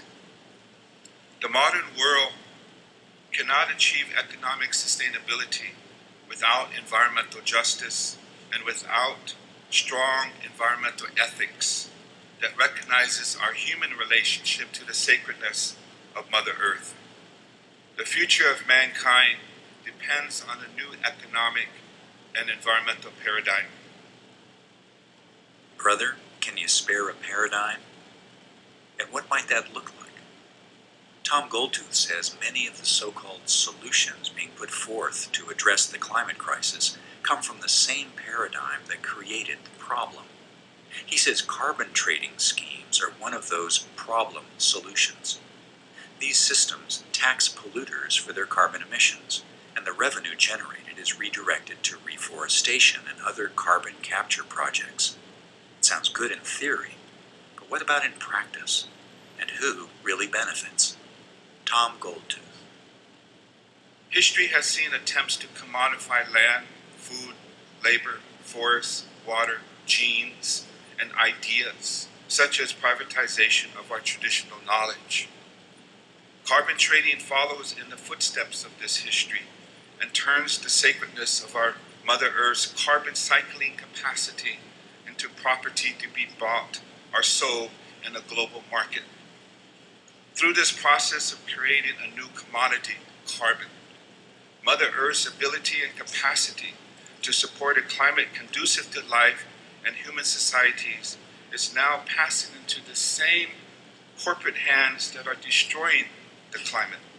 Carbon trading will not contribute to achieving protection of the Earth's climate. It is a false solution.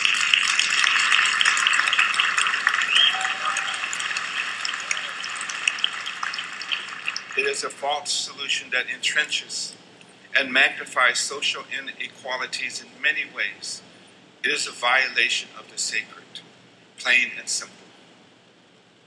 Goldtooth says a fundamental transformation of our values is called for, an entirely different way of seeing our relationship with nature and each other. Mother Earth is the source of life, which needs to be protected, not a resource to be exploited and commodified as natural capital. Herman Daly, the father of ecological economics, I was told, once said, there is something fundamentally wrong in treating the earth as if it were a business in liquidation. Long-term solutions require turning away from prevailing paradigms and ideologies centered on pursuing economic growth, corporate profits, and personal wealth accumulation as primary engines of social well-being. The transitions will inevitably be toward societies that can equitably adjust to reduced levels of production and consumption, and increasingly localized systems of economic organization that recognize and honor and are bounded by the limits of nature, that recognize the Universal Declaration on the Rights of Mother Earth.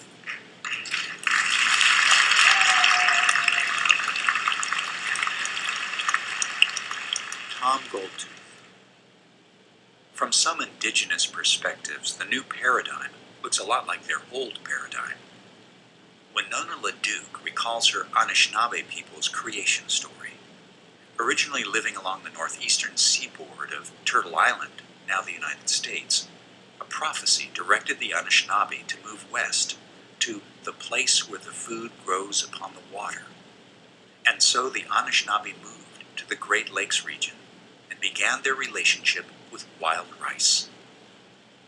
And so we have this food, Menomen, which means that the most wondrous seed, the most wondrous food that is a part of our migration story and is very much a central part of our culture as Anishinaabe people. We have cared for those rice beds. We have cared for our lakes and rivers for as long as we have been in Anishinaabe King, as long as the Creator has placed us here. And we feel very good about our relationship to our place. Winona LaDuke lives and works on the White Earth Reservation in Minnesota. She's a globally respected leader, author, and founder of White Earth Land Recovery Project and the Indigenous Women's Network. LaDuke contrasts the modern industrial paradigm with her people's traditional ways. We go out on the lake and we put our tobacco out as our offering of thanks for this Menomen, this wild rice that grows on our lakes and rivers. And we push our canoes out on the lakes, and one person sits in front and pulls these sticks that look kind of like drumsticks, but they're about this long, made of cedar. And the second person, that's how we knock rice, and the second person pulls with a long pole through the rice beds. And we go out and we harvest hundreds of pounds of wild rice like that. And then we quit in the afternoon and we come in and we lay our rice out so that it can dry. And then we parch it over a fire for a couple hours. And we dance on the rice like the grape thing, to separate the hulls from the rice. Or then now sometimes we use a little thing that's run by a tractor motor because we're intermediate technology people.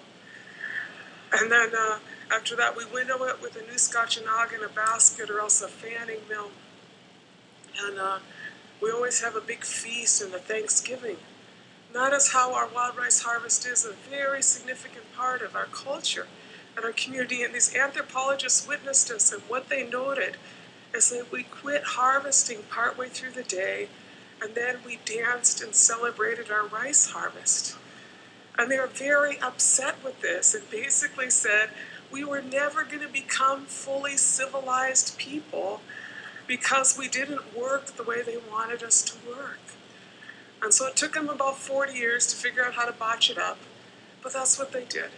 They figured out how to grow rice and rice paddies in northern Minnesota using chemicals and fertilizers, and then draining it and harvesting it with a combine and calling that progress. Then in the year 2000, the University of Minnesota cracked the DNA sequence for wild rice. The Anishinaabe now face the added threat of how genetic engineering and genetic contamination could destroy their sacred food and lifeways.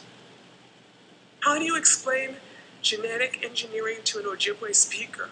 You let me know. That's my job. You know, I explain this the best I can, and this one man says, one of our chiefs, he says, who said they could do that?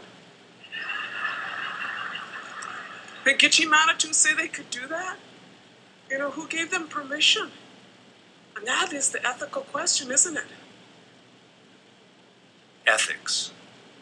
Winona LaDuke highlights the clash of values and worldviews, of paradigms, that's raising the stakes on the choices civilization faces today. My father passed away about 15 years ago. But he used to say, and I don't know if I ever really got it until about a year ago, he used to say, I don't want to hear your philosophy unless it grows corn. Isn't that an interesting thing? And it took me this long to figure out what he was talking about. You know, we are all in the richest and most powerful country of the world, and we were all products and colonized by the petroleum era. We have a lot of things that we think about and do that have nothing related to our sustainability and recovering these relationships with our relatives.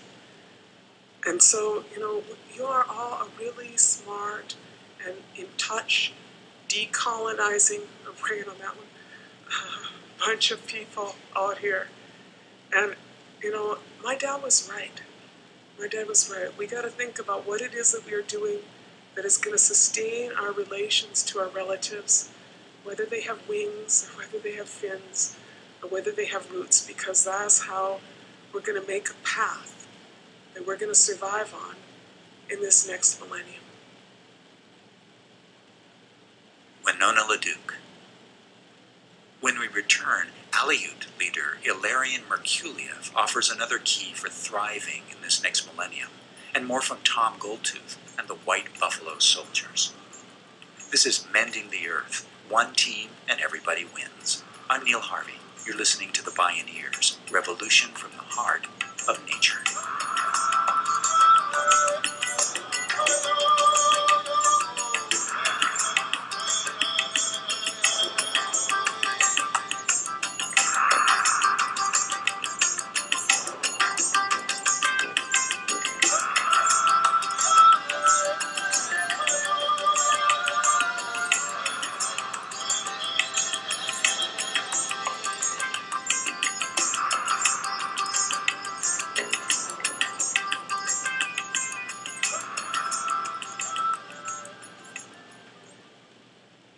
To explore all available Bioneers radio shows and video programming, please visit bioneers.org.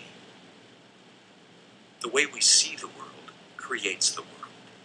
If a new way of seeing is needed, what might that look like?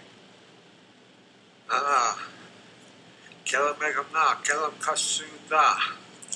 Amwan, Tingu Nangan Way, Nanganak Softa Kuyach, Amakan Jasakta, Ilarion Merkuliev, Kawalangan Nangan Way.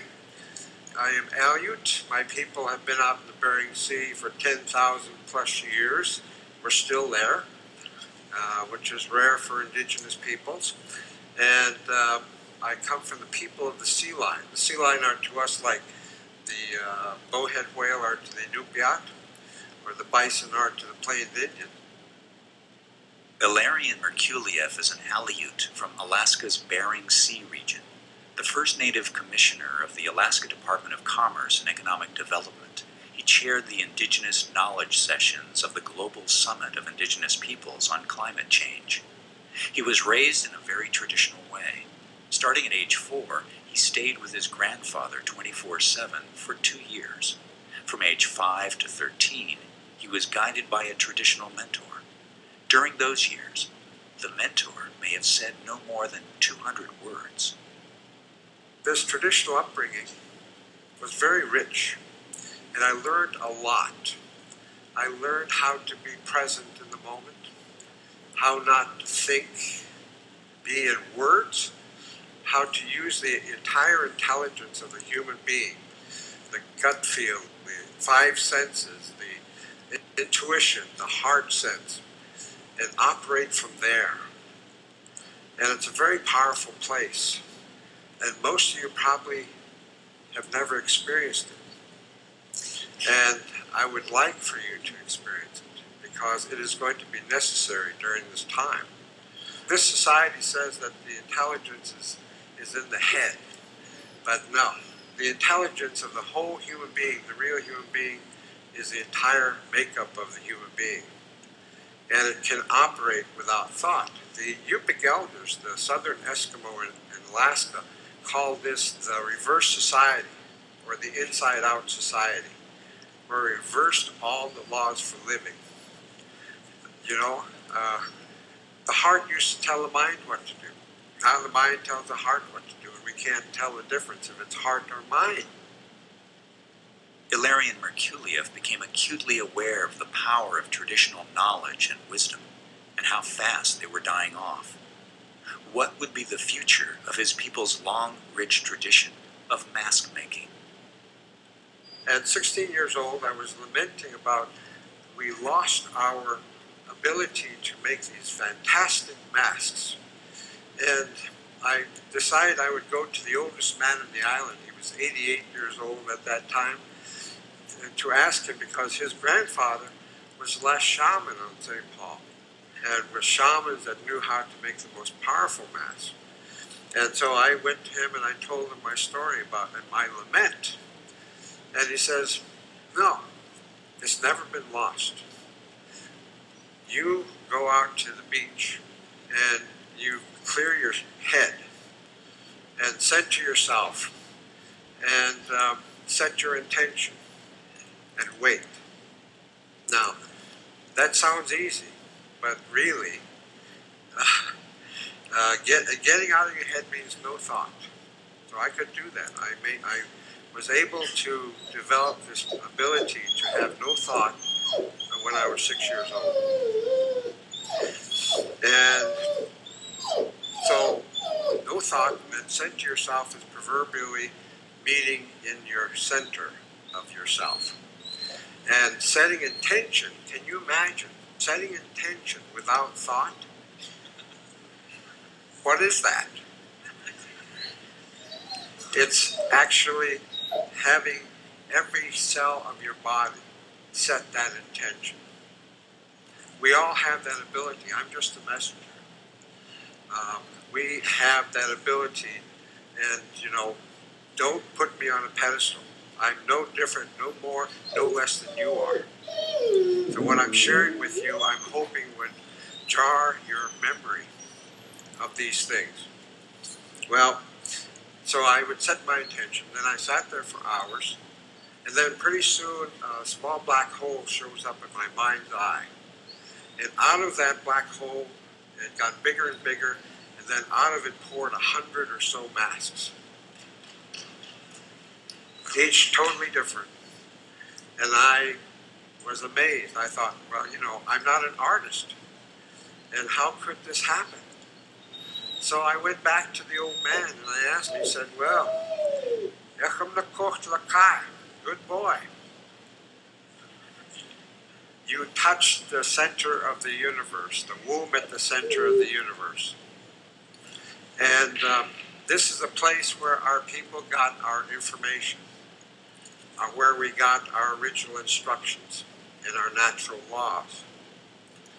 And this is when I first discovered this thing and why women were always considered sacred. Because inside of women is the identical field that creates and has creativity as this field at the center of the universe. This exists, it's real. And the women, it was the women that would initiate our shamans. And we were egalitarian, but the women had their role and they were the leaders. So they would guide our shamans and our people on these ways that everybody got. And it was the source of the original language of one, where we could talk with anything in creation. It's very powerful. Ilarion Merkuliev. Again, Tom Goldtooth. To restore the Earth's balance, we need to shift from a philosophy of dominion over nature, dominion over self, to a relationship and understanding and respect of the natural laws and love for the beauty of the creative female principle and energy of Mother Earth. Earth jurisprudence recognizes the concept that we only have one Mother Earth. We must stand together in solidarity to protect her. Midaki Owase, thank you very much.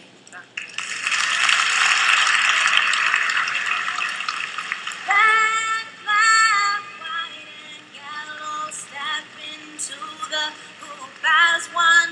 Begin again in peace and beauty, mend the earth and what we've done.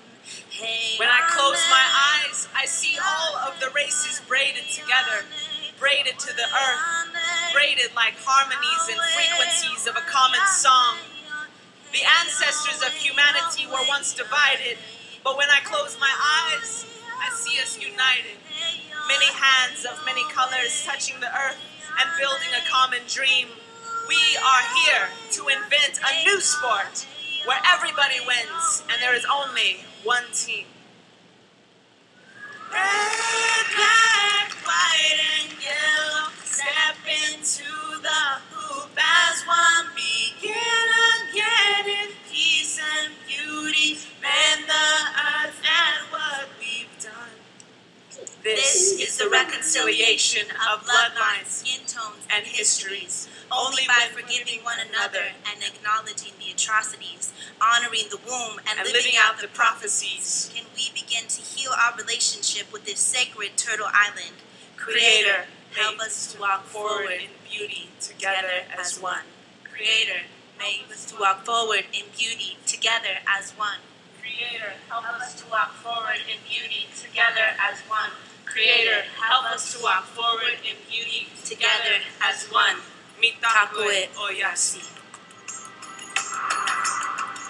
Lila June Johnston and Desiree Harp, the White Buffalo Soldiers. They joined Tom Goldtooth, Winona LaDuke, and Ilarion Merkuliev, offering a very old paradigm that may just be the new paradigm. Mending the Earth, one team, and everybody wins.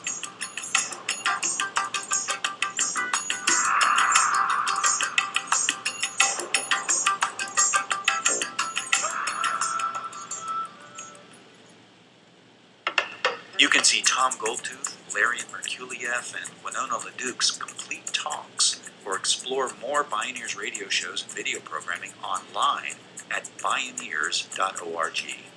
For information on attending the National Bioneers Conference and Bioneers events in your area, please visit bioneers.org or call 1-877-BIONEER.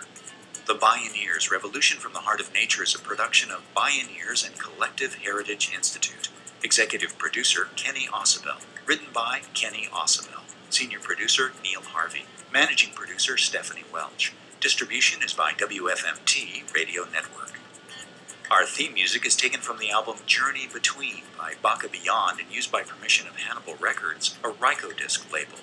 Additional music was made available by Sounds True at soundstrue.com. For more music information, please visit radio.bioneers.org.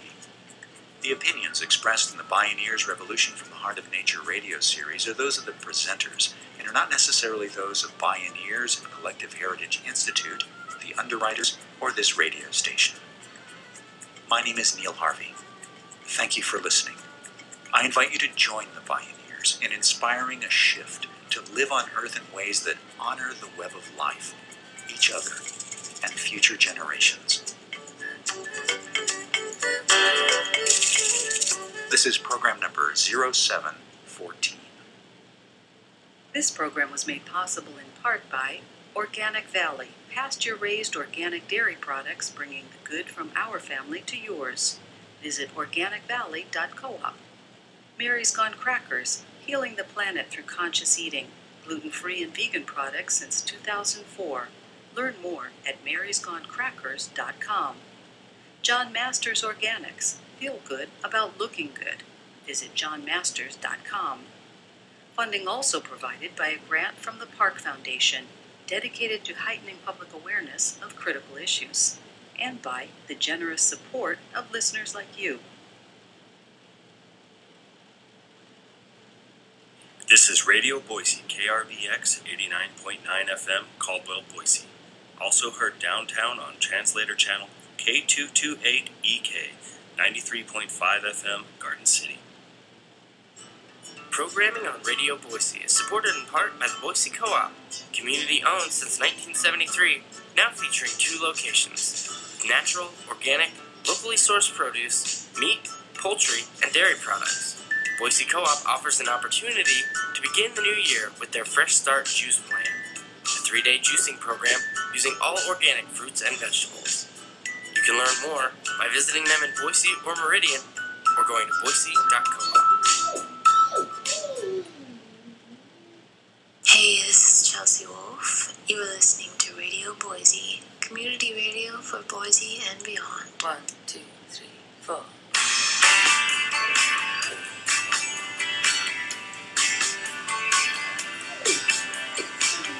On down the street, past the day, meagering, I can't explain it. Can't wait for you to go away, 'cause I just crave that meager taste, yeah.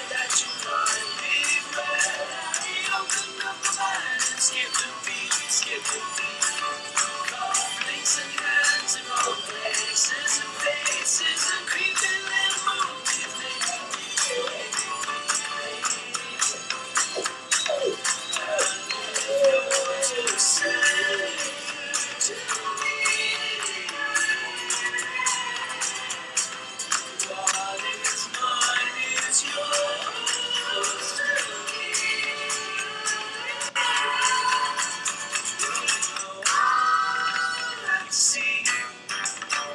With all the stars around me, 'cause all the mystery is a partial fantasy. We're living in a moment when the strength of mystery breathes to me.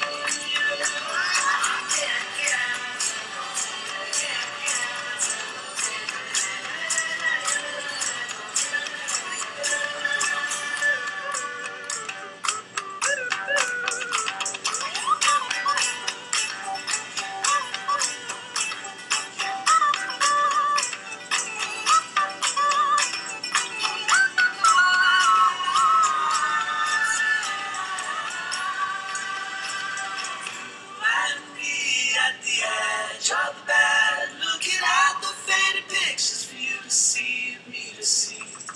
Murder colonies land without rivers, raging in the middle of some sad destiny.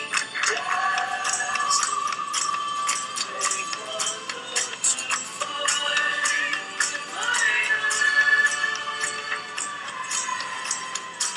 Safety's in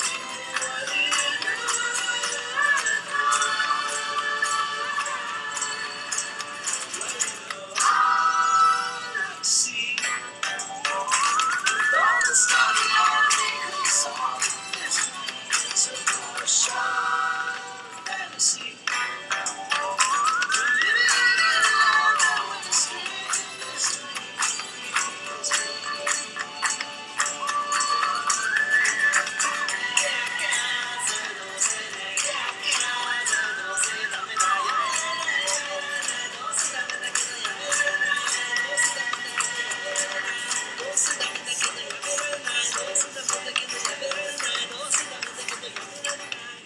where you were standing there with a gun up to my head.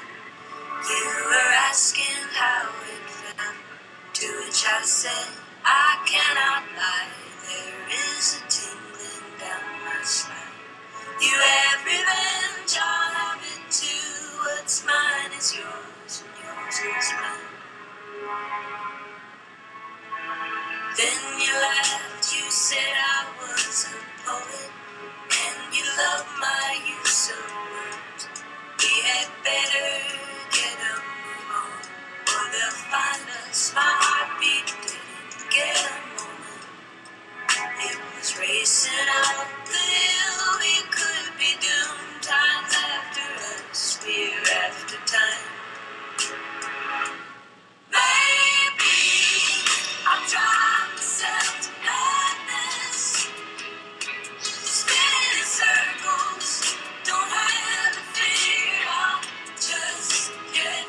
Maybe I'm driving myself to madness, spinning in circles, don't have it figured out just yet. The scene has changed, we're running through the airport, catching escalator rides, down and up again, we never find the flight. My friend is running in her wedding dress, she left her gifts behind. I'll never figure out just what we're trying to find. I only know times after us, we're after time. Maybe I'm driving myself to madness, spinning in circles, don't have it figured out just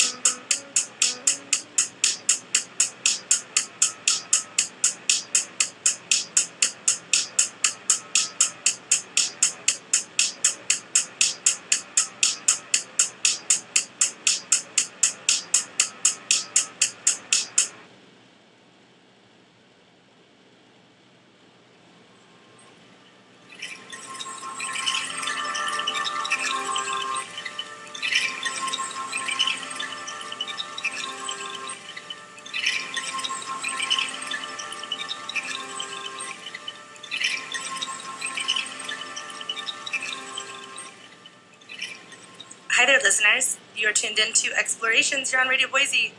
And we just heard a song by Colleen Green called Deeper Than Love. It's a new song, or I guess fairly new. It's not that last album she had. Yeah. That was called I Want to Grow Up. Before that, we heard a new Lucius track called Madness. That will be on their forthcoming album. And before that was Kishibashi, Bright Whites. I love Kishibashi. So fun. Yeah, and different. I wasn't a Kishibashi fan until like a year or so ago. Well, I'm glad we were able to change that by that one That's song, right. right? That's right. Yeah, exactly. That's we what have a did new it. fan, a new Kishibashi fan in the house. And kicking off that set was a new song by Courtney Barnett called 3 Packs a Day that came out last week. And Courtney Barnett is awesome. I love her a lot. We all do, I think. Yeah. Yeah. She's pretty cool. Yes. Not to put like words in your mouth or like force you to like Thanks, anybody. Megan, Yeah. for like just announcing everyone. Right? Yeah, exactly. Well, how's your week been, Joe? It's been good. Yeah? It's been fantastic. It's nice. Is it nice and sunny? Weather's been great. It's the snow soon, I think, or at least in the mountains. Is it good? I was going to say, I know Bogus lost a little bit of snow up there. This is my ski year for me. I'm going to ski. Yeah. I've only been 5 times, but In like your life? No, just this year. But my goal is to hit 20 times this year. So Whoa. I need to get on it, obviously. Ambitious. Yeah. Definitely. That's the only thing I'm ambitious about this year. For 2016, it's the only goal I have. Well, it's a pretty good one. I think it's doable too. Yeah. I hope Hopefully, so. we'll get some more snow to keep you right on track with your goal. With my Your important snow life goal. goal. Yeah. Snow goal. I think it's good to have goals in life, no matter what they are. Yeah. I feel like if it's like your goal is to put pans on every morning, then that mission accomplished today. Yeah. It's little things that count. I was talking to a coworker friend earlier, and I said, I'd like to set my bar very low. Yeah. Although 20 trips. That's actually not. Hopefully you have a season pass. I do. Okay. That's kind of why That I might be set it at that, because expensive. I'm sick of buying a season pass and going like 4 times. Right. Although having a season pass allows you to go 4 times and not feel guilty, right? That's true. You go for an hour and just Exactly. call it good. Yeah. All right. Well, stick around with us for the next hour. Maybe you're on those slopes right now. Who knows? Yeah. And with all those towers up there, you think you'd have better service, but maybe you have secretly internet on your phone at Bogus. Who knows?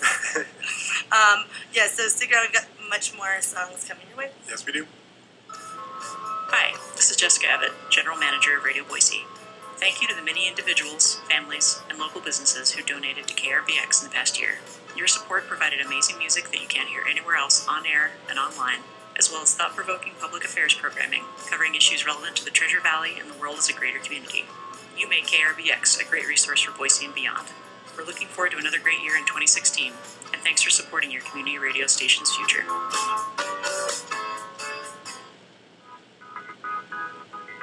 Programming on Radio Boise is supported in part by Lux Fashion Lounge, located in downtown Boise at 817 West Idaho Street, a men's and women's new and resale clothing, gift, and home decor store. Lux is currently featuring an entire store event lasting all month with weekly offerings on all merchandise. You can learn more at luxfashionclothing.com by following them on Facebook or by calling 344-4589.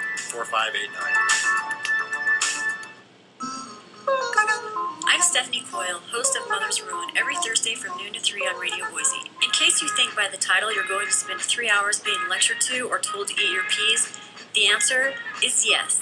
If those things could be equated to being entertained with cuts from up-and-coming bands, smatterings of historical gems, and heady soul, along with some guilty pleasures. I'll also bring you the program visits from musical guests and interviews with the movers and shakers who make Boise such a great place to live.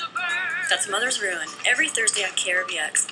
It's like an advance on your allowance, every week, all year. Walking home, I was in the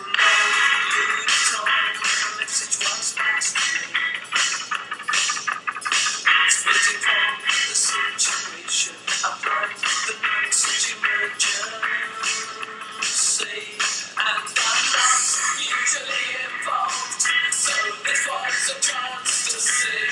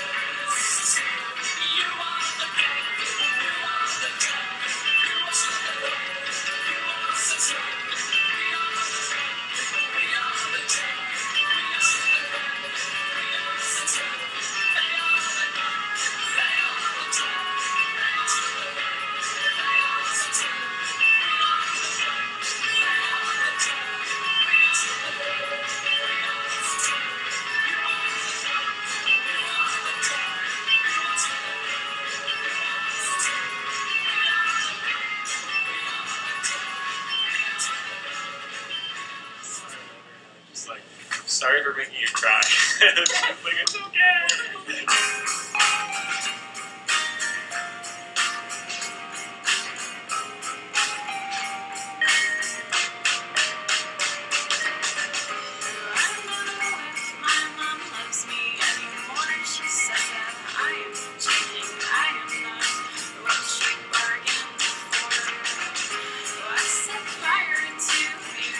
Like a war, I am a terror, but I don't know what it is.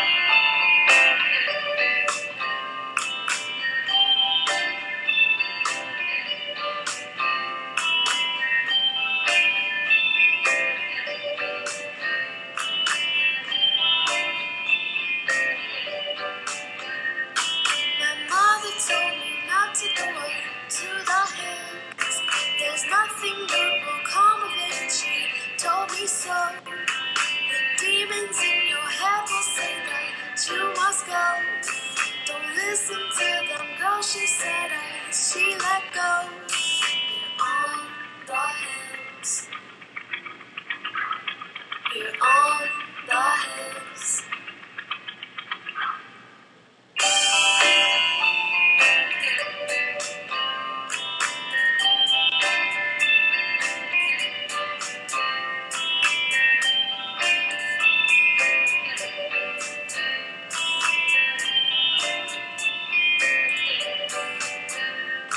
I found you lying at the top of Tiger Hill.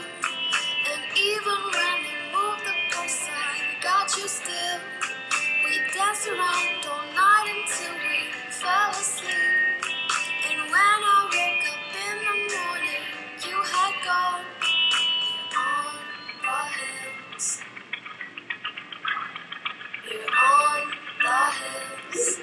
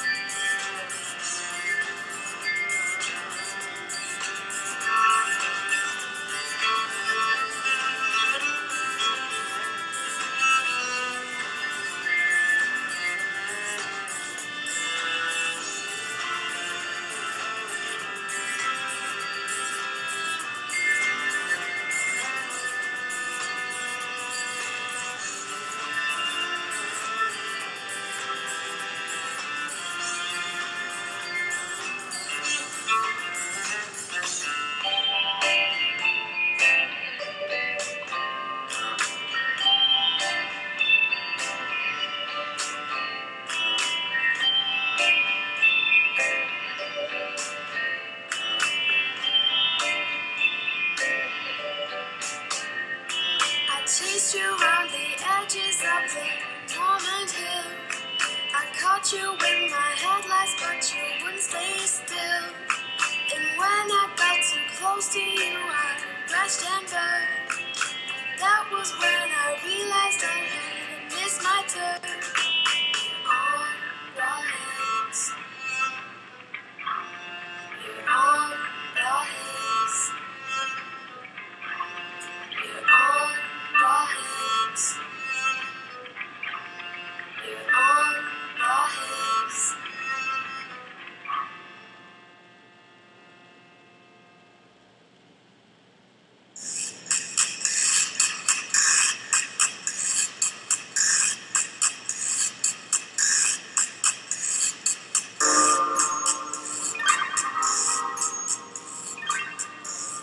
Well, hello again. Welcome back to Explorations. We just heard Best Girl Athlete. The very best Best Girl Athlete with the song Hills. I really like her voice. Yeah, it's very nice. I don't know what that sound is. It's like the throat voice. I don't know. I don't know how to explain it. Yeah, she's definitely got that just lounge. Yeah, lounge. Croony. Yeah. There you Very go. nice. That's way better than my throat voice. You know, that throat thing. Yeah, the throat thing. Right before that, we heard Galaxy 500 and their version of Sex Pistols' submission of the Peel Sessions record. Came out in 2005, that one did. Slightly older song as well, ESG, their song Movie off of No You're No Good single. For ESG, we heard one of my favorite bands of late, the Boogarins. The song we heard was Lucy Fernandez. And that was off their 2013 release, As Plantas Que Coram. Once again, my Portuguese is not so good. But that was my best try. They have a new album out, but that was off of the previous album. That's all we heard there. And right before Boogarins was the band Adult Mum. Their song Survival came out in 2015 off the album called Momentary Lapse of Happily. And we started off this last set with Mr. Colin Newman of the band Wire and his song titled And Jury off of the A to Z album.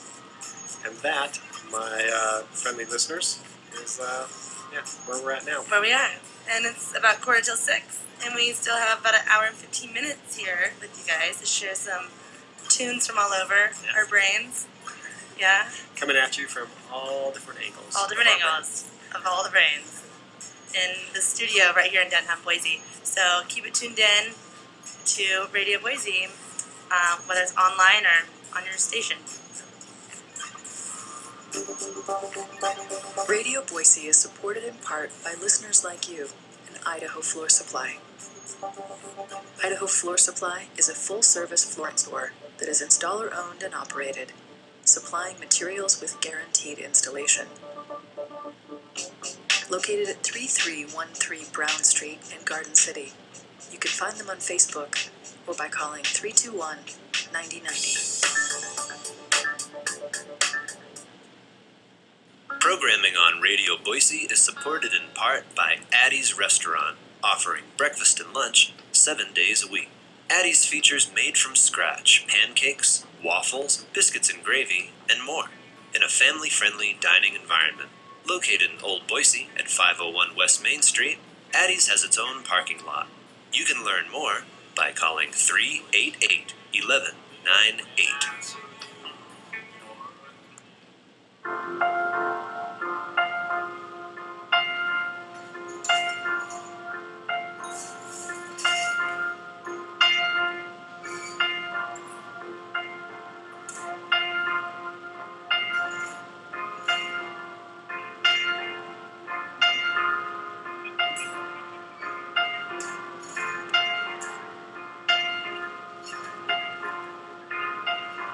I see you hungry but still share. I see you risk without a dare. So why now do I talk and no one's there?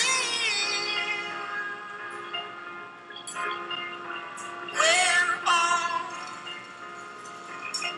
the clouds, blasters, and where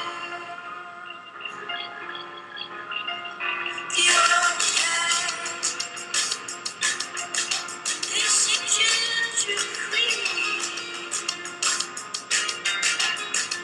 She'll free me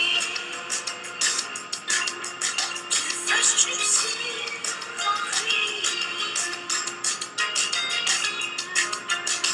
They said all feel complete. They want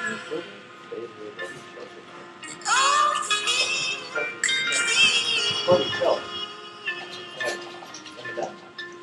About the dishes, found a home with a calmer calms, walks and wishes, while some just don't want to think that hard. I had visions of a future with the art.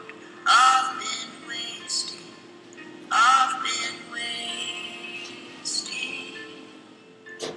For you, for you, for you. For you, for you, for you.